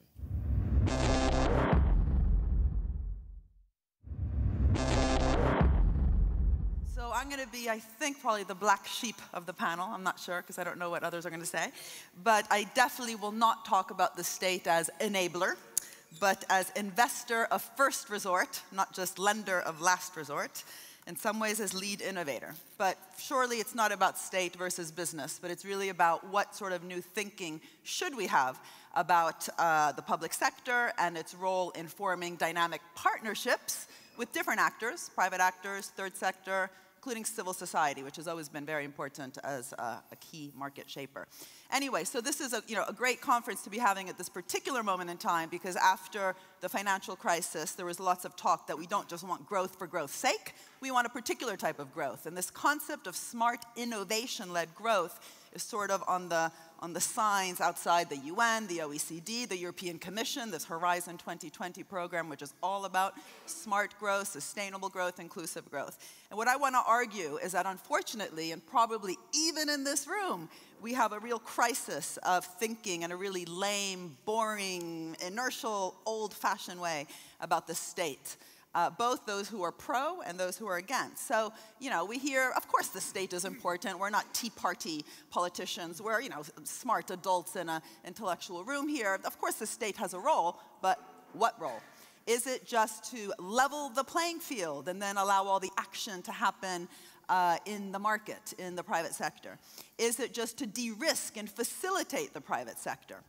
Is it just, in economic speak, to solve and to fix different types of market failures? So when things mess up, and we've just lived through a massive mess up, the state comes in and puts bandages in different places. Or is it something more interesting? And I would argue that we often hear a not very interesting thing, and sorry, Adrian, if I put your magazine up here, The Economist every single week in the editorial section. So what's inside The Economist is fascinating. The editorial section is always telling us this story, which I don't find very interesting, which is, of course, the state is important. Fund the schools, fund the infrastructure, get the right sort of tax policies, get, the right conditions, the background conditions, which in Europe we call the framework conditions, but then get the hell out of the way. So the really cool people, the Zuckerbergs of this world, sorry, here we go. The Zuckerbergs, the Steve Jobses, the Bill Gateses can do the really interesting thing, and the state there is sort of like a Kafkian bureaucrat, signing the papers, making sure things are administered, et cetera, and again, leveling the playing field. So I wrote a book, and very sorry for this completely self-promotional slide, but hey, these kind of conferences, that's what it's all about, isn't it? Which I called The Entrepreneurial State, which in this country, and in Germany because that was where the publisher was from, called it Das Kapital des Staat, so the capital of the state, which I think is a great title, because what I'll be speaking to you about in my remaining 6 minutes and 47 seconds, is what do I mean by an entrepreneurial state? What does it mean to talk about the state as having been a lead investor in places like Silicon Valley, in places like China today, but in a very different way, and there's big questions there on what the impact of that will be, in places like Denmark, in places like Germany, even in places like Brazil up until about a year ago, before this massive political crisis that's happening there. So what I mean by the entrepreneurial state is if you think of the whole innovation chain, so basic research, applied research, and the financing that the few innovative companies actually need, there has actually been, again, let's just focus for a minute on Silicon Valley because everyone seems to try to copy it, Silicon Roundabout in the UK, a very deep and broad role of the public sector in doing so much more than just fixing market failures. In fact, what the role has been very much about shaping and creating markets. So not just funding the classic public failure, which might be basic research. Private companies don't invest in basic research because it's very hard to appropriate the returns from it. And so the state must, all over the world, come in and fix that problem. In some countries more, some countries less. But there's no controversy there about the state funding science. We all know that. The controversy starts coming when we actually look, and here, these are just some of the examples, again, in the US, the orange icons, the actual role that the state has played, again, going downstream. So lots of applied research by, for example, organizations like ARPA-E today, which just came out with a huge innovation in battery storage. Downstream even more in, YOSMA in Israel, of course, with the Public Venture Capital Fund. In the US, InQtel, a big public venture capital fund of the CIA, but also the Small Business Innovation Research Program. I don't have time now to go into all these examples, but the point is this very broad and deep involvement across that whole chain is extremely hard to justify through what I call this lame view that you're just there to fix with a bandage. This is just showing you quickly in terms of the finance part, which we're not really used to seeing. If you compare, the Small Business Innovation Research financing for companies like InQtel, Intel, Compaq, or even some of the guaranteed loans going to companies like Tesla. Apple itself got a different but similar type of loan from SBIR. This amount of money, which is patient, long-term committed finance, has always played a very important role before the venture capital financing has come in. In fact, some people argue that VCs actually use these kinds of funds, for example, in the US, to filter which companies they should actually finance, because these funds come in really early stage, not just in sort of that middle Death Valley stage. And in fact, if you look at these organizations, whether it's SBIR or DARPA, which is the famous one, what's really also interesting, if you look at their websites, they also don't describe themselves as just market fixers. They have missions, right? So this mission-oriented nature of this public activity across that whole chain is, again, something that's hard to justify when we just think of it in theory as just creating these patches. Now, in the book, The Entrepreneurial State, I spent 2 whole chapters trying to make the argument, going through lots of different sectors, biotech, nanotech, but the sort of symbolic, theatrical thing was, everything that makes your iPhone actually smart and not stupid was publicly financed through some of these mission-oriented organizations. And again, through missions, whether it was going to the moon, or today, if we look at the impact of some of these financing mechanisms like ARPA-E, the mission to solve climate change, it's a really important story to tell, because this is not just about public finance, it's about this decentralized network of public actors across that whole chain, which have actually been driven by, again, what I call missions, and better understanding how these missions were set, how it was not just top-down, because once the mission is set, you also need a lot of bottom-up experimentation between these different actors is a very important, again, historical factor that I think just has not been properly analyzed, and so leads to lots of problematic policies. If you look carefully at that graph that I just left, lots of it was military. And so people often say, oh, that's just the military-industrial complex. But actually what's interesting is looking at how the lessons were learned in health. So this is the National Institutes of Health funding, which in the US, even after the crisis, after sequestration, was still spending over $30 billion a year just for this sector, which is basically biotech and pharma. And if you look at this water wave here, you can just look at the years, and basically the venture capitalists came in to fund biotech kind of 30 years after these very high-risk, capital-intensive public finances were funding, if you want, laying the red carpet for that particular sector. And of course we need venture capital. Of course we need venture capital. But this kind of idea that they were the big risk takers is quite problematic. In green, again, I don't have time, but we've written lots of recent papers on this with different research fellows. You really see the same exact pattern. The highly capital-intensive areas with high technological and market risk around the world, that upper right-hand quadrant there is being financed by different types of public actors. In this particular case of green, you have public banks actually doing a huge part of that risk-taking. So the KfW in Germany, the China Development Bank, the European Investment Bank, and the Brazilian Development Bank have been absolutely lead actors. These are the development finance institutions. China, by the way, if you look at the amount of money they're throwing at green, it's phenomenal. And these numbers might look huge to you, but how much did Elon Musk get from the US government? Close, actually over $5 billion for the combination of Tesla, Solar City, and SpaceX. So it's false, this notion that somehow, you know, Elon Musk and these guys were just getting the benefits from great science that was being funded by the US, but then they went down and did their own thing. Tesla S got a $465 million guaranteed loan. Things went well, no problem. Solyndra got $500 million in a guaranteed loan. Things did not go so well.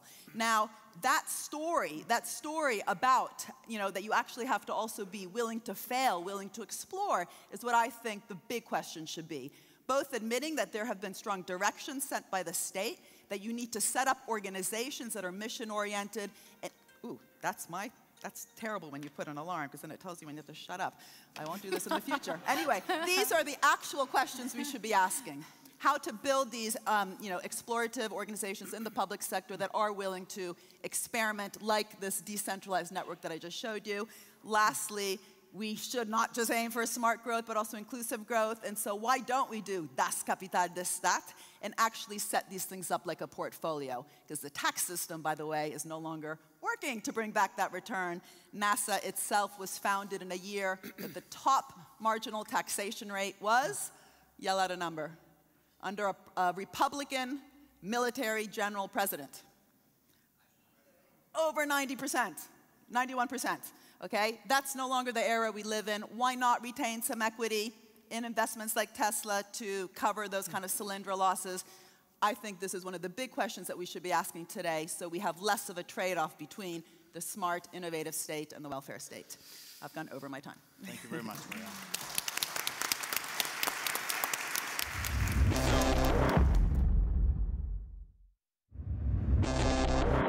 So another chapter in the great Drucker Forum story begins to come to an end. But the nice thing about a chapter ending is that you turn the page to the next. I have no mandate or intention of writing the next chapter, of course. I'm just the page turner, the brief page turner. And I want to start by taking you back 5 centuries. Because there is wisdom in history. 500 years ago, last month, an unknown friar in an unknown German town laid a complaint against his employer. The unknown friar was, of course, Martin Luther, the unknown town, Wittenberg, and his employer was the Catholic Church. And it wasn't a complaint, it was 95 complaints. But there were 2 basic themes to his complaints. The first was that being able to buy your route to heaven and paradise was wrong. Yet that was exactly what the church was offering through its system of indulgences, a sort of passport to heaven that you could buy. It was a scam. It encouraged the poor to give what they had to make the rich richer. Sound familiar today? Luther thought it immoral. I thought it immoral, and indecent and inhuman, and it still is. The second theme of his complaints was that you did not get to heaven by virtue of what you did. Because what you did was so laid down by the organization and so regulated by the organization that it really couldn't count as yours. You got to heaven. In other words, you succeeded by what you are, not what you did. And he called this justification by faith. I called it recovering our basic individual humanity. And I think that message still rings loud and clear 500 years later. So Luther started something. It took time, of course. great change does take time. But one man can do it. He started the Reformation of the Christian churches, which became in due course the Enlightenment, which led to the ultimate separation of church and state, to free thinking, the revolution in France, the revolution in America, the release of individual initiative. And we had 2 following centuries of amazing inventiveness, creativity, and economic growth, which ended us with being more prosperous, living longer, more healthily than ever before in history, for most of us anyway.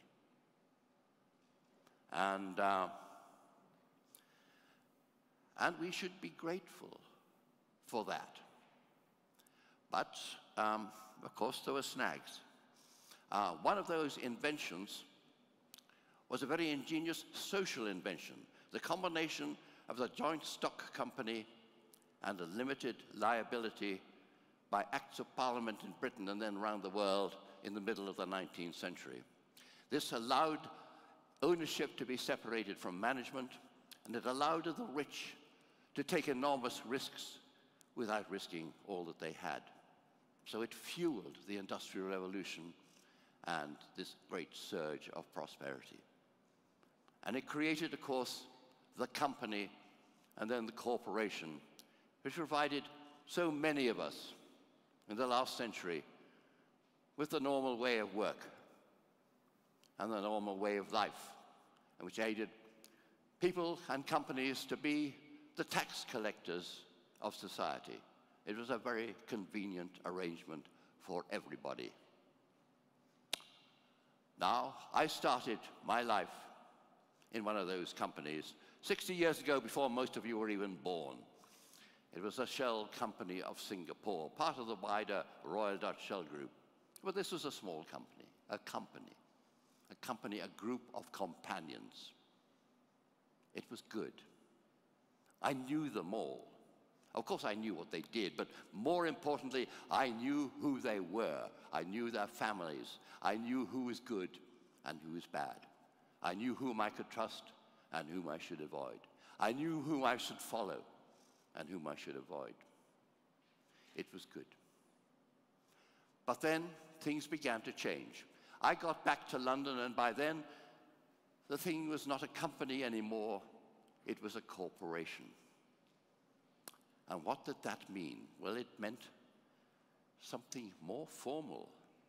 I shared an office in the great Shell building looking over the Thames with Jerry. There were 2 of us looking out on the river. Beautiful. On the door of my office, our office,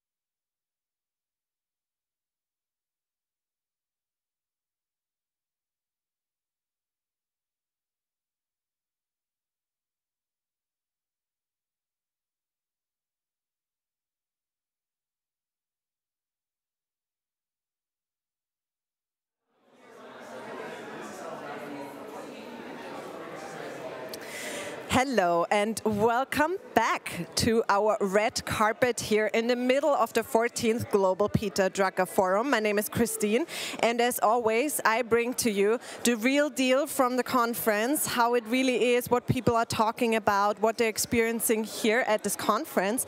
And here at this very special red carpet now, we have the former French Minister of Labor and former business executive Muriel Pénicaud. Welcome. Bonjour, Muriel. Bonjour. It's wonderful to have you here. Thank you for joining us on the red carpet. Do you want to maybe share with us how has the conference been for you so far? First, the conference, before speaking of the content maybe, from an atmosphere standpoint, I think it's very interesting because probably because people have been so frustrated not to meet the last years. I think the atmosphere is very kind. A lot of listening, a lot of curiosity, wish to share, and of course to connect and interact. So I think the spirit from a human side is excellent, and it's very helpful for the content to be shared. Definitely good to be back, have this human side again and connect in person. Coming to the content that you already teased up a little bit on, what was most interesting to you so far content-wise? Of course, it's personal, but I have several takeaways that resonate with my experience and my conviction. One was when you speak of purpose, that was the main word in the last two days. Of course, it's about people, profit, and planet. But if you don't have the purpose to link them, it doesn't work. And purpose without performance is wishful thinking. But purpose with performance is powerful. But performance without purpose is useless too. So I think the issue is now no more as why we should link all that, but how we do it, how we make it for real in choices, in companies, in organization, in all domains. Real choice. It's not easy, but the time for action and decision is there, and that's a spirit that I could feel in different domains. For instance, some people try to reinvent the KPI. So key people inside, key BI, key behaviors, indicators, key people involved. The fact that people start to look at all the current management staff, saying what we should look at with different lenses, I think for me it's important. The important is the action, but that's also something very that was shared. Another takeaway for me is I'm happy to see that more and more people understand that we need the microscope and the telescope, or that we need to look short-term, long-term, not two separate things, crisis in short-term and a wonderful, perfect future in the long-term, but how the seed of tomorrow we made choices today that are not easy. And that's very important. And for that, you need, that was very important in the takeaways too, to enlarge your concept of ecosystem for a company.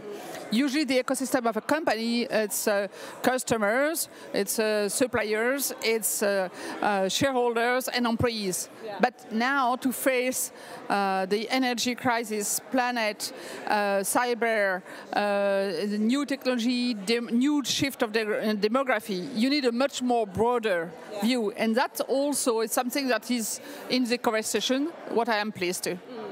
Wonderful. Thank you for sharing that. Muriel, I have a final question for you, and it's the toughest one. If you had to describe it in one word, what is the energy like here at the Global Peter Drucker Forum? I think the energy level? How the energy is in one word, the atmosphere, how would you describe it? Hope. Beautiful. What a wonderful final word. Thank you, Muriel, for joining me here on the red carpet. Thank you for tuning into Forum Drucker TV. And take care of yourself. Take care of yourself. Goodbye. Thank you for tuning in.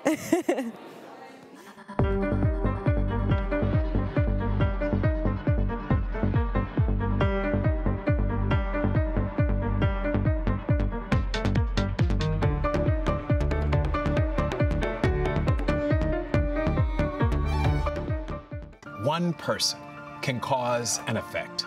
One person in HR can challenge outdated hiring practices, champion modern benefits, advocate for pay equity, and turn jobs into careers. HR empowers others to not only dream of change, but to create it. When your team turns to you, where do you turn? The SHRM Executive Network is an elite global community of CHROs at the intersection of people and business. Apply for access today.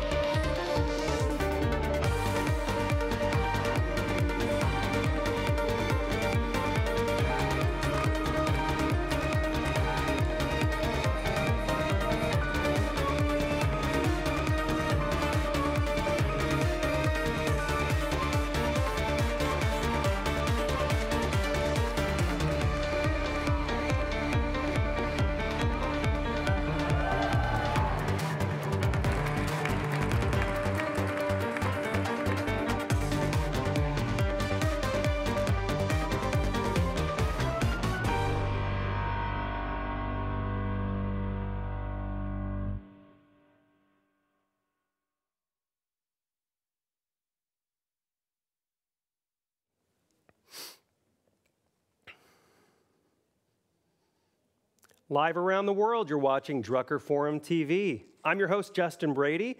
Thank you so much for spending the entire day with us, and yesterday, for those that were tuning in yesterday. We really appreciate it. As you can see, North and South America are waking up. It's November 18th. It's day 2 of the Global Peter Drucker Forum, and I'd like to say hello to my friends in North and South America. It's 2 p.m. and 1400 here in Vienna, but it's 8 a.m. in New York City. They're getting to work. They're drinking their coffee right now. It's 7 a.m. in Mexico City. It's 6 a.m. in Des Moines, Iowa, which most of you probably don't know where that is, but that's where my family is, Central Time Zone, right in the middle of Iowa, right in the middle of the United States. So it's 6 a.m. where they are. They're just waking up right now. And of course, it's 5 a.m. in Los Angeles, so they're not waking up until like 10 hours. Just kidding. We love you, LA. So let's catch you up a little bit. Forum history, we just saw in the last hour. It started back in 2009 to commemorate what would have been Peter Drucker's 100th birthday. Back then, it's evolved today to be an annual event and a fixture in the world of management. It is one of the most influential business conferences in the world. Dare I say, the most influential business conference in the world. I don't think I'm going to get any disagreement from anywhere in Hofburg Palace today, which is where I'm at. And Drucker Forum TV runs parallel to the Global Peter Drucker Forum. For those just joining us, yeah, the studio is right next to where all the events are happening and where all the speakers are. And so we've been pulling speakers in, but it's not a live stream. It's actually completely unique and unique content for you, the viewers around the world. There's special things just for you that are streaming around the world that not even some of the conference speakers are able to see and the conference attendees. In the hour, we saw Christine Broggiato speaking with France's Labor Minister, Muriel Pénicaud. And Pénicaud, I get that name wrong. It's hard for me, being an American, to do that French last name. And in the next hour, I'll be interviewing Alexander Alonso, the Chief Knowledge Officer of SHRM, about talking taboo topics at work. I'm sure you've been there, where politics come up at work. Maybe things get a little heated. I'll be honest, it doesn't really happen for me, but maybe it does. And do people get upset? When should HR step in? Or should HR step in? Should HR take a seat, take a step back, or should they get involved? That's what we're going to be talking to Alexander Alonso about. And also, we are going to take a look at past Global Peter Drucker forums. And one more thing, remember, we're talking about better questions. Remember that? Well, right up next, I'm going to be talking to Edgar and Peter Schein, co-founders of the Organizational Culture and Leadership Institute. Edgar, of course, is the MIT guy. And we're going to be talking about using humble inquiry to lead and achieve employee alignment. It's all here on Drucker Forum TV.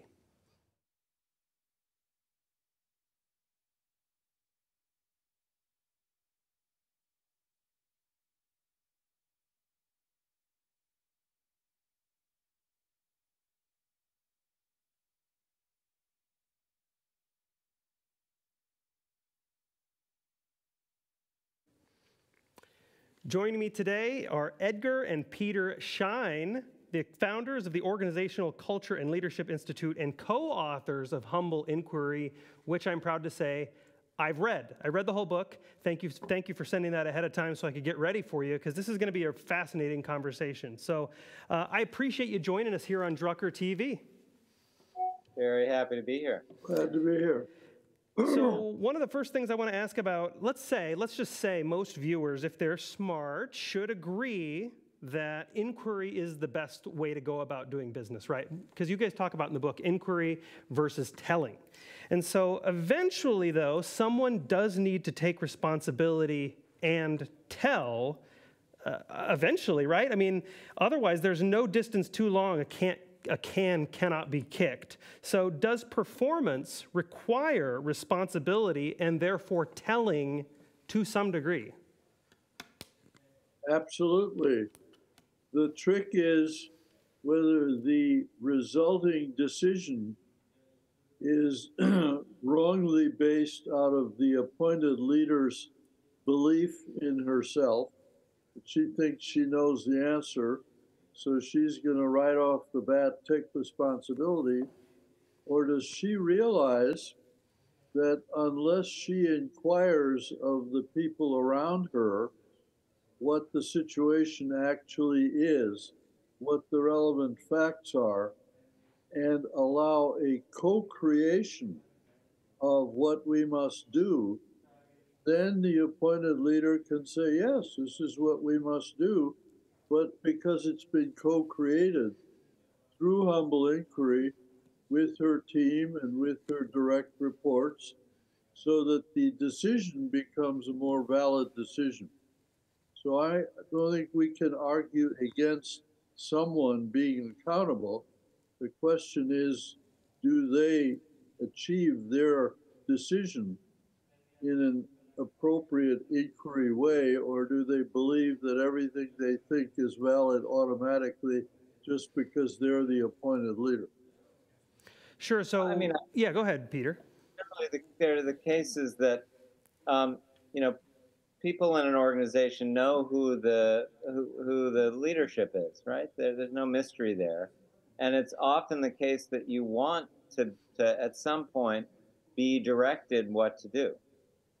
I think the dilemma is for the leader is to not to feel like they're in command mode, but that they're in directing mode. And directing has been based on gathering information from the group so that whether or not consensus was actually tested within the group, there's an implicit understanding that they're all on the same page. And so the decision and the direction that follows that decision feels natural and feels right. Yeah, so inquiry first, but then eventually it does get to a point where a leader will tell, assign, and hold people responsible. Provided what the leader tells has been sufficiently understood by the team and the direct reports so that they will implement it correctly. Because one of the great flaws in many of the improvement programs is that the consultant or the leader will ask the workers or the employees, what should we be doing? And they will talk and he'll get ideas. And then he or she, as the expert, will make a decision and say, this is what we will do, but it hasn't really been vetted by the people who will have to implement it. So they may very well at that point still screw it up or sabotage it because they haven't been involved in the implementation effort. So inquiry also has to apply to, if this is our course of action, do you understand it? Will you do it? Do you agree with it? And get approval and consensus at the implementation level. Yeah. And so you probably find that approval, consensus, and buy-in is automatic at that point, right? Because if you're leading through humble inquiry and people are coming to these ideas on their own, and you're essentially a therapist or guiding them there, I'm assuming buy-in is pretty easy. And I'm assuming most leaders spend most of their wheels and most of their energy and time creating the plan, and then they spend even more time getting people to follow along. But if you're doing it the way you instruct, it sounds like the actual execution and getting people to do it and getting them to follow along is it too risky for me to say that's simple? Well, I think the trap is to use the word buy-in. Buy-in suggests that there is a possibility that they don't understand and that you have to sell it to them. The minute I get into buy-in, I'm in trouble. It should be obvious to the team what we're going to do. There shouldn't need to be any buy-in. No, that makes a lot of sense. Go ahead, Peter. Yeah. Just the other thing is, language is very important, and buy-in kind of reflects the mentality of a transactional relationship between you as a leader and people who you are responsible for and are accountable to you. But that transactional relationship is what we're trying to move beyond here. We're trying to get to sort of a substrate of openness and trust, so that buy-in is no longer really the issue. Have we shared information completely enough to be ready to make a decision? Because then there shouldn't be any need for buy-in.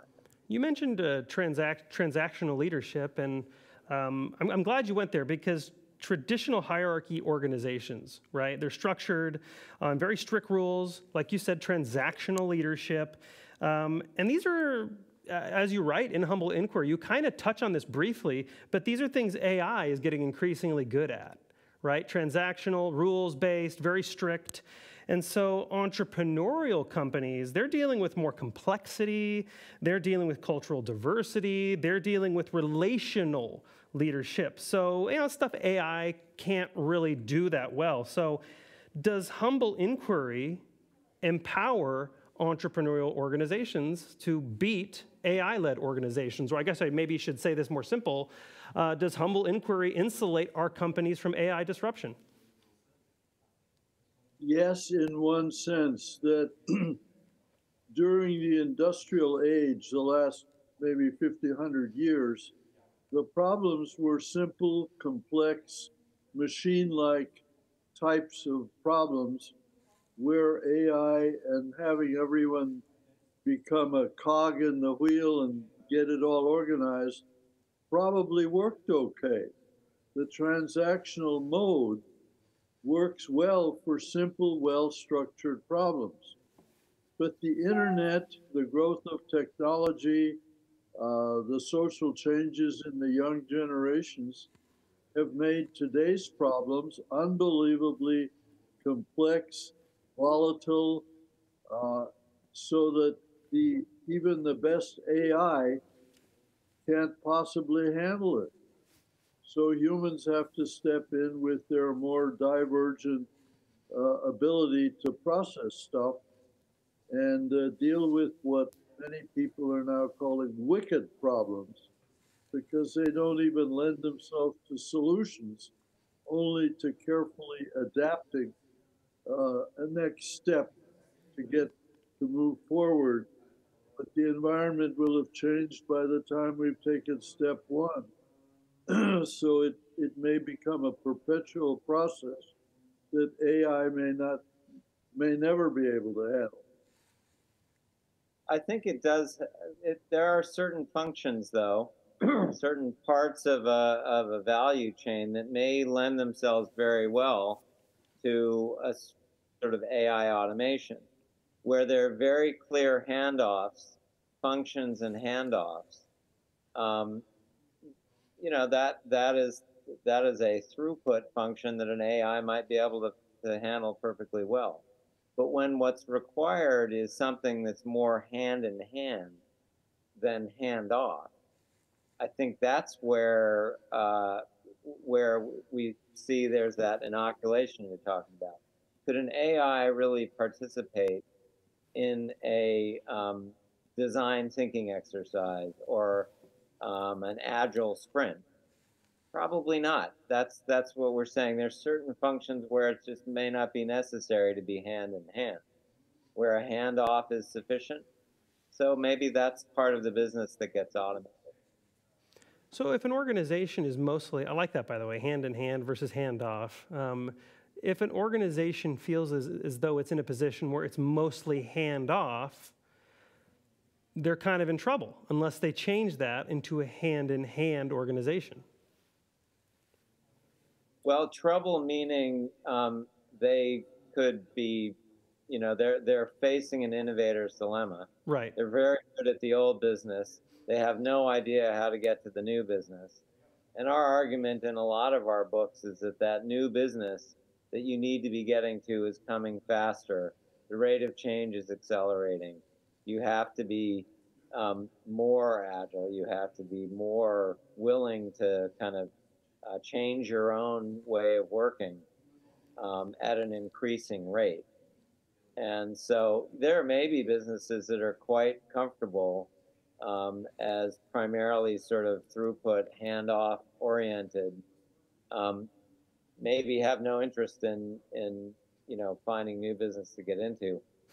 those number of businesses, though, that can be comfortable in that mode is shrinking, right? And more companies have to be innovating because they are being disrupted by other innovators.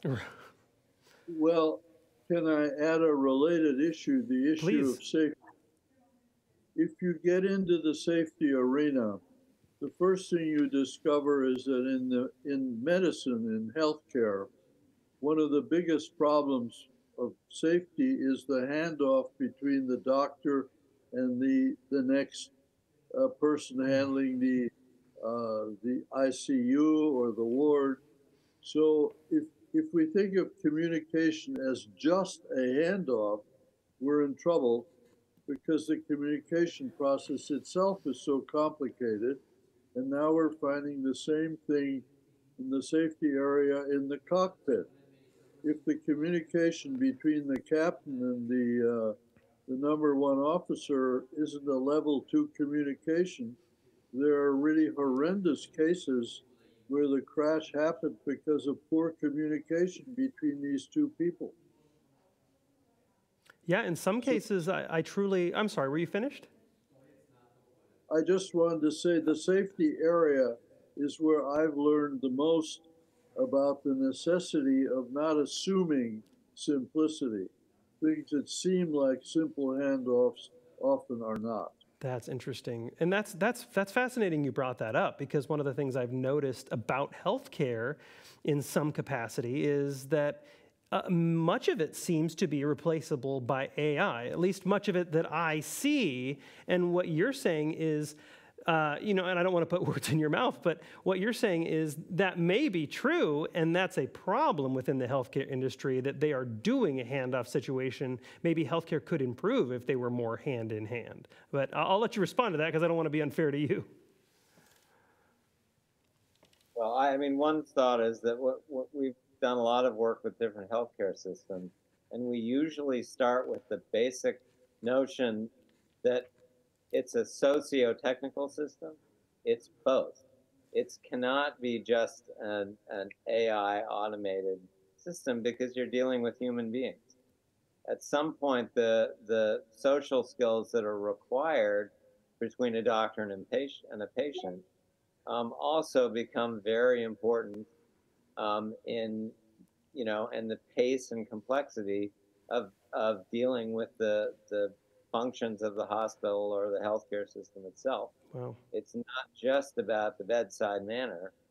You need to be, you know, sort of presenting that same face within, you know, the subsystem of the hospital, within a ward or in a huddle or in an OR. That same level of human-to-human communication is very valuable. It's usually the thing that separates, you know, errors from successful procedures. Wow. You know, lots of things can go wrong, and if the surgeon and all of the other supporting cast in a complex operation are not communicating fully, things can go wrong. And they may not be things that would show up, you know, in the metrics of an AI, right? Or in the perception of the subtle things that humans are very good at perceiving that they need to be sharing in complex. I mean, we'll move on, but can you imagine if our healthcare system in the world, but, you know, I obviously live in the US, but if the healthcare system led the way you lead and the way you talk about humble inquiry, I imagine we'd have far, far better patient outcomes and far less cost for individuals. I think it would be incredible to see that. With our final 4 minutes here, I do want to say, I always try to anticipate what are some areas people will push back. Because you've heard probably thousands of reasons that people don't have time to ask a bunch of questions. I'm the know-it-all boss. I know everything. And you probably noticed I snuck that in there, the know-it-all boss. But there may be someone who does think they have all the answers. So, I mean, I agree. Inquiry is far superior as a way to motivate people. And as you point out, coaches and therapists use it for a reason. We discussed that in the top of the interview. But the leader may say, hey, it requires time I don't have. So is there ever a time when commanding and just getting it done and not listening to people is appropriate, or is humble inquiry always the best, most efficient way to lead an organization? The basic misunderstanding is that it takes time. Mm-hmm. I have learned when someone asks me for advice, I can immediately say, well, tell me what's worrying you. We only have 2 minutes. What's going on? I can be very directive in forcing them to be clear what they want me to help with. And that does not take a lot of time, but it is still humble inquiry. Peter? Where do we get the idea that endless questions is the way it works? It's the kind of question, the mutual recognition, we don't have time to think about it, but I, the advice giver, the autocratic manager, still can say, what the hell is going on? You've got 20 seconds to tell me. And I guess our general argument about advice would be, you better be really sure you know what's going on before you try to advise somebody. Right? That's people may come and ask you for advice, but you don't know that that's what they really want. You need to draw them out a little bit before you should feel at all qualified to give advice. I guess I would say the same thing about tough directions, tough decisions in a crisis. You as the leader, you're going to gain more by drawing other people out and figuring out what they know than just, being decisive and feeling that decisiveness is actually going to get you to a better outcome. It might, but the odds are lower that it will. If you don't draw people out and figure out what they know, that's going to be direct inputs into the decision. And I like what you say in the book with our final minute. You were very clear, and I'm glad you put this in here, because I'll be honest, I've done this. I've done it, and it didn't work well for me. As you point out in the book, it would not. You basically say, don't try to manipulate people with humble inquiry.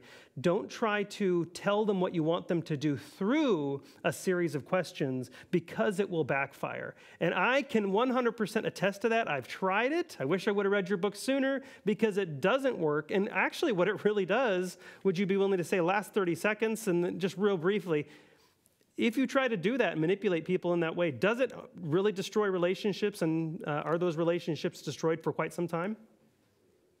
Well, I just want to say quickly what the gut check for that manipulation is. Are you asking questions that you don't know the answer to? Yeah. Because the way you come across as manipulating is when you ask questions that you do know the answer to, and you're clearly leading the person on. Yeah. And people have very good radars for that. And that's that's a really good place to leave it. Edgar and Peter Schein, founders of the Organizational Culture and Leadership Institute and co-authors of Humble Inquiry. Thanks for coming on the show. Thank you for having us. Thank you for having us. Discussion.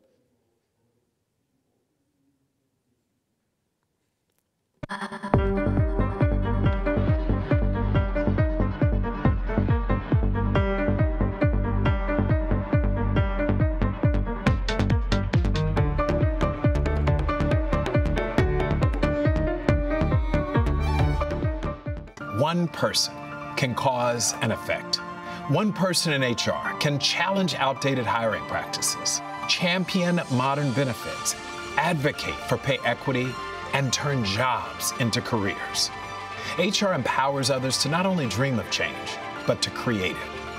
When your team turns to you, where do you turn? The SHRM Executive Network is an elite global community of CHROs at the intersection of people and business. Apply for access today.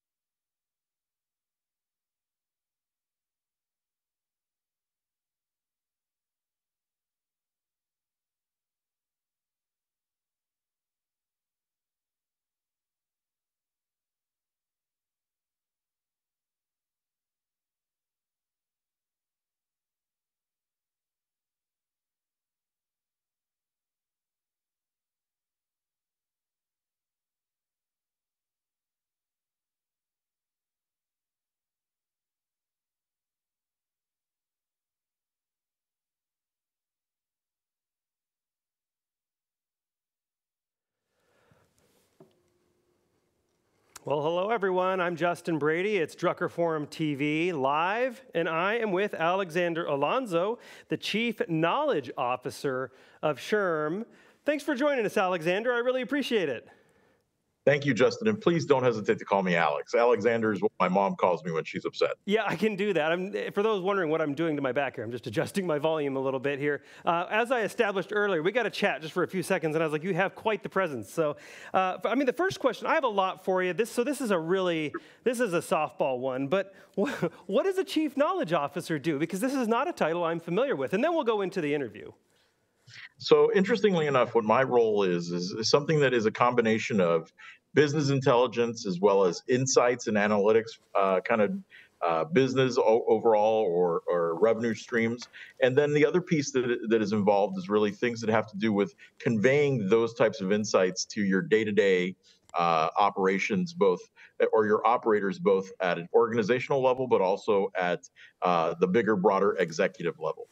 Got it. Okay, that's very helpful. So yeah, I appreciate you giving me a preview of that and all the viewers around the world a preview of that. So I did get into the book. I tackled large chunks of it. My goal was to get the whole thing read cover to cover. I think I came within like 15% of that. I was super close. So I did want to be prepared to talk with you today. Obviously, I appreciate the time. Sure. Here, let's start on this one. Obviously, taboo topics, politics. You have a lot of stories. That's one of the things in talking taboo. A lot of personal experiences, anecdotes, and stories of actual circumstances that happened and how you handled them. So here's the challenge for me, right? That conflict, because Drucker talked about conflict, and he talked about, I think it was Alfred Sloan, or I think that's who it was, sometimes dismissing meetings when there wasn't enough disagreement. And so clearly there's a spectrum. It was Alfred Sloan, I have it written down here in my notes. Obviously there's healthy conflict, but where's that line between healthy and unhealthy? At what point on that spectrum do we see performance impacted? Well, so interestingly enough, what comes to mind is actually the work of a couple researchers by the name of Sternberg and Dobson, who really kind of detailed what was valuable conflict, right? And conflict that was valuable was the kind that dealt specifically with information conflict, not relationship conflict. Relationship conflict was what happened when you and I have a personality kind of disagreement and we can't move beyond that. However, in the era of polarization, what we've seen is that there's good kind of conflict as long as it stays in one key domain. We have different perspectives. We have different points of view on anything. It could be everything from the basic way things should be done in our culture, all the way through to things like the craziness around Amber Heard and Johnny Depp's divorce, right? Any number of those things are at play, but the key is to keep it in, we have different perspectives as opposed to jumping to two stages of cognitive process. The first is getting entrenched. That means I'm going to dig in and I'm going to defend that position no matter what. It immediately turns off my listening receptors and it makes it such that I am not able to listen to learn. Yeah. The second phase is then the minute that I have done that and I stay in that entrenchment way too long, I start to weaponize, meaning I want to compete and I'm going to use anything at my disposal to defeat you because you have a different perspective. So remind me again, I wanted to write that down. You said there are two different kinds of conflict, information and was it relational? Relationship, yeah. Relationship. Got it. And so some of the things you're saying are kind of aligned with what Dr. Nate Regier, CEO of Next Element, says about drama. Do you know Dr. Regier? I don't know him, but I've heard of him. You've heard of him, yeah. Okay, so he talks about conflict is good as long as it's not drama. I think it's like if it turns to drama, it's bad conflict. And so that's a really good distinction. So it does look like to me that understanding what kind of conflict it is key for HR and leadership. So obviously, I said earlier, you have a lot of stories, and a lot of them are quite funny. I mean, maybe I shouldn't be laughing, but maybe you laugh looking back retroactively. But stupid comments, dumb political flags, T-shirts, etc., worn in the workplace. So I get why someone would be uncomfortable on that stuff. But here's the challenge I see with leaders and HR professionals is do they risk overstepping or over-sterilizing the workplace if they jump in too early? For example, someone brings up politics at work. It looks like it's kind of a passionate discussion. HR jumps in, bans politics. Does that potentially risk hurting culture even worse if HR and leaders they don't take the temperature right and they jump in too quickly?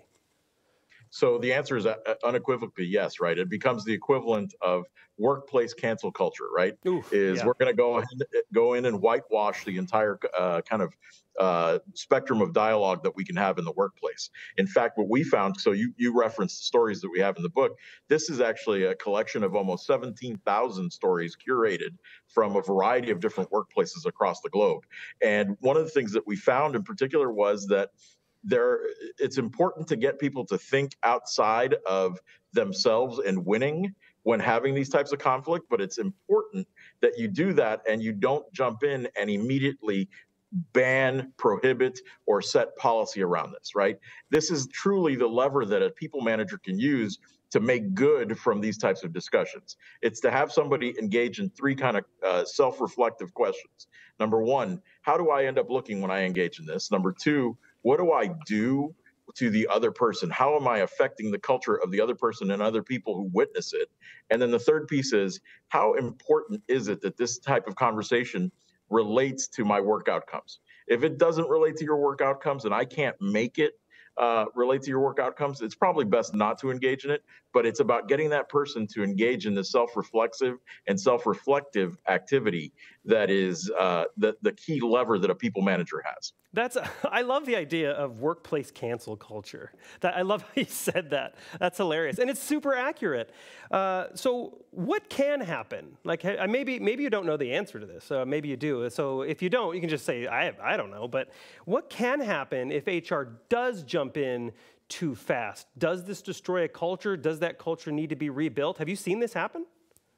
Oh, we've seen it happen, and we actually have countless episodes of this where, candidly, what ends up happening is you immediately make it such that you put a stigma on the two players in the kind of conversation or the discussion, and then you also immediately make it so that that manager is viewed as ineffective according to their peers and viewed as someone who isn't aligned with the mission of the organization. Wow. So the minute that you jump in as HR, you are immediately undercutting the other half of what is HR, which is good people managers. And if you look at the research out there, whether it's the folks at Gallup, whether it's the folks at McKinsey, take your pick, half of what goes on in people management is the nuts and bolts of what HR does and the strategic elements of HR. The other half of it is making sure that managers are doing their job, right? And I think of Jim Clifton, who says all the time, it's the manager, right? And one of the things that strikes me is an effective manager is somebody who can actually mitigate the impact of these types of situations and then turn them into something that is productive.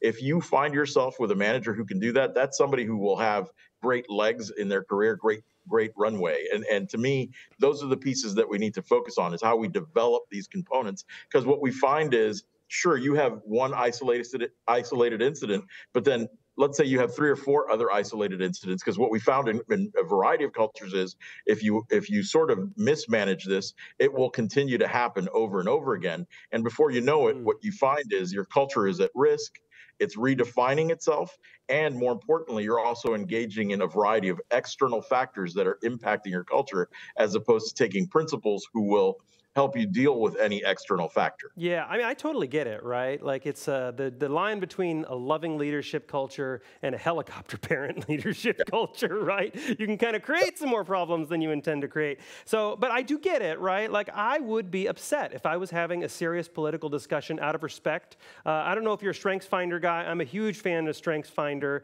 and one of my top 5 is command. And so I love to have, like yourself, you talk about this in the book, that you love debate. You love discussion. You love watching that unfold. I'm the same way, but I feel like the fear for me would be someone would interpret that as aggressive behavior, even though if someone takes a polar opposite position to me and they disagree with me, I have more respect for them. And so if someone jumped in too quickly, I can imagine that would really hurt my relationship with the culture. I work with entrepreneurs quite a bit, like smaller entities, startups, and maybe I'm in a bubble, but I don't see, and again, I'm client side, so I'm not in the cultures all day long, but I don't see a lot of the stuff you describe in the book playing out in front of me. Do I just not see it, or do startups kind of self-handle things because there is a lot of ownership and they don't really have a choice, they can't afford the time, so people kind of self-manage? Is that accurate? Am I seeing something, or is it all in my head? So startups, by definition, are typically much more autonomous in what they're engaging in, and the work that's going on is far more autonomous because typically you have limited resources. You have resources that are focused more directly on a key activity, which is turning the organization into something that is sustainable, profitable, and fungible, right? And so what you see with startups is there's an alignment of purpose, but then more importantly, there's a willingness and a grace that exists within the world of startups. And I say this having worked with a variety of different founders in the Inc. Space, Inc. magazine space. And one of the things that strikes me is we see those organizations having very different characteristics, right? It's almost the old adage of forming, norming, and storming, right? Or forming, storming, forming, right? And one of the things that we find is that storming actually makes it so that there is inherent conflict, but at the end of the day, it's the kind of conflict that is productive. It's almost understood that in that stage, you will actually have conflict and it will lead to productivity, and it could be conflict on any number of things. What I find interesting is we as organizations don't spend enough time doing that storming and extending that storming into our cultures. We get to this habit of norming because we want to set our culture and expect our culture to persist in terms of the values and guiding principles that we set. But one of the guiding principles should be that we are continually storming and we are engaging in healthy conflict. And expanding the definition of healthy conflict will help us actually achieve greater outcomes in a variety of different ways. Yeah, that's well said. I mean, it comes down to, just to kind of recap that, alignment of purpose. That's what you said, good word, or good words, I guess. And basically ensuring ownership and culture. It's not, startups kind of do this autonomously, like you said. They're smaller, they're self-assembled teams, they're generally more aligned. The bigger an organization gets, it's maybe a little bit harder to do that, I'd guess. I'm not the expert. But one more thing before I let you go. We just have a few minutes left with you. But social media control, that was a difficult one for me. Like, there's an executive in the book that had a few social media PR issues. In the book, some actually suggest employees sign and follow social media guidelines that carry work rules into their personal lives. Now, as a PR person myself, I do PR and comms for tech companies that have unique solutions. So I get it. I don't want, there have been some clients in the past that I was like, I would like to take their phone away because that will hurt them, right? Now, obviously, I'm not the boss, but I understand wanting to control image, but how far is too far? And we got about 1:30 on this response. It's interesting. Lord knows that you could kill a career and kill an organization in 144 characters, or I guess yes. 288 characters, and how fitting given the time that we're in today, right? But what I would argue that the too far, the bound of where we're going is when someone is engaging in things that are truly counterproductive and harmful, right? The area where I think we dredge ourselves in terms of organizations too much is that notion of being in the space that is, well, that's probably not good judgment, but it's not a terrible situation. Whereas there's a variety of different things where we go too far. I think when it comes to hate speech, that's something that should be regulated. Things that deal with kind of harm to others or harm to oneself. Those are the kind of areas where we find organizations really trying to intend and actually focus on how we limit things. But that, to me, is the right space to be playing in. I almost liken it to something that Bob Chapman, the chairman of Barry Wehmiller Enterprises, shared with me once, which was we should live in the span of care, and sometimes that care is helping people care for themselves when they don't understand how to care for themselves, and especially in the world of social media. Wow. Last 30 seconds here. What's that? I mean, you've unpacked a lot of stuff, and I know for some leaders it's quite intimidating. In a sentence, what is that one big idea that executives can take home right now? What's that one thing they can change starting today? The one thing they can change starting today is encourage their teams to engage in taboo discussions, because it will increase the amount of culture that you have in the workplace. Wow, that was perfect. I didn't even cue you up for the one big thing, and you just freaking nailed it out of the park. Well done. Alexander Alonso, Chief Knowledge Officer of SHRM and the author of Talking Taboo. Thank you so much for joining me and everyone on Drucker Forum TV. Thank you so much, David. It was a pleasure.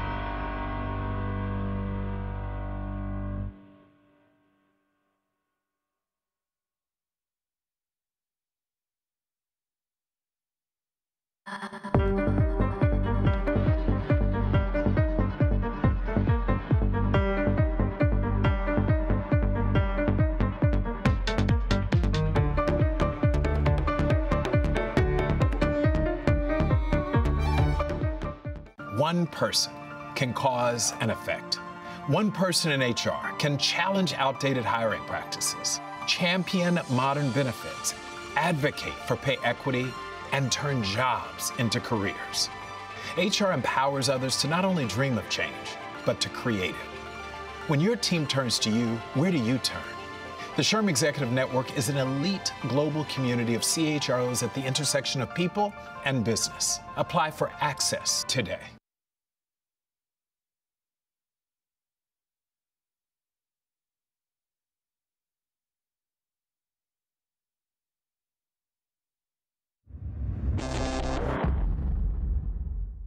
Vienna is Europe's best kept secret. Everything about it is amazing, it's beautiful. I'm particularly impressed by the fact that they balance art and history with technology and modernity, and without either being in conflict. That's amazing, and I wish everyone else in the world could learn from it. One of the interesting things that I've experienced here is not just in my interactions with the experts, the academics and the business practitioners, but also my peers who have come through the Drucker Challenge as well.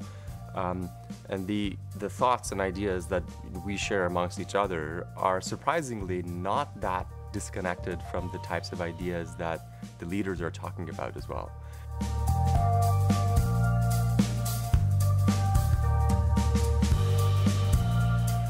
When I first was involved in the Drucker Challenge, in particular, I was the one person that wasn't a traditional MBA person working in the corporate space. Now I'm amazed by the diversity and the size of the group of exciting and interesting people from working in all different sectors and from all across the world. So I'm excited by how diverse and how interesting the Drucker Challenge participants are.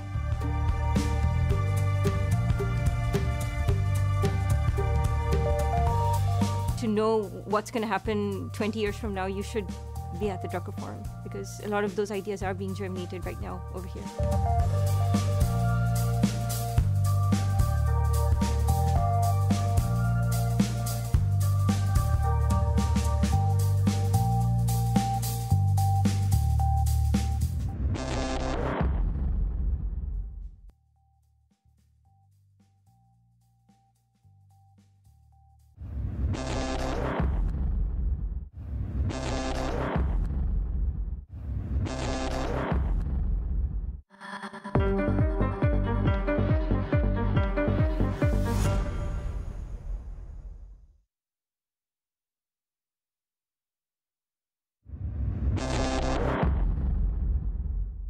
Vienna is Europe's best kept secret. Everything about it is amazing, it's beautiful. I'm particularly impressed by the fact that they balance art and history with technology and modernity, and without either being in conflict. That's amazing, and I wish everyone else in the world could learn from it. One of the interesting things that I've experienced here is not just in my interactions with the experts, the academics and the business practitioners, but also my peers who have come through the Drucker Challenge as well. And the thoughts and ideas that we share amongst each other are surprisingly not that disconnected from the types of ideas that the leaders are talking about as well.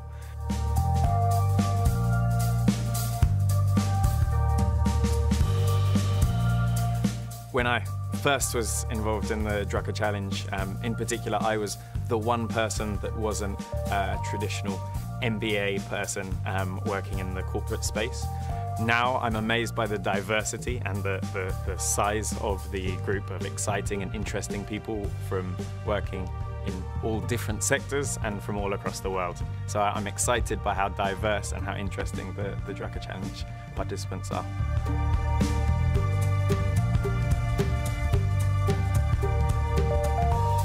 To know what's going to happen 20 years from now, you should be at the Drucker Forum, because a lot of those ideas are being germinated right now over here.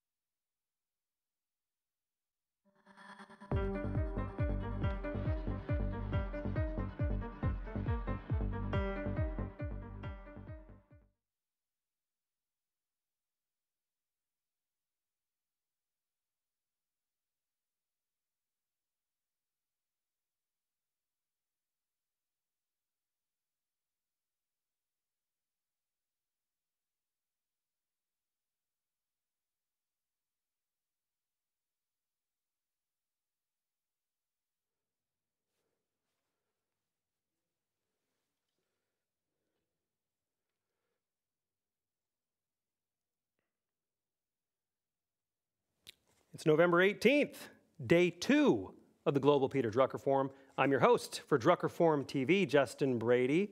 Thank you so much for joining me, everybody. Feel free to tweet at us. We're pretty easy to find on social media. Of course, I'm pretty easy to find as well, at Justin Brady, but most importantly, follow the Peter Drucker Forum at GDrucker Forum and also on all the other social media platforms, LinkedIn and Facebook. It's even easier. You can just, search it up. And then we have a hashtag. It's a new hashtag, DRUCKER Forum TV. So let's get that rolling. If you have any reactions, if you have any questions, Drucker Forum TV is the hashtag. And obviously, there are the social media platforms that you might want to know about. Hit us up on all of those platforms. Leave comments, interact, retweet us, reshare things. We would really, really appreciate that. So let's catch you up. Where have we been? We just spoke with, well, I guess I should say I just spoke with, what an hour, SHRM's Chief Knowledge Officer, Alexander Alonso, about taboo topics at work. This is really tough. I don't know if you're watching the interview and you thought, this isn't really rocket science, guys, but it's very difficult to thread that needle. As he clearly spoke, if HR and your leadership jump in too fast, you risk creating a toxic environment. I can relate to this, honestly. There have been times when I've been having a very appropriate discussion with someone, and all of a sudden a third party is offended, or they want to step in because they're uncomfortable. So this is actually a very, very difficult balance. And so I really appreciate Alexander's or Alex's thoughts on this. Also, we heard from Edgar and Peter Schein about humble inquiry, another incredible topic, because I have noticed when you tell people, and you know what's funny is Alexander kind of repeated this same sentiment, but when you tell people to do something and you don't listen to them, they dig their heels in. They may comply on the surface, but in reality, underneath that surface, they're angry, they're upset, and they're fighting against you, and it's taking more resources, more time. So humble inquiry is a fantastic approach to, and I like that Edgar, if you noticed, he pushed back a little bit on buy-in. That was very, very smart. So you don't want buy-in, you want alignment. So we're all about cultivating meaningful conversations here on Drucker Forum TV. It's all about that, and we've been doing that with Adi Ignatius, the Executive Vice President and Editor-in-Chief of Harvard Business Review Group. Also, Rita McGrath, Professor of Strategy at Columbia Business School, has been here. Gary Hamel, the author of Humanocracy. Absolutely incredible people. Up next, though, Jyoti Guptara will interview John Clifton. That's coming up very, very soon, about blind spots and how leaders miss the rise of global unhappiness. But right now, I think we should hear from the man himself, Richard Straub. He's next.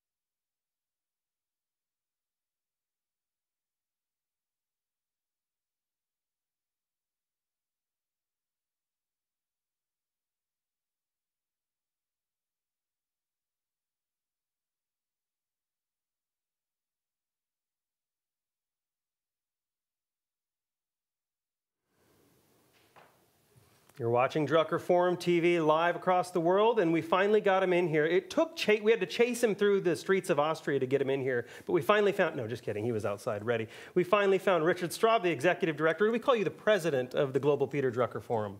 Yes. Yes, both work. Yeah. King, can we call you the king of the? Oh, we can't do that. King doesn't work. We are in a castle. We're in a castle here in some way. That is we are in a palace. So for today, you're the emperor of the Global Peter Drucker Forum. Yeah. So I want to know about topic choice, because you chose this a year ago, and it's almost as if you have prophets on your board or something like that. How did your team go about selecting the topic for the 14th annual Global Peter Drucker Forum? Because clearly, with everything going on in the world, this is the perfect topic. Yes, there is no magic formula, I would say, because we are trying to find out what topics, and they are quite broad. I mean, the topics we use year by year are broad. And in a time of crisis, you think, of course, about different broad topic, as in a year of where everything is fine and everybody thinks we have just growth ahead of us. So we came to that in a discussion with various stakeholders. So performance and entrepreneurship, right? That's kind of the theme, obviously. Yeah. And was this on the decline before the pandemic? Because I think here's what we're seeing. Let me back up a little bit. I think we're seeing a lot of people blame performance and safety thinking and cautiousness. I think I see a lot of people blaming that on the pandemic. Well, it's the pandemic's fault. It disrupted everything. It's not normally like this.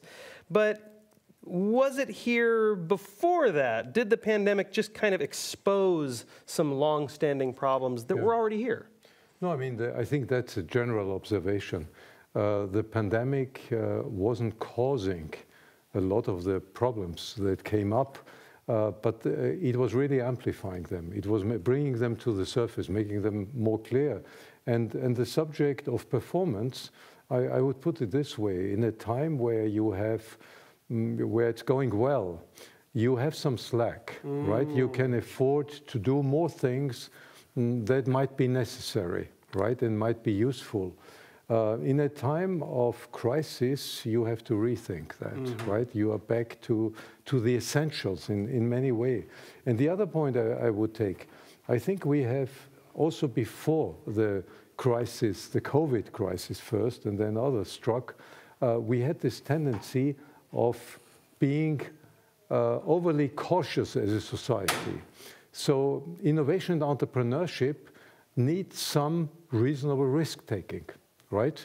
If you want to innovate, you cannot do it by taking no risk at all. You take a risk as an entrepreneur, for sure, because you take a risk of losing your investment. And there are also, when you think about innovation, there are areas where you explore something new, where somebody could construct a terrible danger, but you don't know in most cases. So we have also this tendency, which is a bit against the entrepreneurial spirit, that we want to be a no-risk society. And a no-risk society in reality doesn't exist. That doesn't mean we don't need to practice reasonable risk management, but it means that we need to be more open if we want to innovate. Yeah, and so you see a lot of people that just decided to bury their head in the sand, right? And some people took that as an opportunity to adapt, but other people used it as an opportunity to bury their head in the sand. You said something interesting that I think I remember reading. Drucker said, he said that some leaders, and he basically, I don't remember how he put it, but only Drucker can put it this way, but he basically cautions about leaders that just say, we need more data, we need more data, we need more data, and how that's kind of kicking the can down the road. Did the pandemic stop that kicking, or are people still kicking that can? Are people still looking for more data?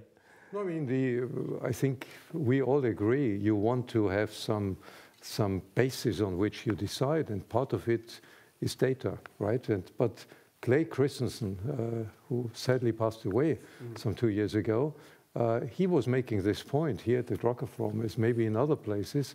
He said data, when he brought a longer story that I cannot repeat right now, but basically it was going to the point that somebody comes to heaven and says, where are the data And you know, the angels there say, no, data are not here. Now, where are they? Data are in hell. I said, why are they in hell?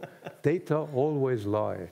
So that means the point is, if you rely on data, you may go, entirely rely on data, you may go a very dangerous path. So data are useful if they are used in the right context and if there is a human theory behind it, where we say, okay, in this context and with this type of understanding of reality, they make sense. Yeah. Otherwise, data, you can do whatever with data. So Clay Christensen is, I think, a famous voice in this subject. So I'm not against data, but I'm against everyone who says, let's just look at the data and that will be the only basis for our decision. Oh, that's so true. And I think a lot of people do go dangerously down that path, right? Too much data. And I see that today, right? I see like analytics and I see data scientists, and there's nothing wrong with analytics and data scientists, but some people live in that data and they don't just go out and talk to the customer. They don't just go out and talk to them and ask them the reason they came to the website or the reason they did X, Y, and Z. And it's so funny because in the late 60s, Drucker warned about the computer. He warned that this would happen. He warned that this would put more distance between us and the customer, right?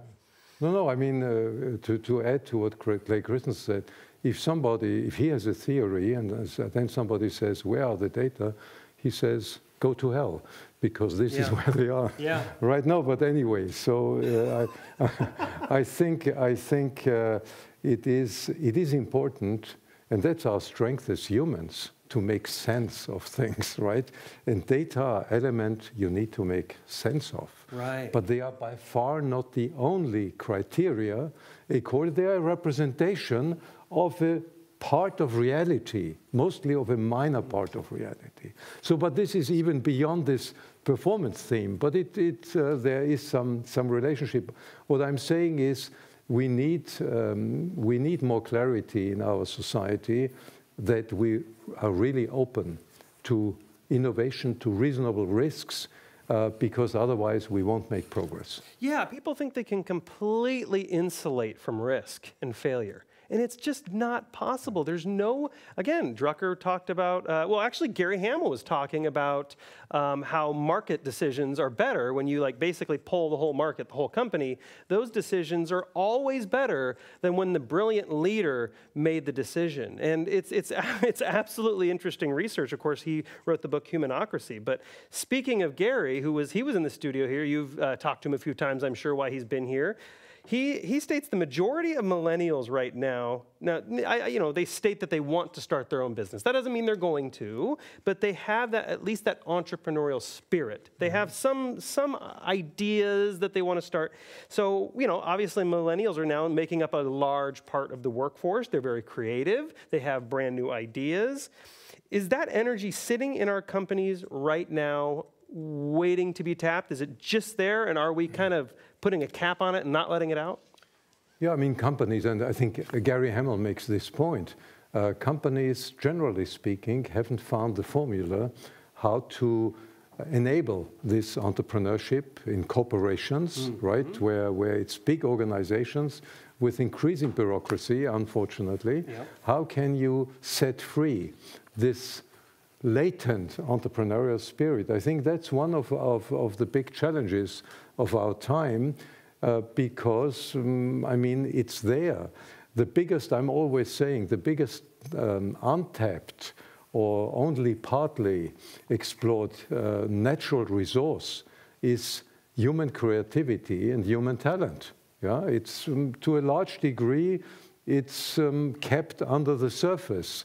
And this is a management responsibility. This is where managers can excel, right? In terms of finding out where are the strengths of my team, of people that I'm responsible for, and how can I help to get these strengths to bear? And that's a direct impact on performance. That's not by directing them to do something, but by finding what are they good at and how can I help as a manager to make them effective. Yeah, and that's really good. And there's been another theme today, of course, about listening. And a lot of the speakers that you all bring into the Global Peter Drucker Forum, they all talk about being an expert listener, right? And you can't do what you just described, which is listen to the ideas that are around you, those great ideas, and elevate those ideas to the top. Yeah. Don't turn something into a hierarchy of no, turn it in, or what Gary Hamel would call bureaucracy of no. Bring those ideas up, because I'm sure there's a lot of people watching that have that experience where they had this brilliant idea, this great idea that would have made the company $1 billion, and no one's listening to them at all. So this is interesting because this ties into Gallup has numbers on low engagement, right? They keep these numbers, it's always low. And at the CHRO roundtable years ago, leadership admitted they simply did not know how to track performance. So what is the biggest message these leaders, executives around the world, should take from the Global Peter Drucker Forum and Drucker TV today? We discuss, of course, this subject since many years, right? And Peter Drucker has already laid the foundation for it in terms of, how can you help people really to become effective, and what can be done. I think what we hear in the various sessions is that it relates very much to a leadership role, where the leader is in a positive way showing, authenticity, is showing his or her readiness to give trust to his population, to his people, ensures the right skills are there. So there are a few things that can be done, actually, right? So there are a few things that can be done. That's good. And I think the challenge is, we're discussing it since quite some time. So we're hitting the 0 on there, so let's get the last thought in there, and then I'll let them, because otherwise they're going to come in here and tackle me. Okay. So Richard Straub, Executive Director of the Global Peter Drucker Forum. Thank you so much for coming in the big box here and joining us all live on Drucker Forum TV. I'm Justin Brady.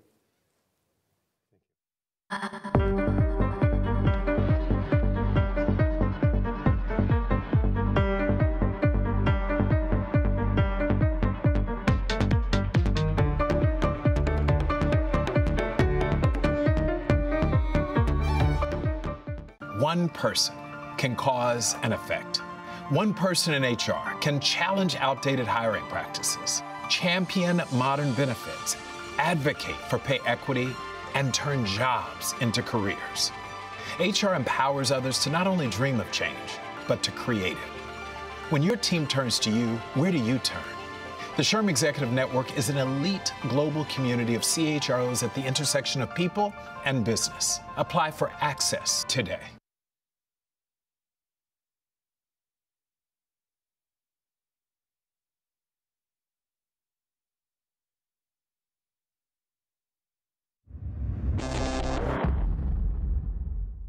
Vienna is Europe's best kept secret.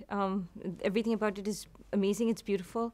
I'm particularly impressed by the fact that they balance art and history with technology and modernity, and without either being in conflict. That's amazing, and I wish everyone else in the world could learn from it. One of the interesting things that I've experienced here is not just in my interactions with the experts, the academics and the business practitioners, but also my peers who have come through the Drucker Challenge as well. And the thoughts and ideas that we share amongst each other are surprisingly not that disconnected from the types of ideas that the leaders are talking about as well.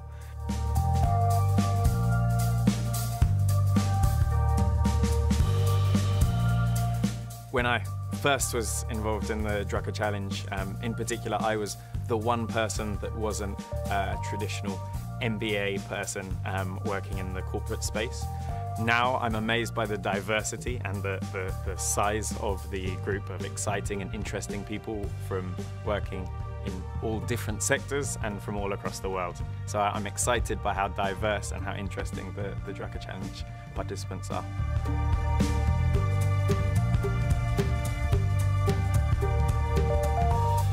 To to know what's going to happen 20 years from now, you should be at the Drucker Forum, because a lot of those ideas are being germinated right now over here.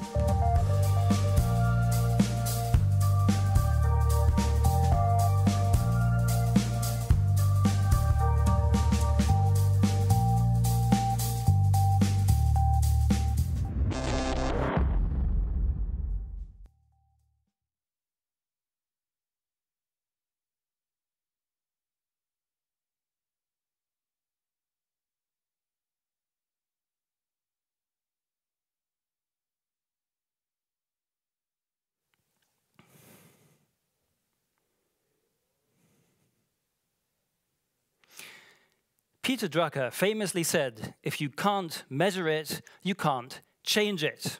But what do we measure? According to polls, a majority of Britons believed that EU membership would be better for the economy. That's what the Remain campaign communicated, and the majority agreed. And yet they left. If you can measure it, you can change it. And in that sense, joining us now is perhaps the leader of the world's most Druckerian organization, Gallup, the global analytics and advice firm. John Clifton is CEO of Gallup, and his new book, Blind Spot, is already a Wall Street Journal bestseller. Congratulations, John, and thank you for joining us. Gulati, thank you for having me. You're Mr. Statistics, John. How do you remember all of those numbers? Photographic memory?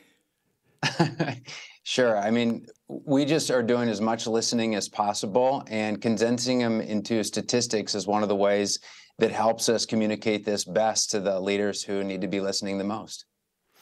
Now, let's talk about your new book, Blind Spot. Brexit and Trump polling was way off. So what are some of the blind spots when it comes to what or how we measure?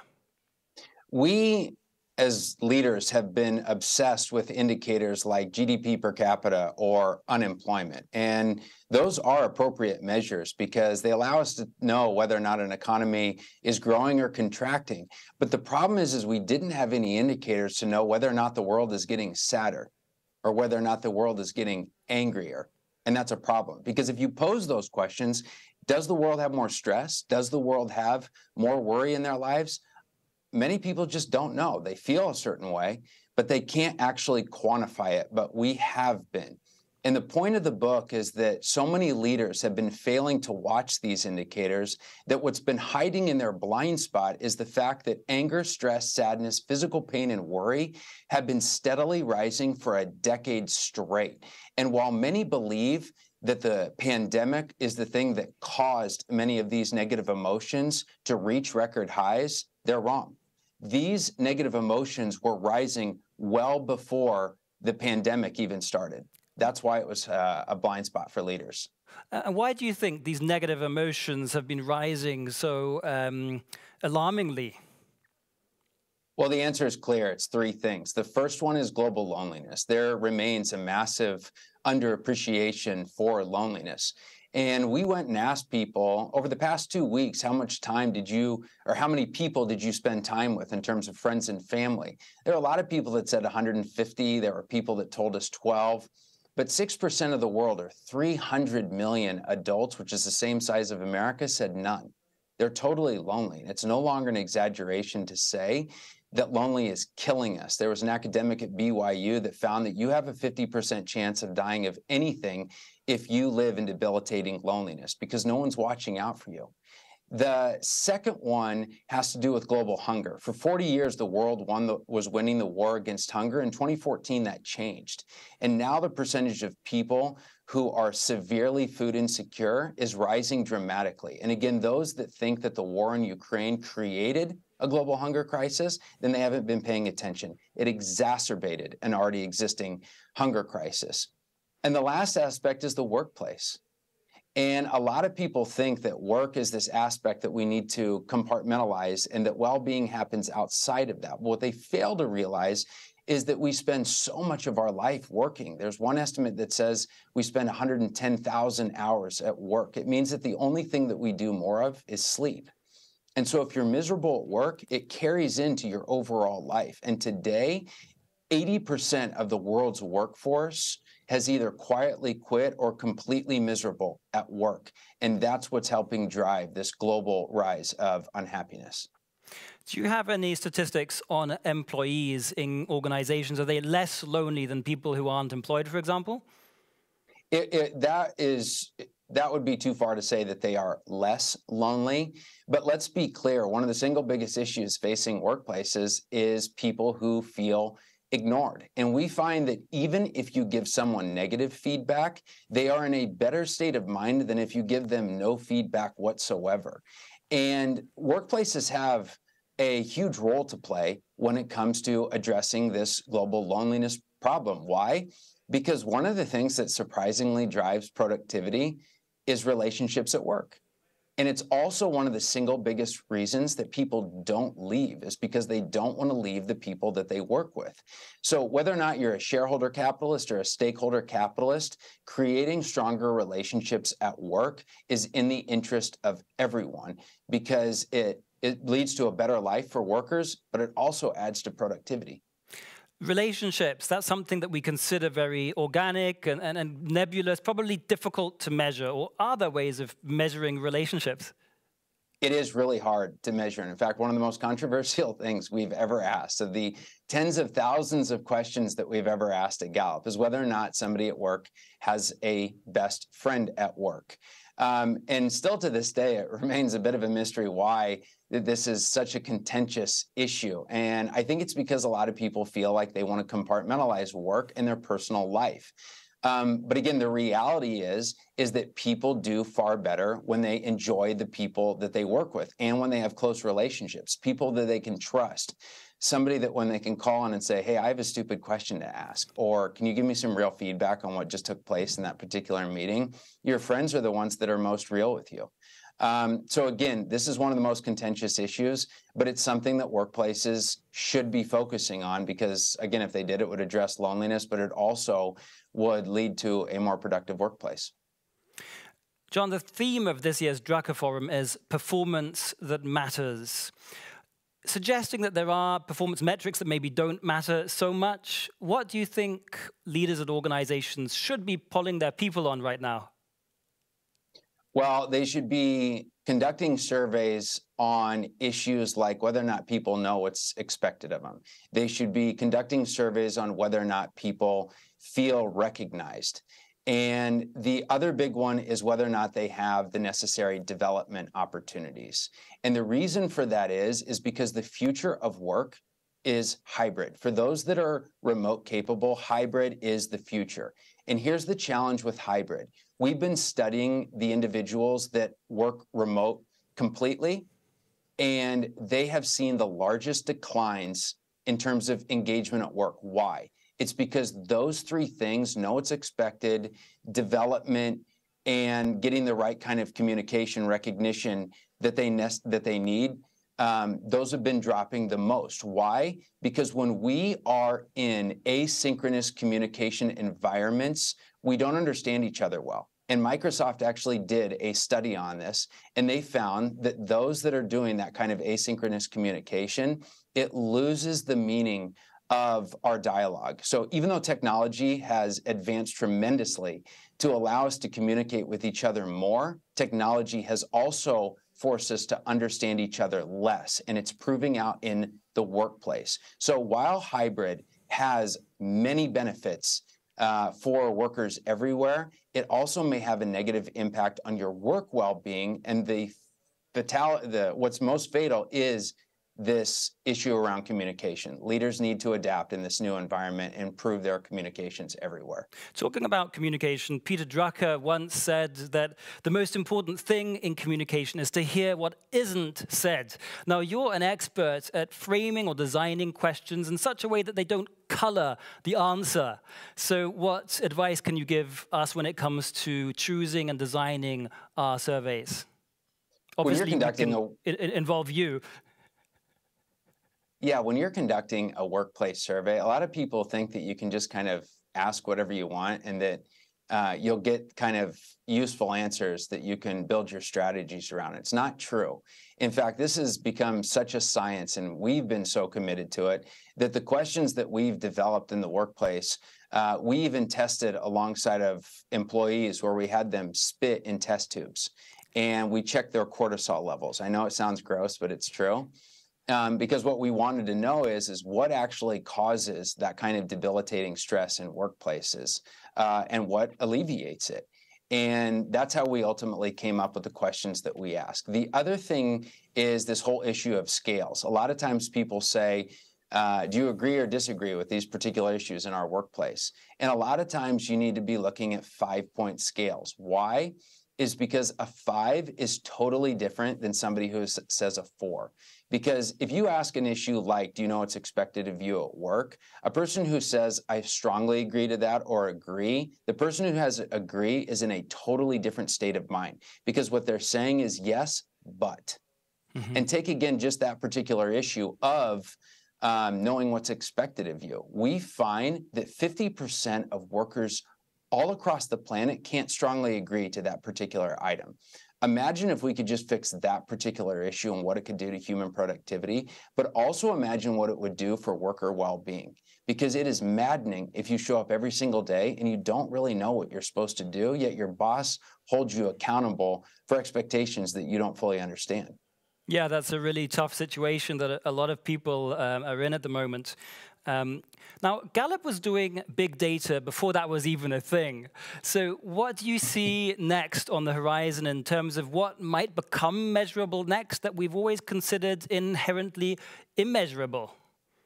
Well, when the big data revolution started, there are those that have been obsessed with data, and when some refer to it as big data, we were surprised because it's what we call data. So we are obsessed with collecting metrics on virtually everything, except especially those things that some feel are unquantifiable. But I think the future is still going to be asking people questions, because one of the biggest things that people, especially leaders, don't fully appreciate is the total candor that people give you when you ask them a question. As an organization now that's been conducting in-person surveys in over 100 countries every single year, and obviously we call into homes in another 40 countries every single year, it is shocking that no matter what you ask people, the candor in which they'll exhibit with a complete stranger. You ask them about their stress, you ask them about their anger. If you ask, they will tell you. And a lot of times people in a workplace will say, well, we can't really say how we feel. But interestingly enough, if they approach a leader and they say, you know, none of us can really say what we really want around here, well, you just did. So there's an irony in that exact statement because they felt comfortable at least saying that to that particular leader. So again, this is why listening is so critical, because when you start to ask the right questions, you will get exactly the answers that you're looking for. John, one of the more interesting things that I've been asked to do in the area of business storytelling is in virtual reality, change management programs. Do you have any data on what virtual reality might do to us and to work? Not enough, but we do, again, as I mentioned, technology is helping keep us connected. But let's be clear, when you are in a virtual reality setting, take the metaverse, for example, we will have to make certain adaptations when somebody presents themselves differently in an avatar.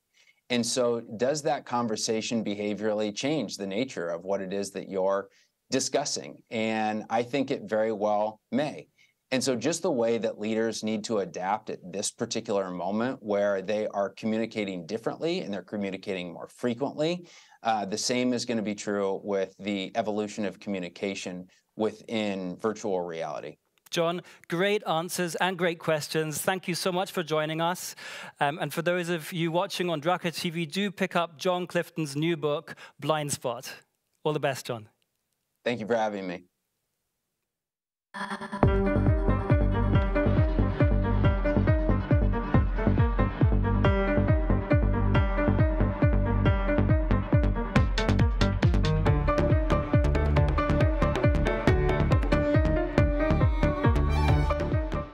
One person can cause an effect. One person in HR can challenge outdated hiring practices, champion modern benefits, advocate for pay equity, and turn jobs into careers. HR empowers others to not only dream of change, but to create it. When your team turns to you, where do you turn? The SHRM Executive Network is an elite global community of CHROs at the intersection of people and business. Apply for access today.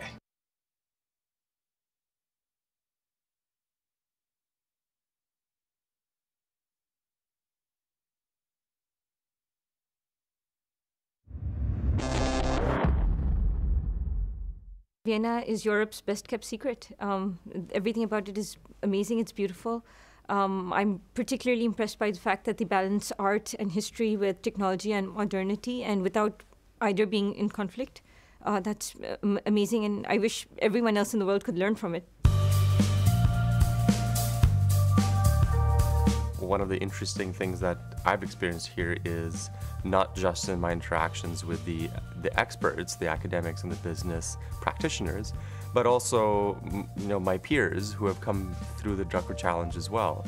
And the thoughts and ideas that we share amongst each other are surprisingly not that disconnected from the types of ideas that the leaders are talking about as well.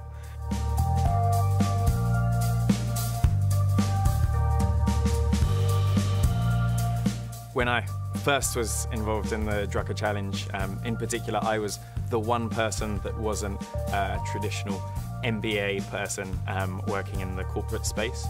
Now I'm amazed by the diversity and the size of the group of exciting and interesting people from working in all different sectors and from all across the world. So I'm excited by how diverse and how interesting the Drucker Challenge participants are.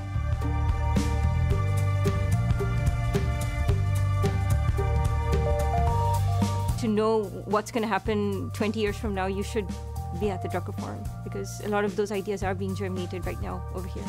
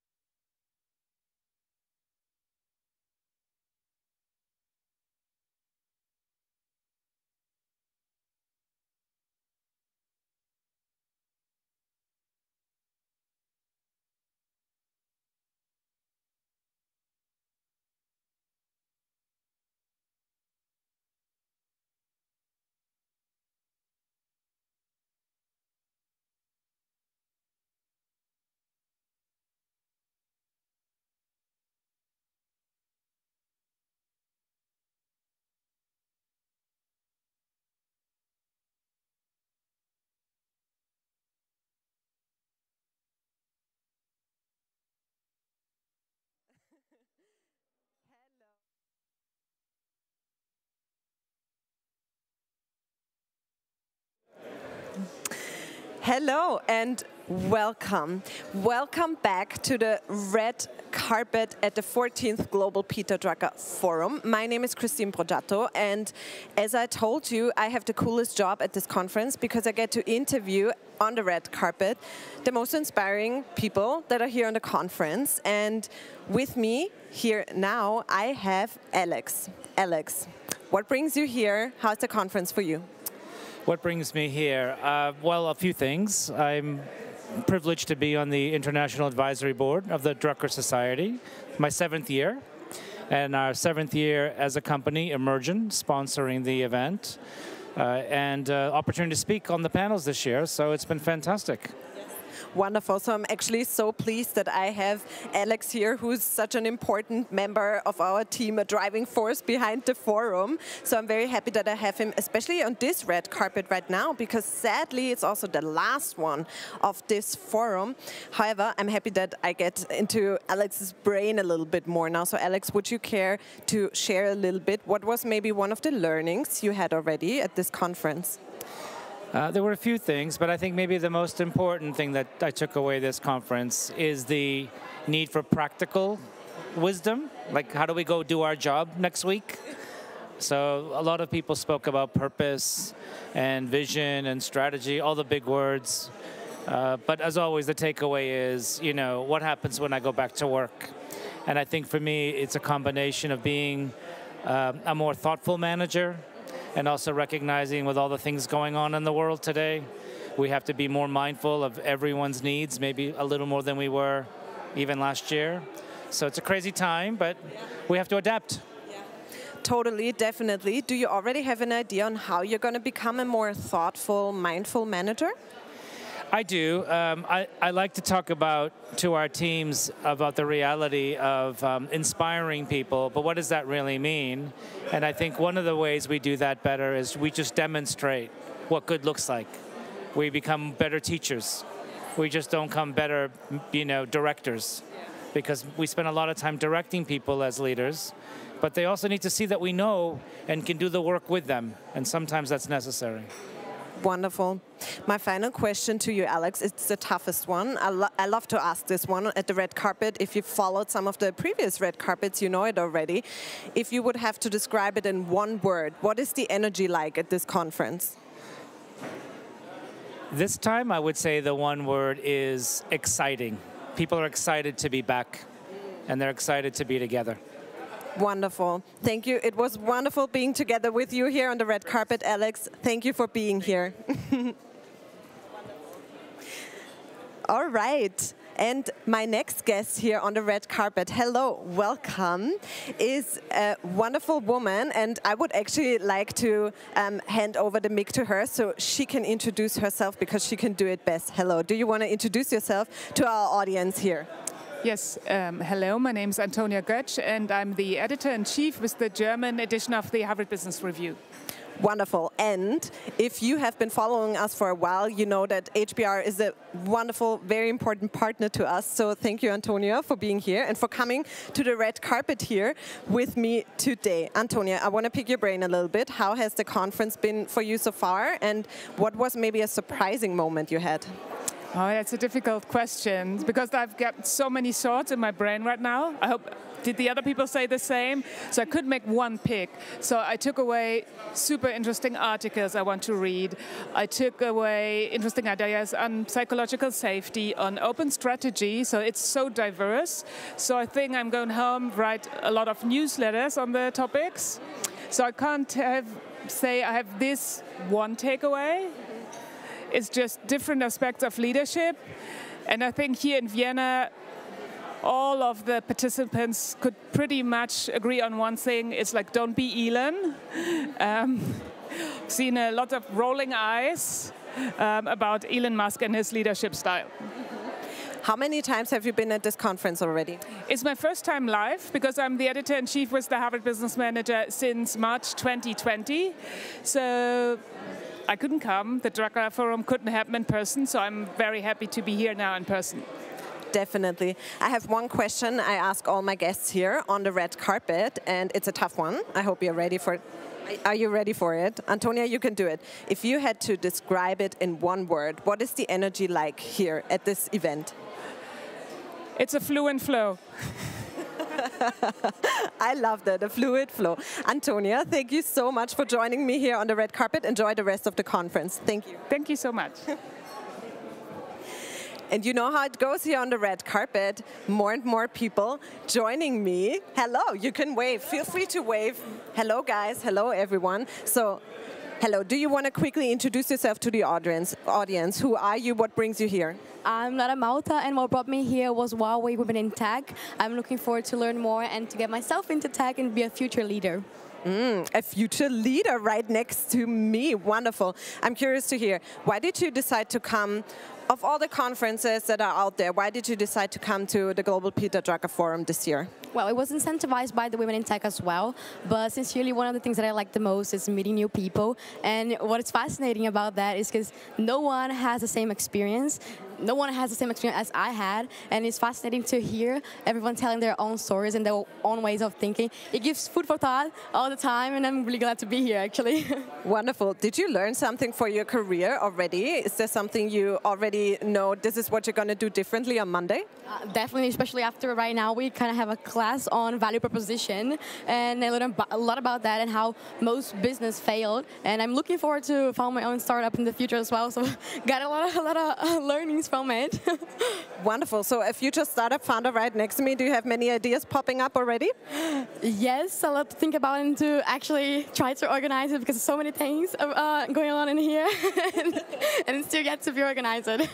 Wonderful. I have one question I ask everyone here on the red carpet, and it's if you had to describe it in one word, how would you describe the energy at this conference? That's easy. Inspirational. Inspiration, that was? Inspiration it is.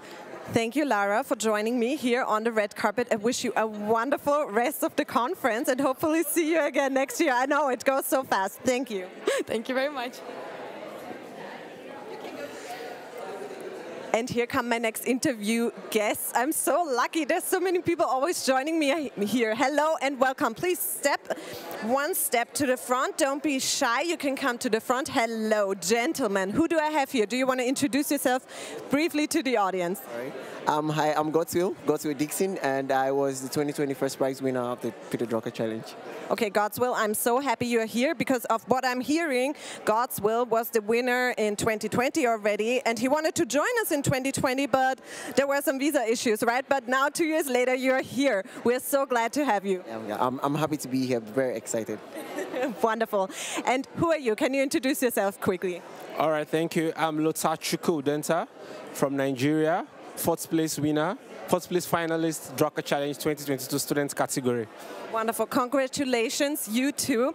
I want to ask you a little bit, why did you decide to actually compete in the Drucker Challenge? Like, what was this moment where you thought, yeah, that this could be a good idea? Can you share a little bit? Okay. Sure. So particularly, I was interested in the topic, the passion economy. It's really a very interesting topic. But aside that, I read How to Manage Yourself, How to Manage Oneself by Peter Drucker. And then it was really, yeah, it's a good book. So I said, why not? Why don't I just put in for this, this competition? And then voila, I'm here. Wonderful. Thank you for sharing. Godswill, how was that for you? How was that moment? Why did you decide to come here? Right. Or to actually participate in the Drucker Challenge? Right.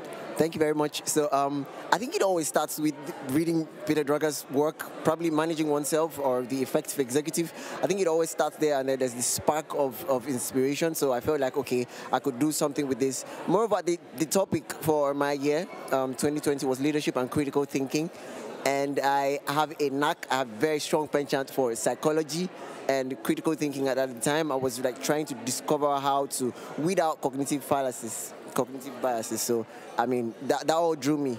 That all drew me to participate. And so I just wanted to present an essay that would give everybody something to think about. And I'm glad I did.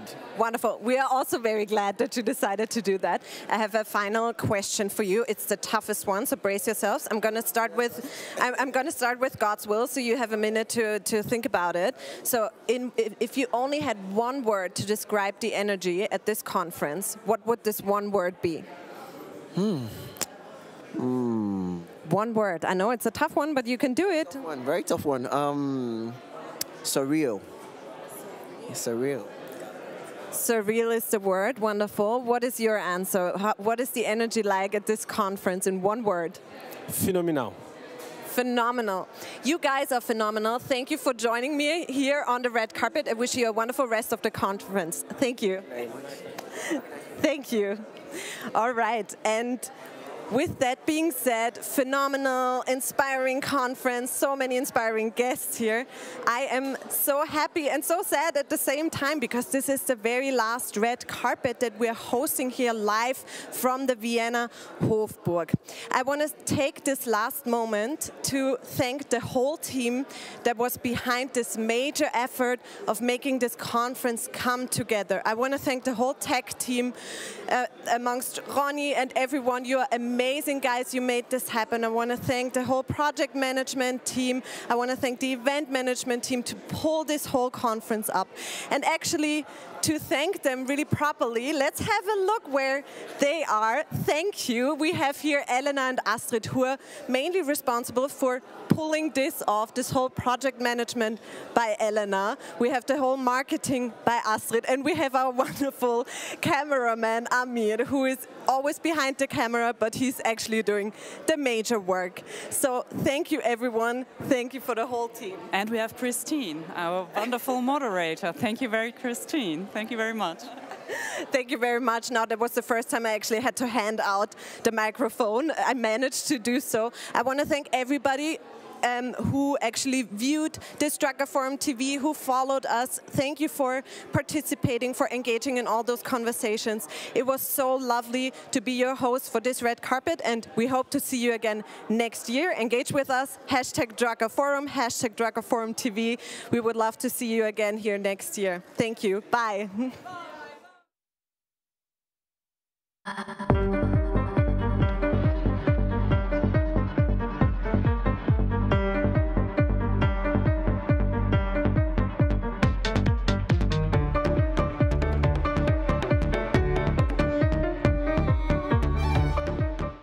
One person can cause an effect. One person in HR can challenge outdated hiring practices, champion modern benefits, advocate for pay equity, and turn jobs into careers. HR empowers others to not only dream of change, but to create it. When your team turns to you, where do you turn? The SHRM Executive Network is an elite global community of CHROs at the intersection of people and business. Apply for access today.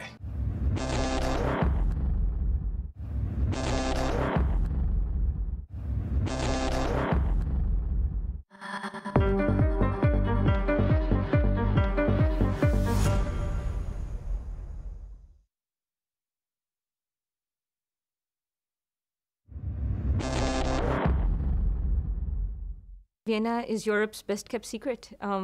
Everything about it is amazing, it's beautiful. I'm particularly impressed by the fact that they balance art and history with technology and modernity, and without either being in conflict. That's amazing, and I wish everyone else in the world could learn from it. One of the interesting things that I've experienced here is not just in my interactions with the experts, the academics and the business practitioners, but also my peers who have come through the Drucker Challenge as well. And the thoughts and ideas that we share amongst each other are surprisingly not that disconnected from the types of ideas that the leaders are talking about as well.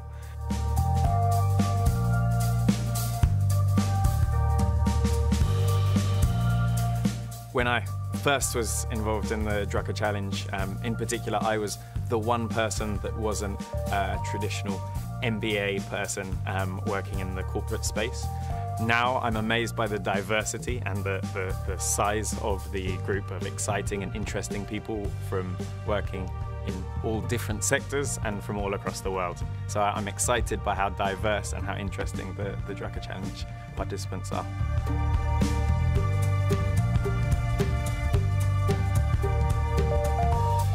To know what's going to happen 20 years from now, you should be at the Drucker Forum, because a lot of those ideas are being germinated right now over here.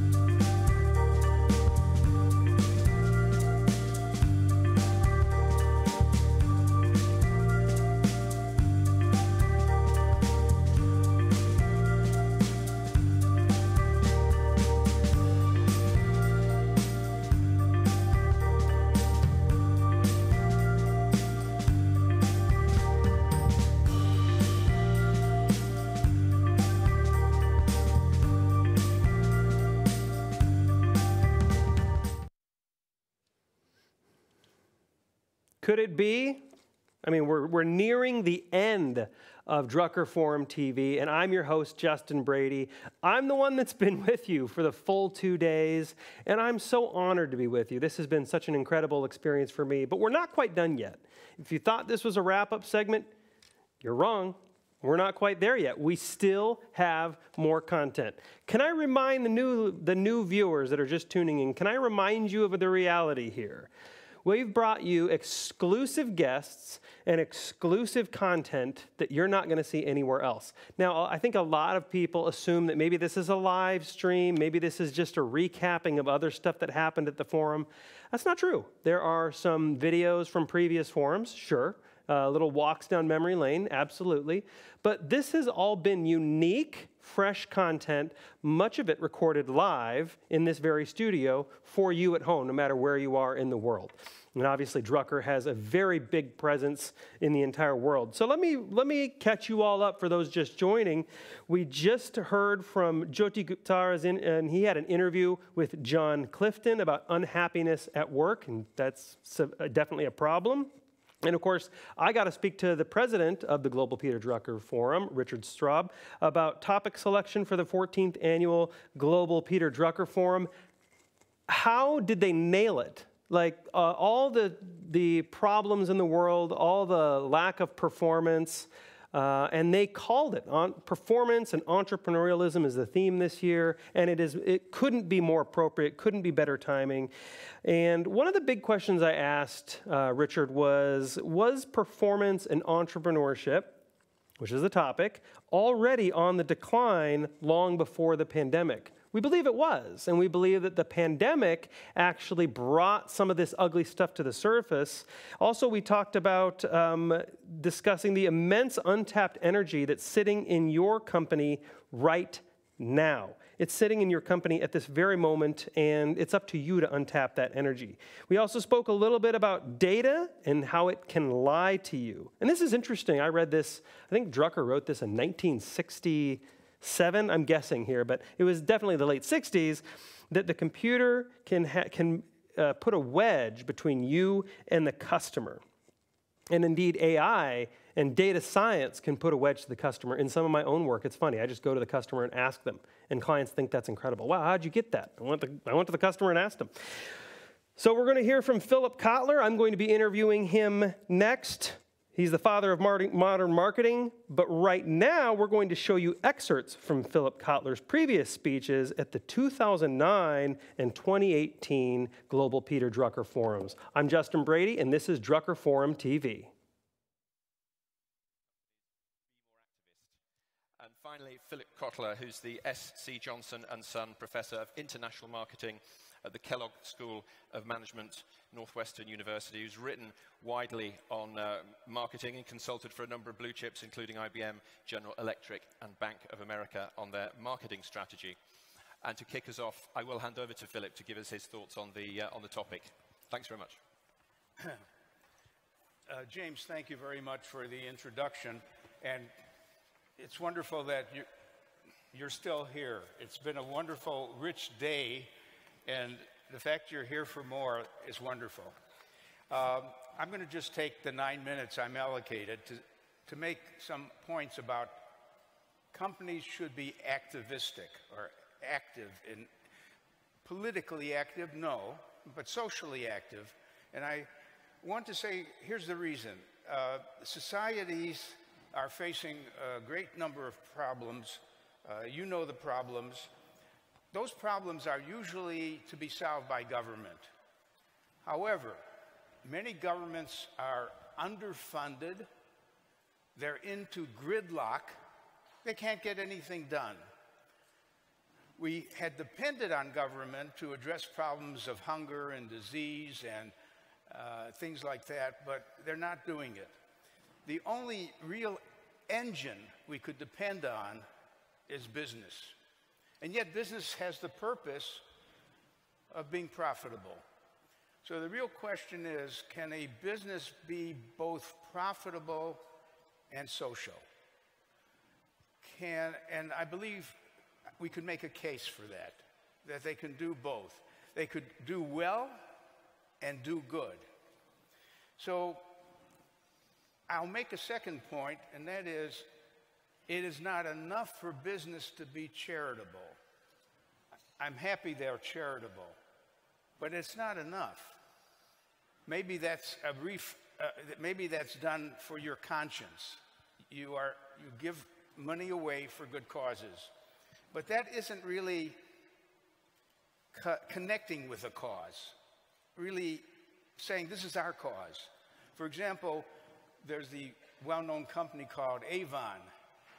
Avon, their customers are women, by and large.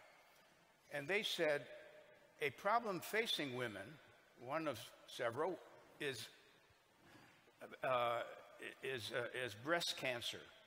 And they have done marvelous work, not only in raising money for this problem, for its treatment and its cure. So basically, that's an example of a company that wants to be social as well as profitable. Two people have made strong statements about this idea. One of them is the head of the Reputation Institute. Maybe you didn't know that there is an institute that studies how companies make a reputation, for good or bad. And this gentleman, Stephen Griffith, said, it's not enough to just have a high-quality product and deliver results on Wall Street.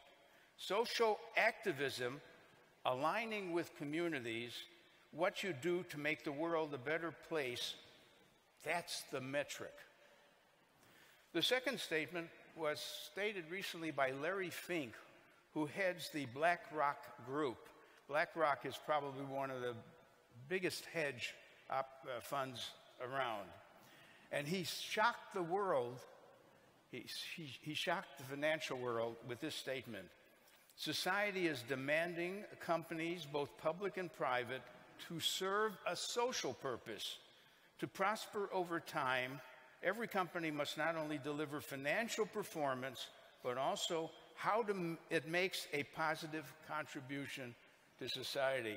Can you imagine being asked, if you're the CEO of a company, a very stark question: in what way does your company contribute to society? The CEO will probably talk about the car we make is a good car and people have transportation and so on. But really, have you thought about whether your company really contributes to society? I'll name some companies that do. I'm impressed with Starbucks and the way it's run. And he's worried about paper cups. Well, they weren't paper cups, they were plastic cups, filling up our oceans. And Howard Schultz figured we've got to solve that problem because we want good, strong oceans to exist and so on. I would say Unilever, where Paul Pullman said his job is to do the best he can for the climate and the environment and still grow. That his company is going to have the ability to reach good growth objectives and also do good. I would just add Patagonia, Body Shop, Nike, and so on. So the issue is, should a brand take a stand? And I'm going to argue that a brand should take a stand. But what stand? There's a thing I might call regressive activism, where the company says we're in favor of guns. People should have a right to own guns. And I guess it's a judgment on my part to say that is a regressive cause. We are interested in this idea of finding a progressive cause. So basically, I'm going to leave you with these 5 questions. Think about your company. Has your company ever been a brand activist? If so, with what social problem? Do you have a social problem you're concerned with? 2, if your company has not been a brand activist, would you recommend to your company to become a brand activist? In which problem, social problem? 3, what could be the rewards from the activist position your brand takes. By the way, one reward is you'll find it easier to attract good millennials. Millennials want purpose to their lives, and they will respond to a company that gives them purpose. 4, what if many customers don't share the company's values? Yeah, here you've chosen a cause. How many customers are you going to lose? How many are you going to gain? What if your employees, this is the last question, why would you have adopted a cause that your employees are not? Some employees may not be happy with the cause. So I leave you with this question about, should you become brand activist, and with what cause, or just stay neutral, just be an engine for economic growth, but not a social improvement. Thank you very much.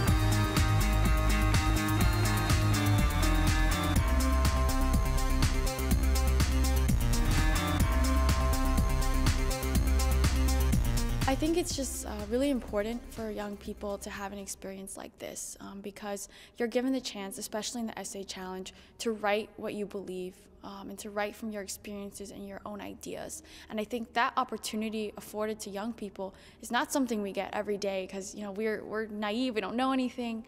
But the fact that in this forum, in this setting, you're recognized for those ideas is truly an empowering experience and something that will influence all of the winners here for the future.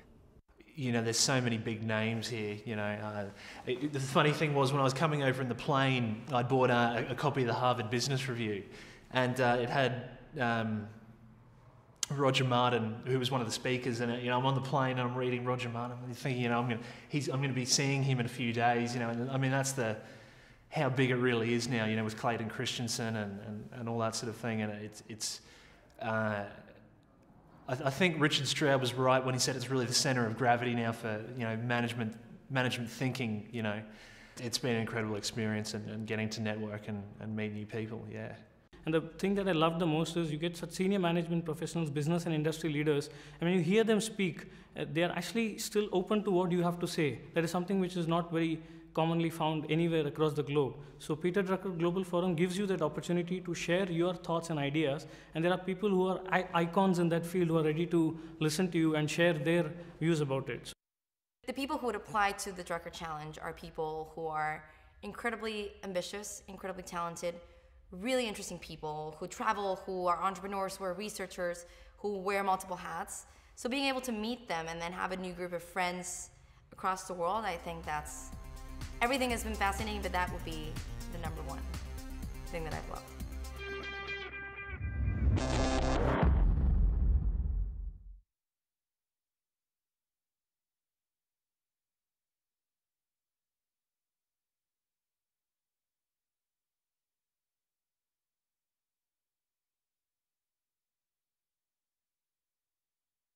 One person can cause an effect. One person in HR can challenge outdated hiring practices, champion modern benefits, advocate for pay equity, and turn jobs into careers. HR empowers others to not only dream of change, but to create it. When your team turns to you, where do you turn? The SHRM Executive Network is an elite global community of CHROs at the intersection of people and business. Apply for access today.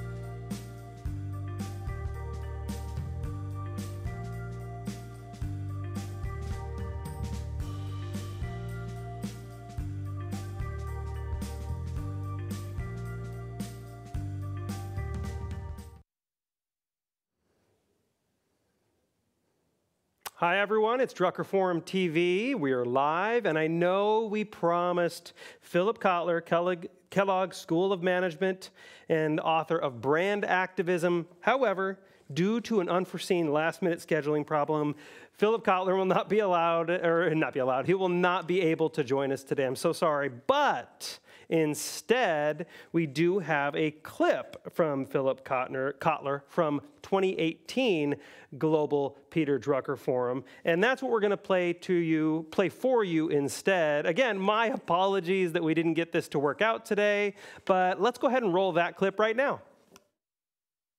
But his name is inseparable from the term of marketing, and that happens all over the world. When it comes to marketing, Philip Kotler wrote that book on the subject, marketing management. Every MBA student all over the world knows that book and has to learn from that book.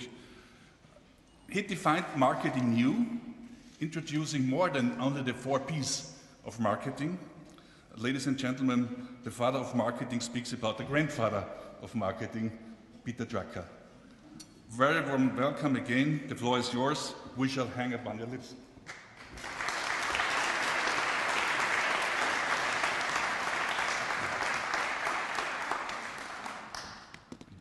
Peter, I'm glad you asked for an applause before I started, because I feel I'm going to be anticlimactic, because I heard such wonderful talks just now, having arrived from Lisbon in time, and I really should have given up the Madrid and the Lisbon engagements to hear all the wonderful things you've been hearing, but I've been promised that by Richard that we will all be able to look back at the information and the ideas that have occurred. By the way, I carry with me a 1955 book. You know, there's the Old Testament, the New Testament, and the Drucker Testament. This is the practice of management, and I was looking again at that famous chapter, What is Our Business? I'll say some things about that. You know, I was talking to Charles Handy about the fact I'm torn. Having heard what was said the last period, I really want to talk about those things, but it's Peter who I want to stick to right now initially, about his influence and why he is absolutely the grandfather of marketing, the godfather of marketing, because this book is a 1955 book. It's called The Practice of Management, and that makes it 55 years ago or more. But the point is, we're still talking about a customer orientation and serving the customer and meeting needs, and it's all there so many years earlier. Let me put it down this way. First, I want to make it a little personal on how I met Peter and Doris.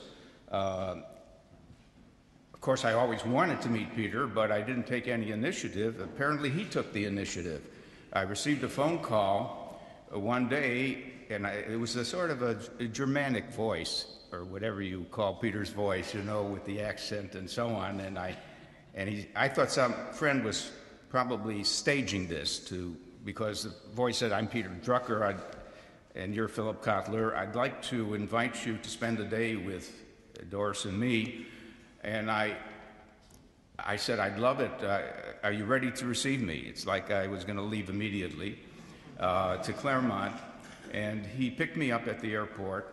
And he knew I was an art collector. And you know, Peter was just a marvelous art collector, had wonderful things about Japanese art, Chinese art, and so on.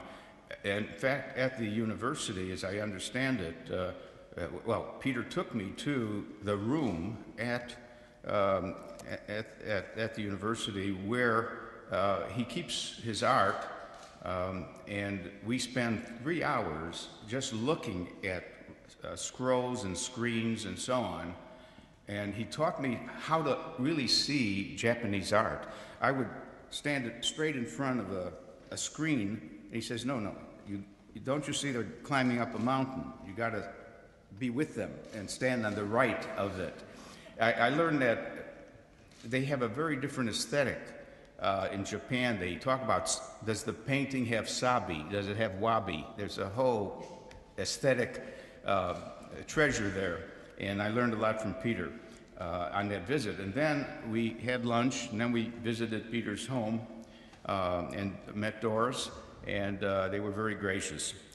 And that was the beginning. But then I was invited to come to the annual meetings of the Drucker Foundation for nonprofit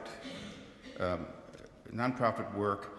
And every year I went, it was for 5 years at least, met wonderful people.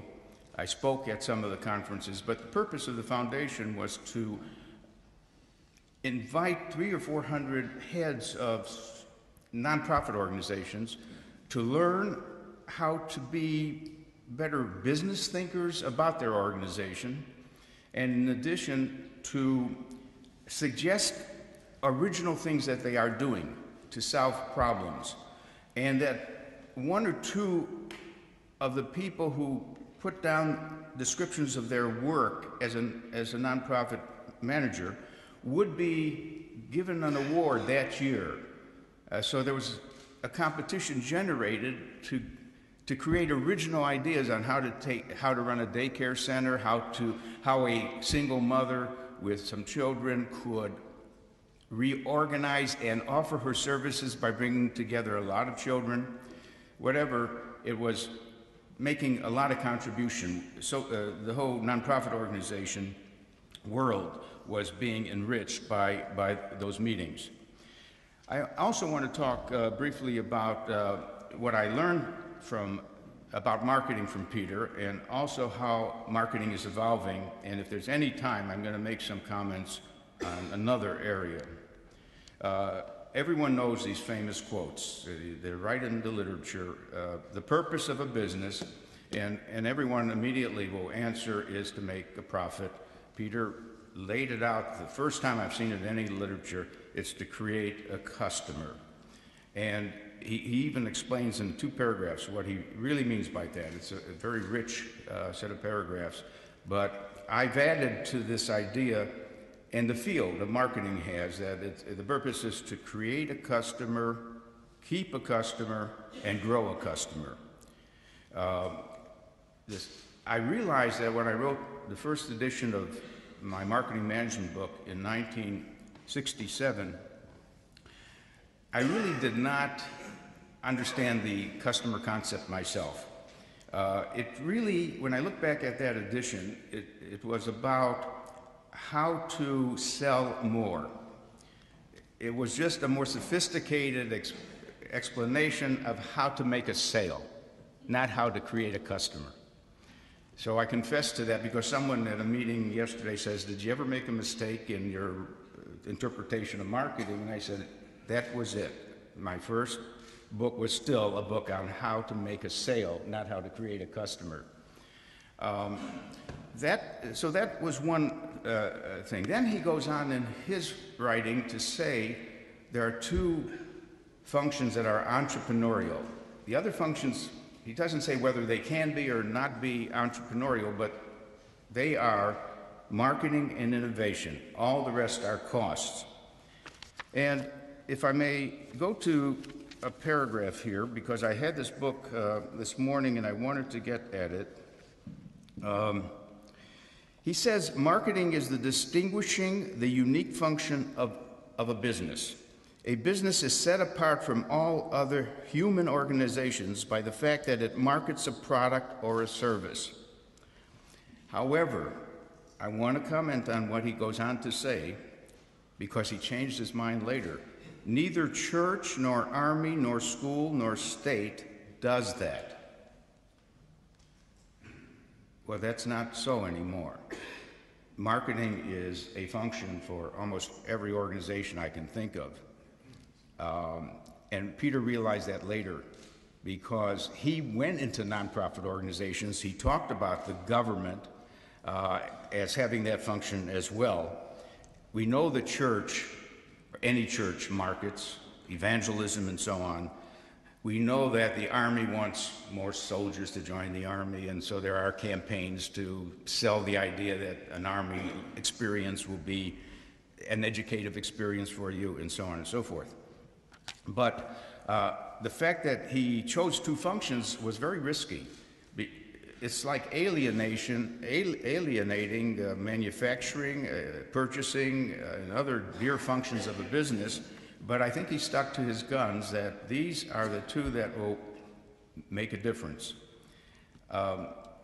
Innovation, I keep saying to people who resist the idea that they should invest money and think about new ideas, that it's always going to be innovate or stagnate. That it's the rhythm of those two. What's your choice? Both have risks. In fact, the one that's really fatal is stagnate. In a world of such fast change that we have been talking about just a few minutes ago, you have no choice but to innovate and adapt. But Peter always said, don't be adaptive. Don't adapt, create the future. Adaptive is, and still many business people I meet, they say, well, these economic forces are causing a lot of change and I'm going to adapt.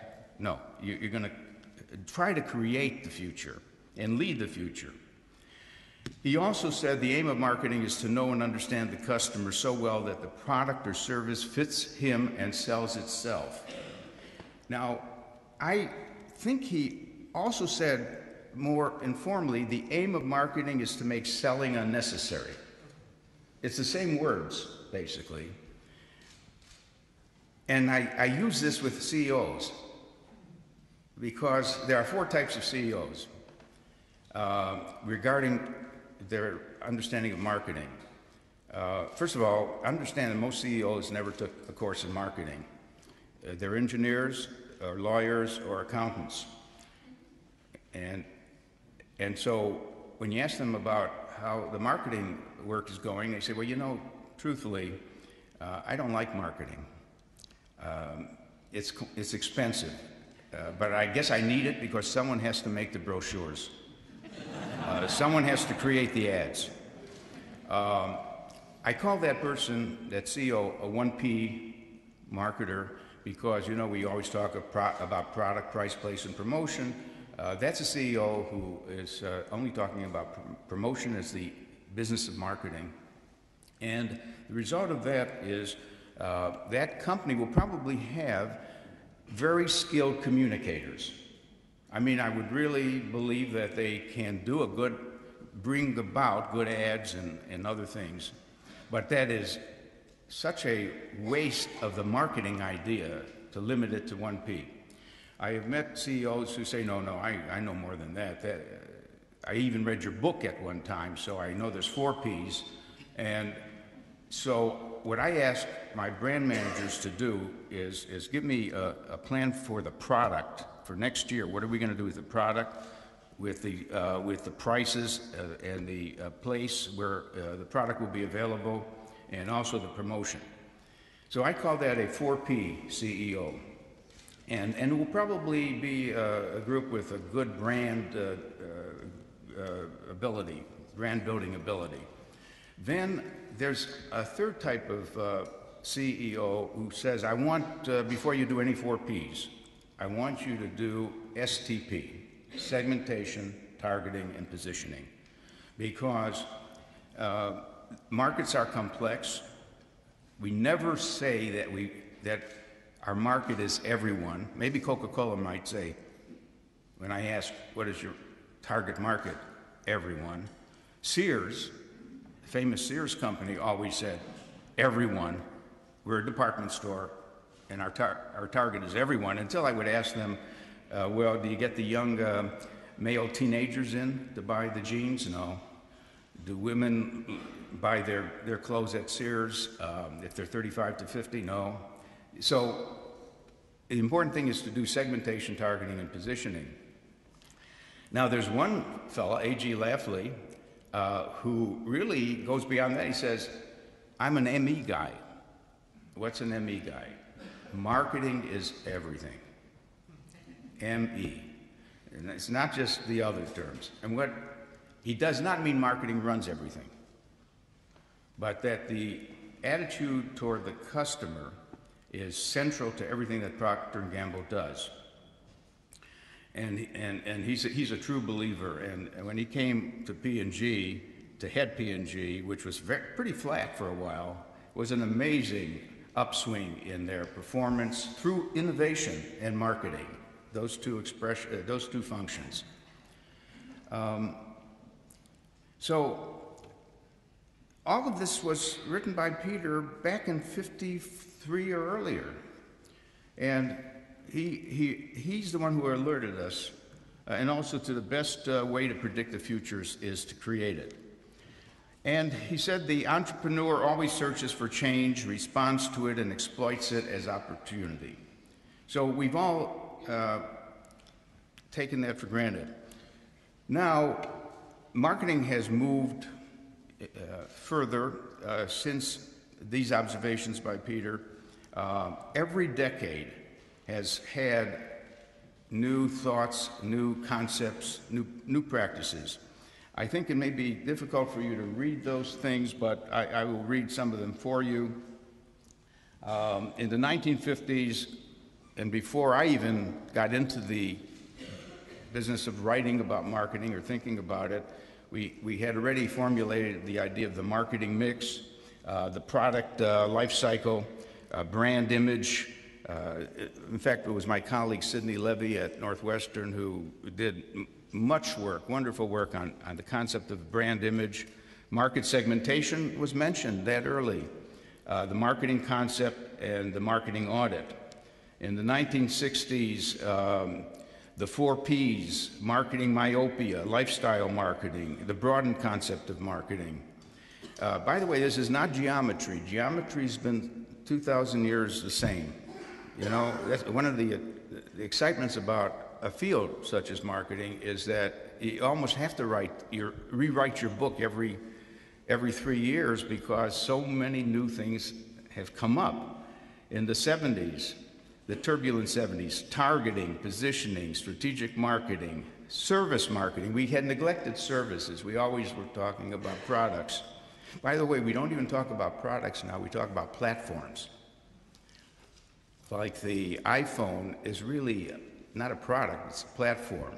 And your iPhone may be very different than mine because there's so many apps, applications. There's thousands of people creating things that we can add to our iPhone, so my phone and your iPhone would be different. Social marketing. By the way, that's an interesting field of mine, social marketing, not to be confused with social media marketing. There's a very big problem of the people using the term social marketing when they mean social media and marketing through social media. Social marketing is the application of marketing to causes, where you're trying to, you know, help people stop smoking, don't litter, say no to drugs, and so on. Societal marketing is different. Societal marketing is CSR, corporate social responsibility, and so on. And then there's macro marketing. And we could stop there, but wait. Marketing warfare, global marketing, local marketing, mega marketing, direct marketing. I don't want to give you a headache, but I just want to say that new things keep coming one-to-one. Emotional marketing. Let me tell you that I'm going to be publishing a book in April called Marketing 3.0. I guess a lot of people are latching on to 3.0, whatever they may be talking about. For me, 1.0 is when you're trying to sell something and you appeal to the mind of the person and you want to demonstrate the superior performance. Our Tide says our detergent cleans better. You're selling better performance, but you're mentally selling it.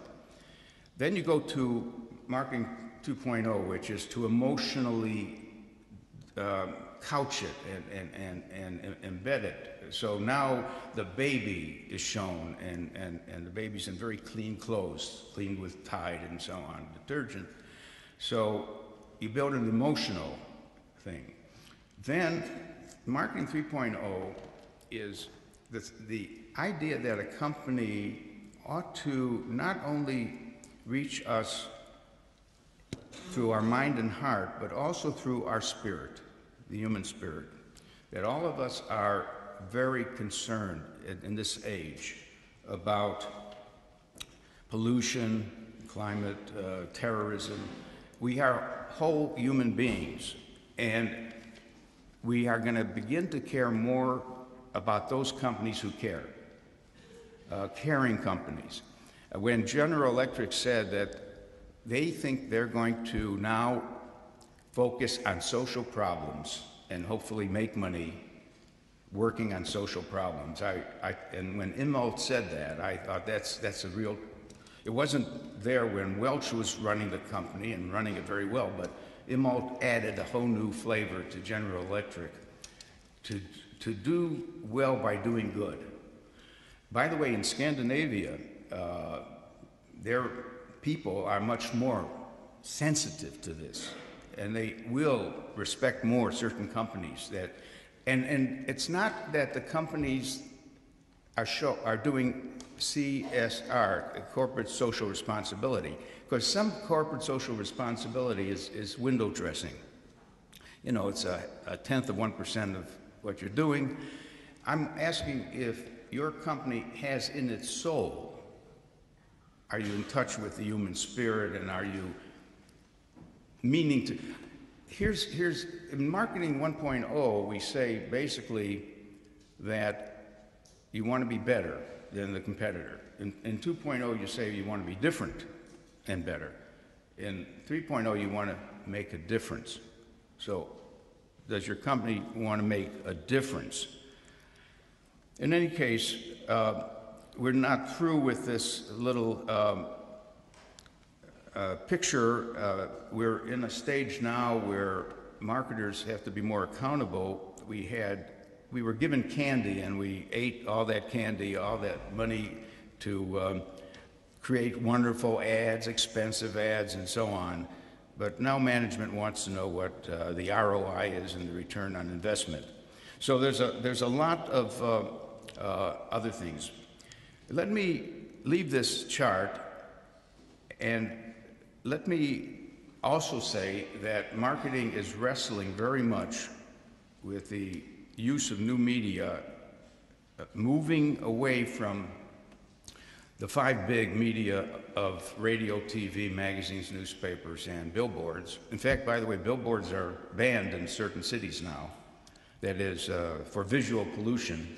Sao Paulo and other cities are considering that. But what the real need now is to blend these two, the old and the new media, creatively, and actually to get companies to do more work sooner with these newer media. I heard that Pepsi-Cola now spends 1/3 of all of its promotion money on the new media. So that means on website, blogging, YouTube, and podcasts, and so on, and the social network sites. There's marketing, very briefly, marketing is becoming scientific. It is becoming financial, and it's becoming more creative. I can't go into any of these things, but there is a very technical and analytical side to our marketing thinking. However, I want to show you this as well, this is that chart that I made the foundation of the book, Marketing 3.0, which has 9 cells, and most companies only fill maybe the first column, maybe they're touching parts of the second column. But here's one of my favorite companies, SC Johnson, which is touching all 9 cells. They're reaching you through your mind, your heart, and your spirit, and along the mission, vision, and values. And then we end up, and I don't know if I got this from Peter, within 5 years, if you're in the same business you are in now, you're going to be out of business. And that's all about the change. Now, I wrote 2 books this year, and I want to mention them because they're more to the theme of the conference. One is called Chaotix. It's an invented word for chaos and maybe suggesting there's maybe a science. Well, there is a science called chaos theory, but Chaotix, my co-author and myself have worked on the idea that you need a chaotix management system in a chaotic world. And it boils down to a number of things, particularly that turbulence is going to be on the increase. You know how when you're on a flight, it's a smooth flight, maybe there's a few bumps. I think in your running your business, there will be more and more bumps because of the interconnectedness of the global world, the supply chains. You know, a fire in a plant that makes chips will prevent Samsung from delivering on what they said they were going to make for you. So the point is, I think we're going to have more bumps. And one way to handle that is by building an early warning system. That is an old term, the Army uses it, but there are things that have already happened that will affect your business, and you could find them. You will even, it's like handwriting on the wall. We used to call it a business intelligence system, but I prefer to call it an early warning system. Most companies don't have that. The second thing is there will be things that will happen for which there are no signs. There's no evidence. It's one thing to say there's 2 guys in the garage working on an electric car and we know it and we better watch what they're going to do. That's handled by early warning systems. But how about imagining a flying car or something else? That's handled by scenario planning. So we make a big case that you really should create different scenarios because the job of management today is to be skilled in managing uncertainty. Not risk. Risk we can manage because risk is measurable. It's all about how do you manage uncertainty, increasing levels of uncertainty. And scenario planning has some answers to that. Anyways, that's what Chaotix is about. The other thing that I just always wanted to work on, and I finally got to it, was the whole problem of 4 billion people who are poor. And thanks to Prahalad, who started us all on this sophisticated analysis of how to help the poor. But in the book I call Up and Out of Poverty, which followed his book, and he was kind enough to endorse it, I apply social marketing to the problems of the poor, whether it has to do with bed nets or drinking water or getting them health care. And we believe that all of us, here's the way I see it, and this will be my last thought before any questions you might have. We now are in a situation where that one of the most underlying problems at the bottom of our financial crisis and others that hasn't been mentioned enough is excess capacity. The world is saddled with excess capacity. 30 more cars could be made with our capacity. So much more steel could be made. Now, if we urged people in the middle class and the wealthy class to consume more, it wouldn't absorb even a piece of that excess capacity. So what engine for growth and for jobs can we turn to? Even if we look at it selfishly, what could be the future engine for growth? And it actually is finding a way to help the poor succeed. Because I've redefined the problem not as overcapacity, but underconsumption. I mean, it's just the other side of it. There are so many, many people who want food, who want a bicycle, a cell phone. I mean, the middle class and the wealthy class can only do so much in eating and buying things and so on. How can we, besides, microfinance, many different approaches, and I'm not talking about redistribution of income, any radical steps, how can we energize innovation? And how can we harness the energies of the entrepreneurs who are poor? How can we capitalize them? How can we enable them to realize their aspirations and become part of the human society and the good life?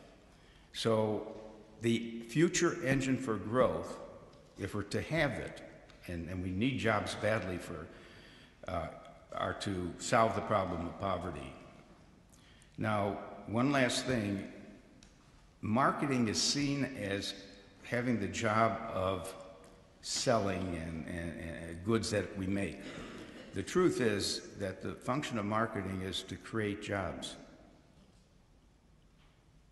I mean, look at it that way. No customers, no jobs. Marketing creates, as Peter said, the job is to create customers. But behind that is, if we do succeed, we make jobs for people who are looking for work. Thank you very much. That's what I have to say. Well, it's time for the wrap-up. We all knew this time had to come eventually. Thank you so much for joining me the last 2 days on Drucker Forum TV.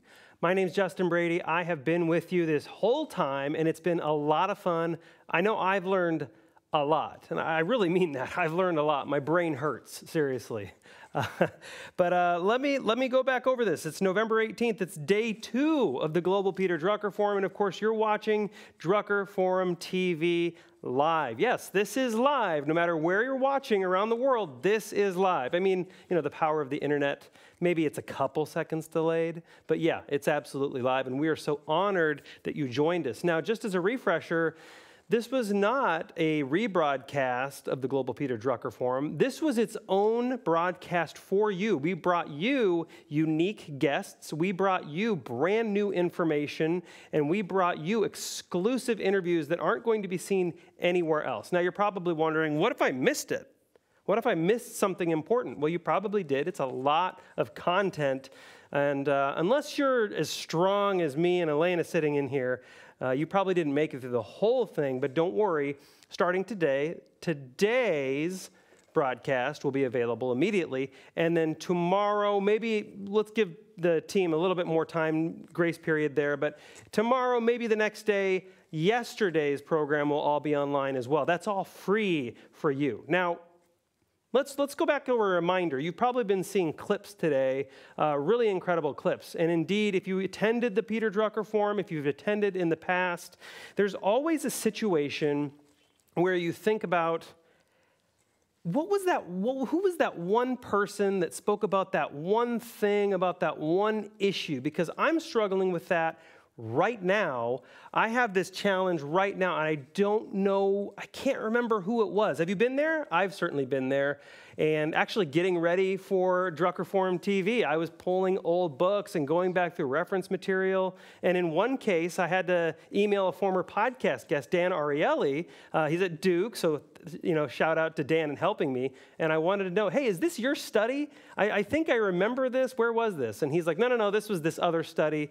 And so that would be really helpful if you had a tool. Well, the Global Peter Drucker Forum does have a tool. It's available for members, and it is an AI deep search video tool. And all you do is search by name, by topic, anything you can think of, and it uses AI to scan through the entire archive of 14 years now, archive of video content to find the exact clip you want at the exact time you want it. That's incredible technology. AI is doing some cool stuff. And you can get access to the entire video library by becoming a member of the Global Peter Drucker Forum. I really hope you do that. I want to give some shout outs. Thank you to Edward Braun, Christine Broggiato, Simon Calkin, Jyoti Guptara, Rebecca Kerr, Stefan Stern, and of course, Katharina Moser, the MC of the entire event, the Global Peter Drucker Forum in-person event. I don't know how some of these people are still standing, honestly. She's in there right now giving some closing statements, probably. Richard Bremen, of course, producer Elena Stelzig, who is in here right now, who has worked her tail off. That's an American thing. I don't know if anyone around the world knows what working your tail off is, but she worked very hard, and of course, I really appreciate that a lot. All right, let's put up the slide for 15. Do we have that ready? There it is, November 30th through December 1st, 2023. Come back to Drucker Forum TV next year, and come to Vienna next year to celebrate the Peter Drucker Forum. We really hope to see you here. Everyone, thank you so much. It has been my pleasure. My name is Justin Brady, and you've been watching Drucker Forum TV. That's it.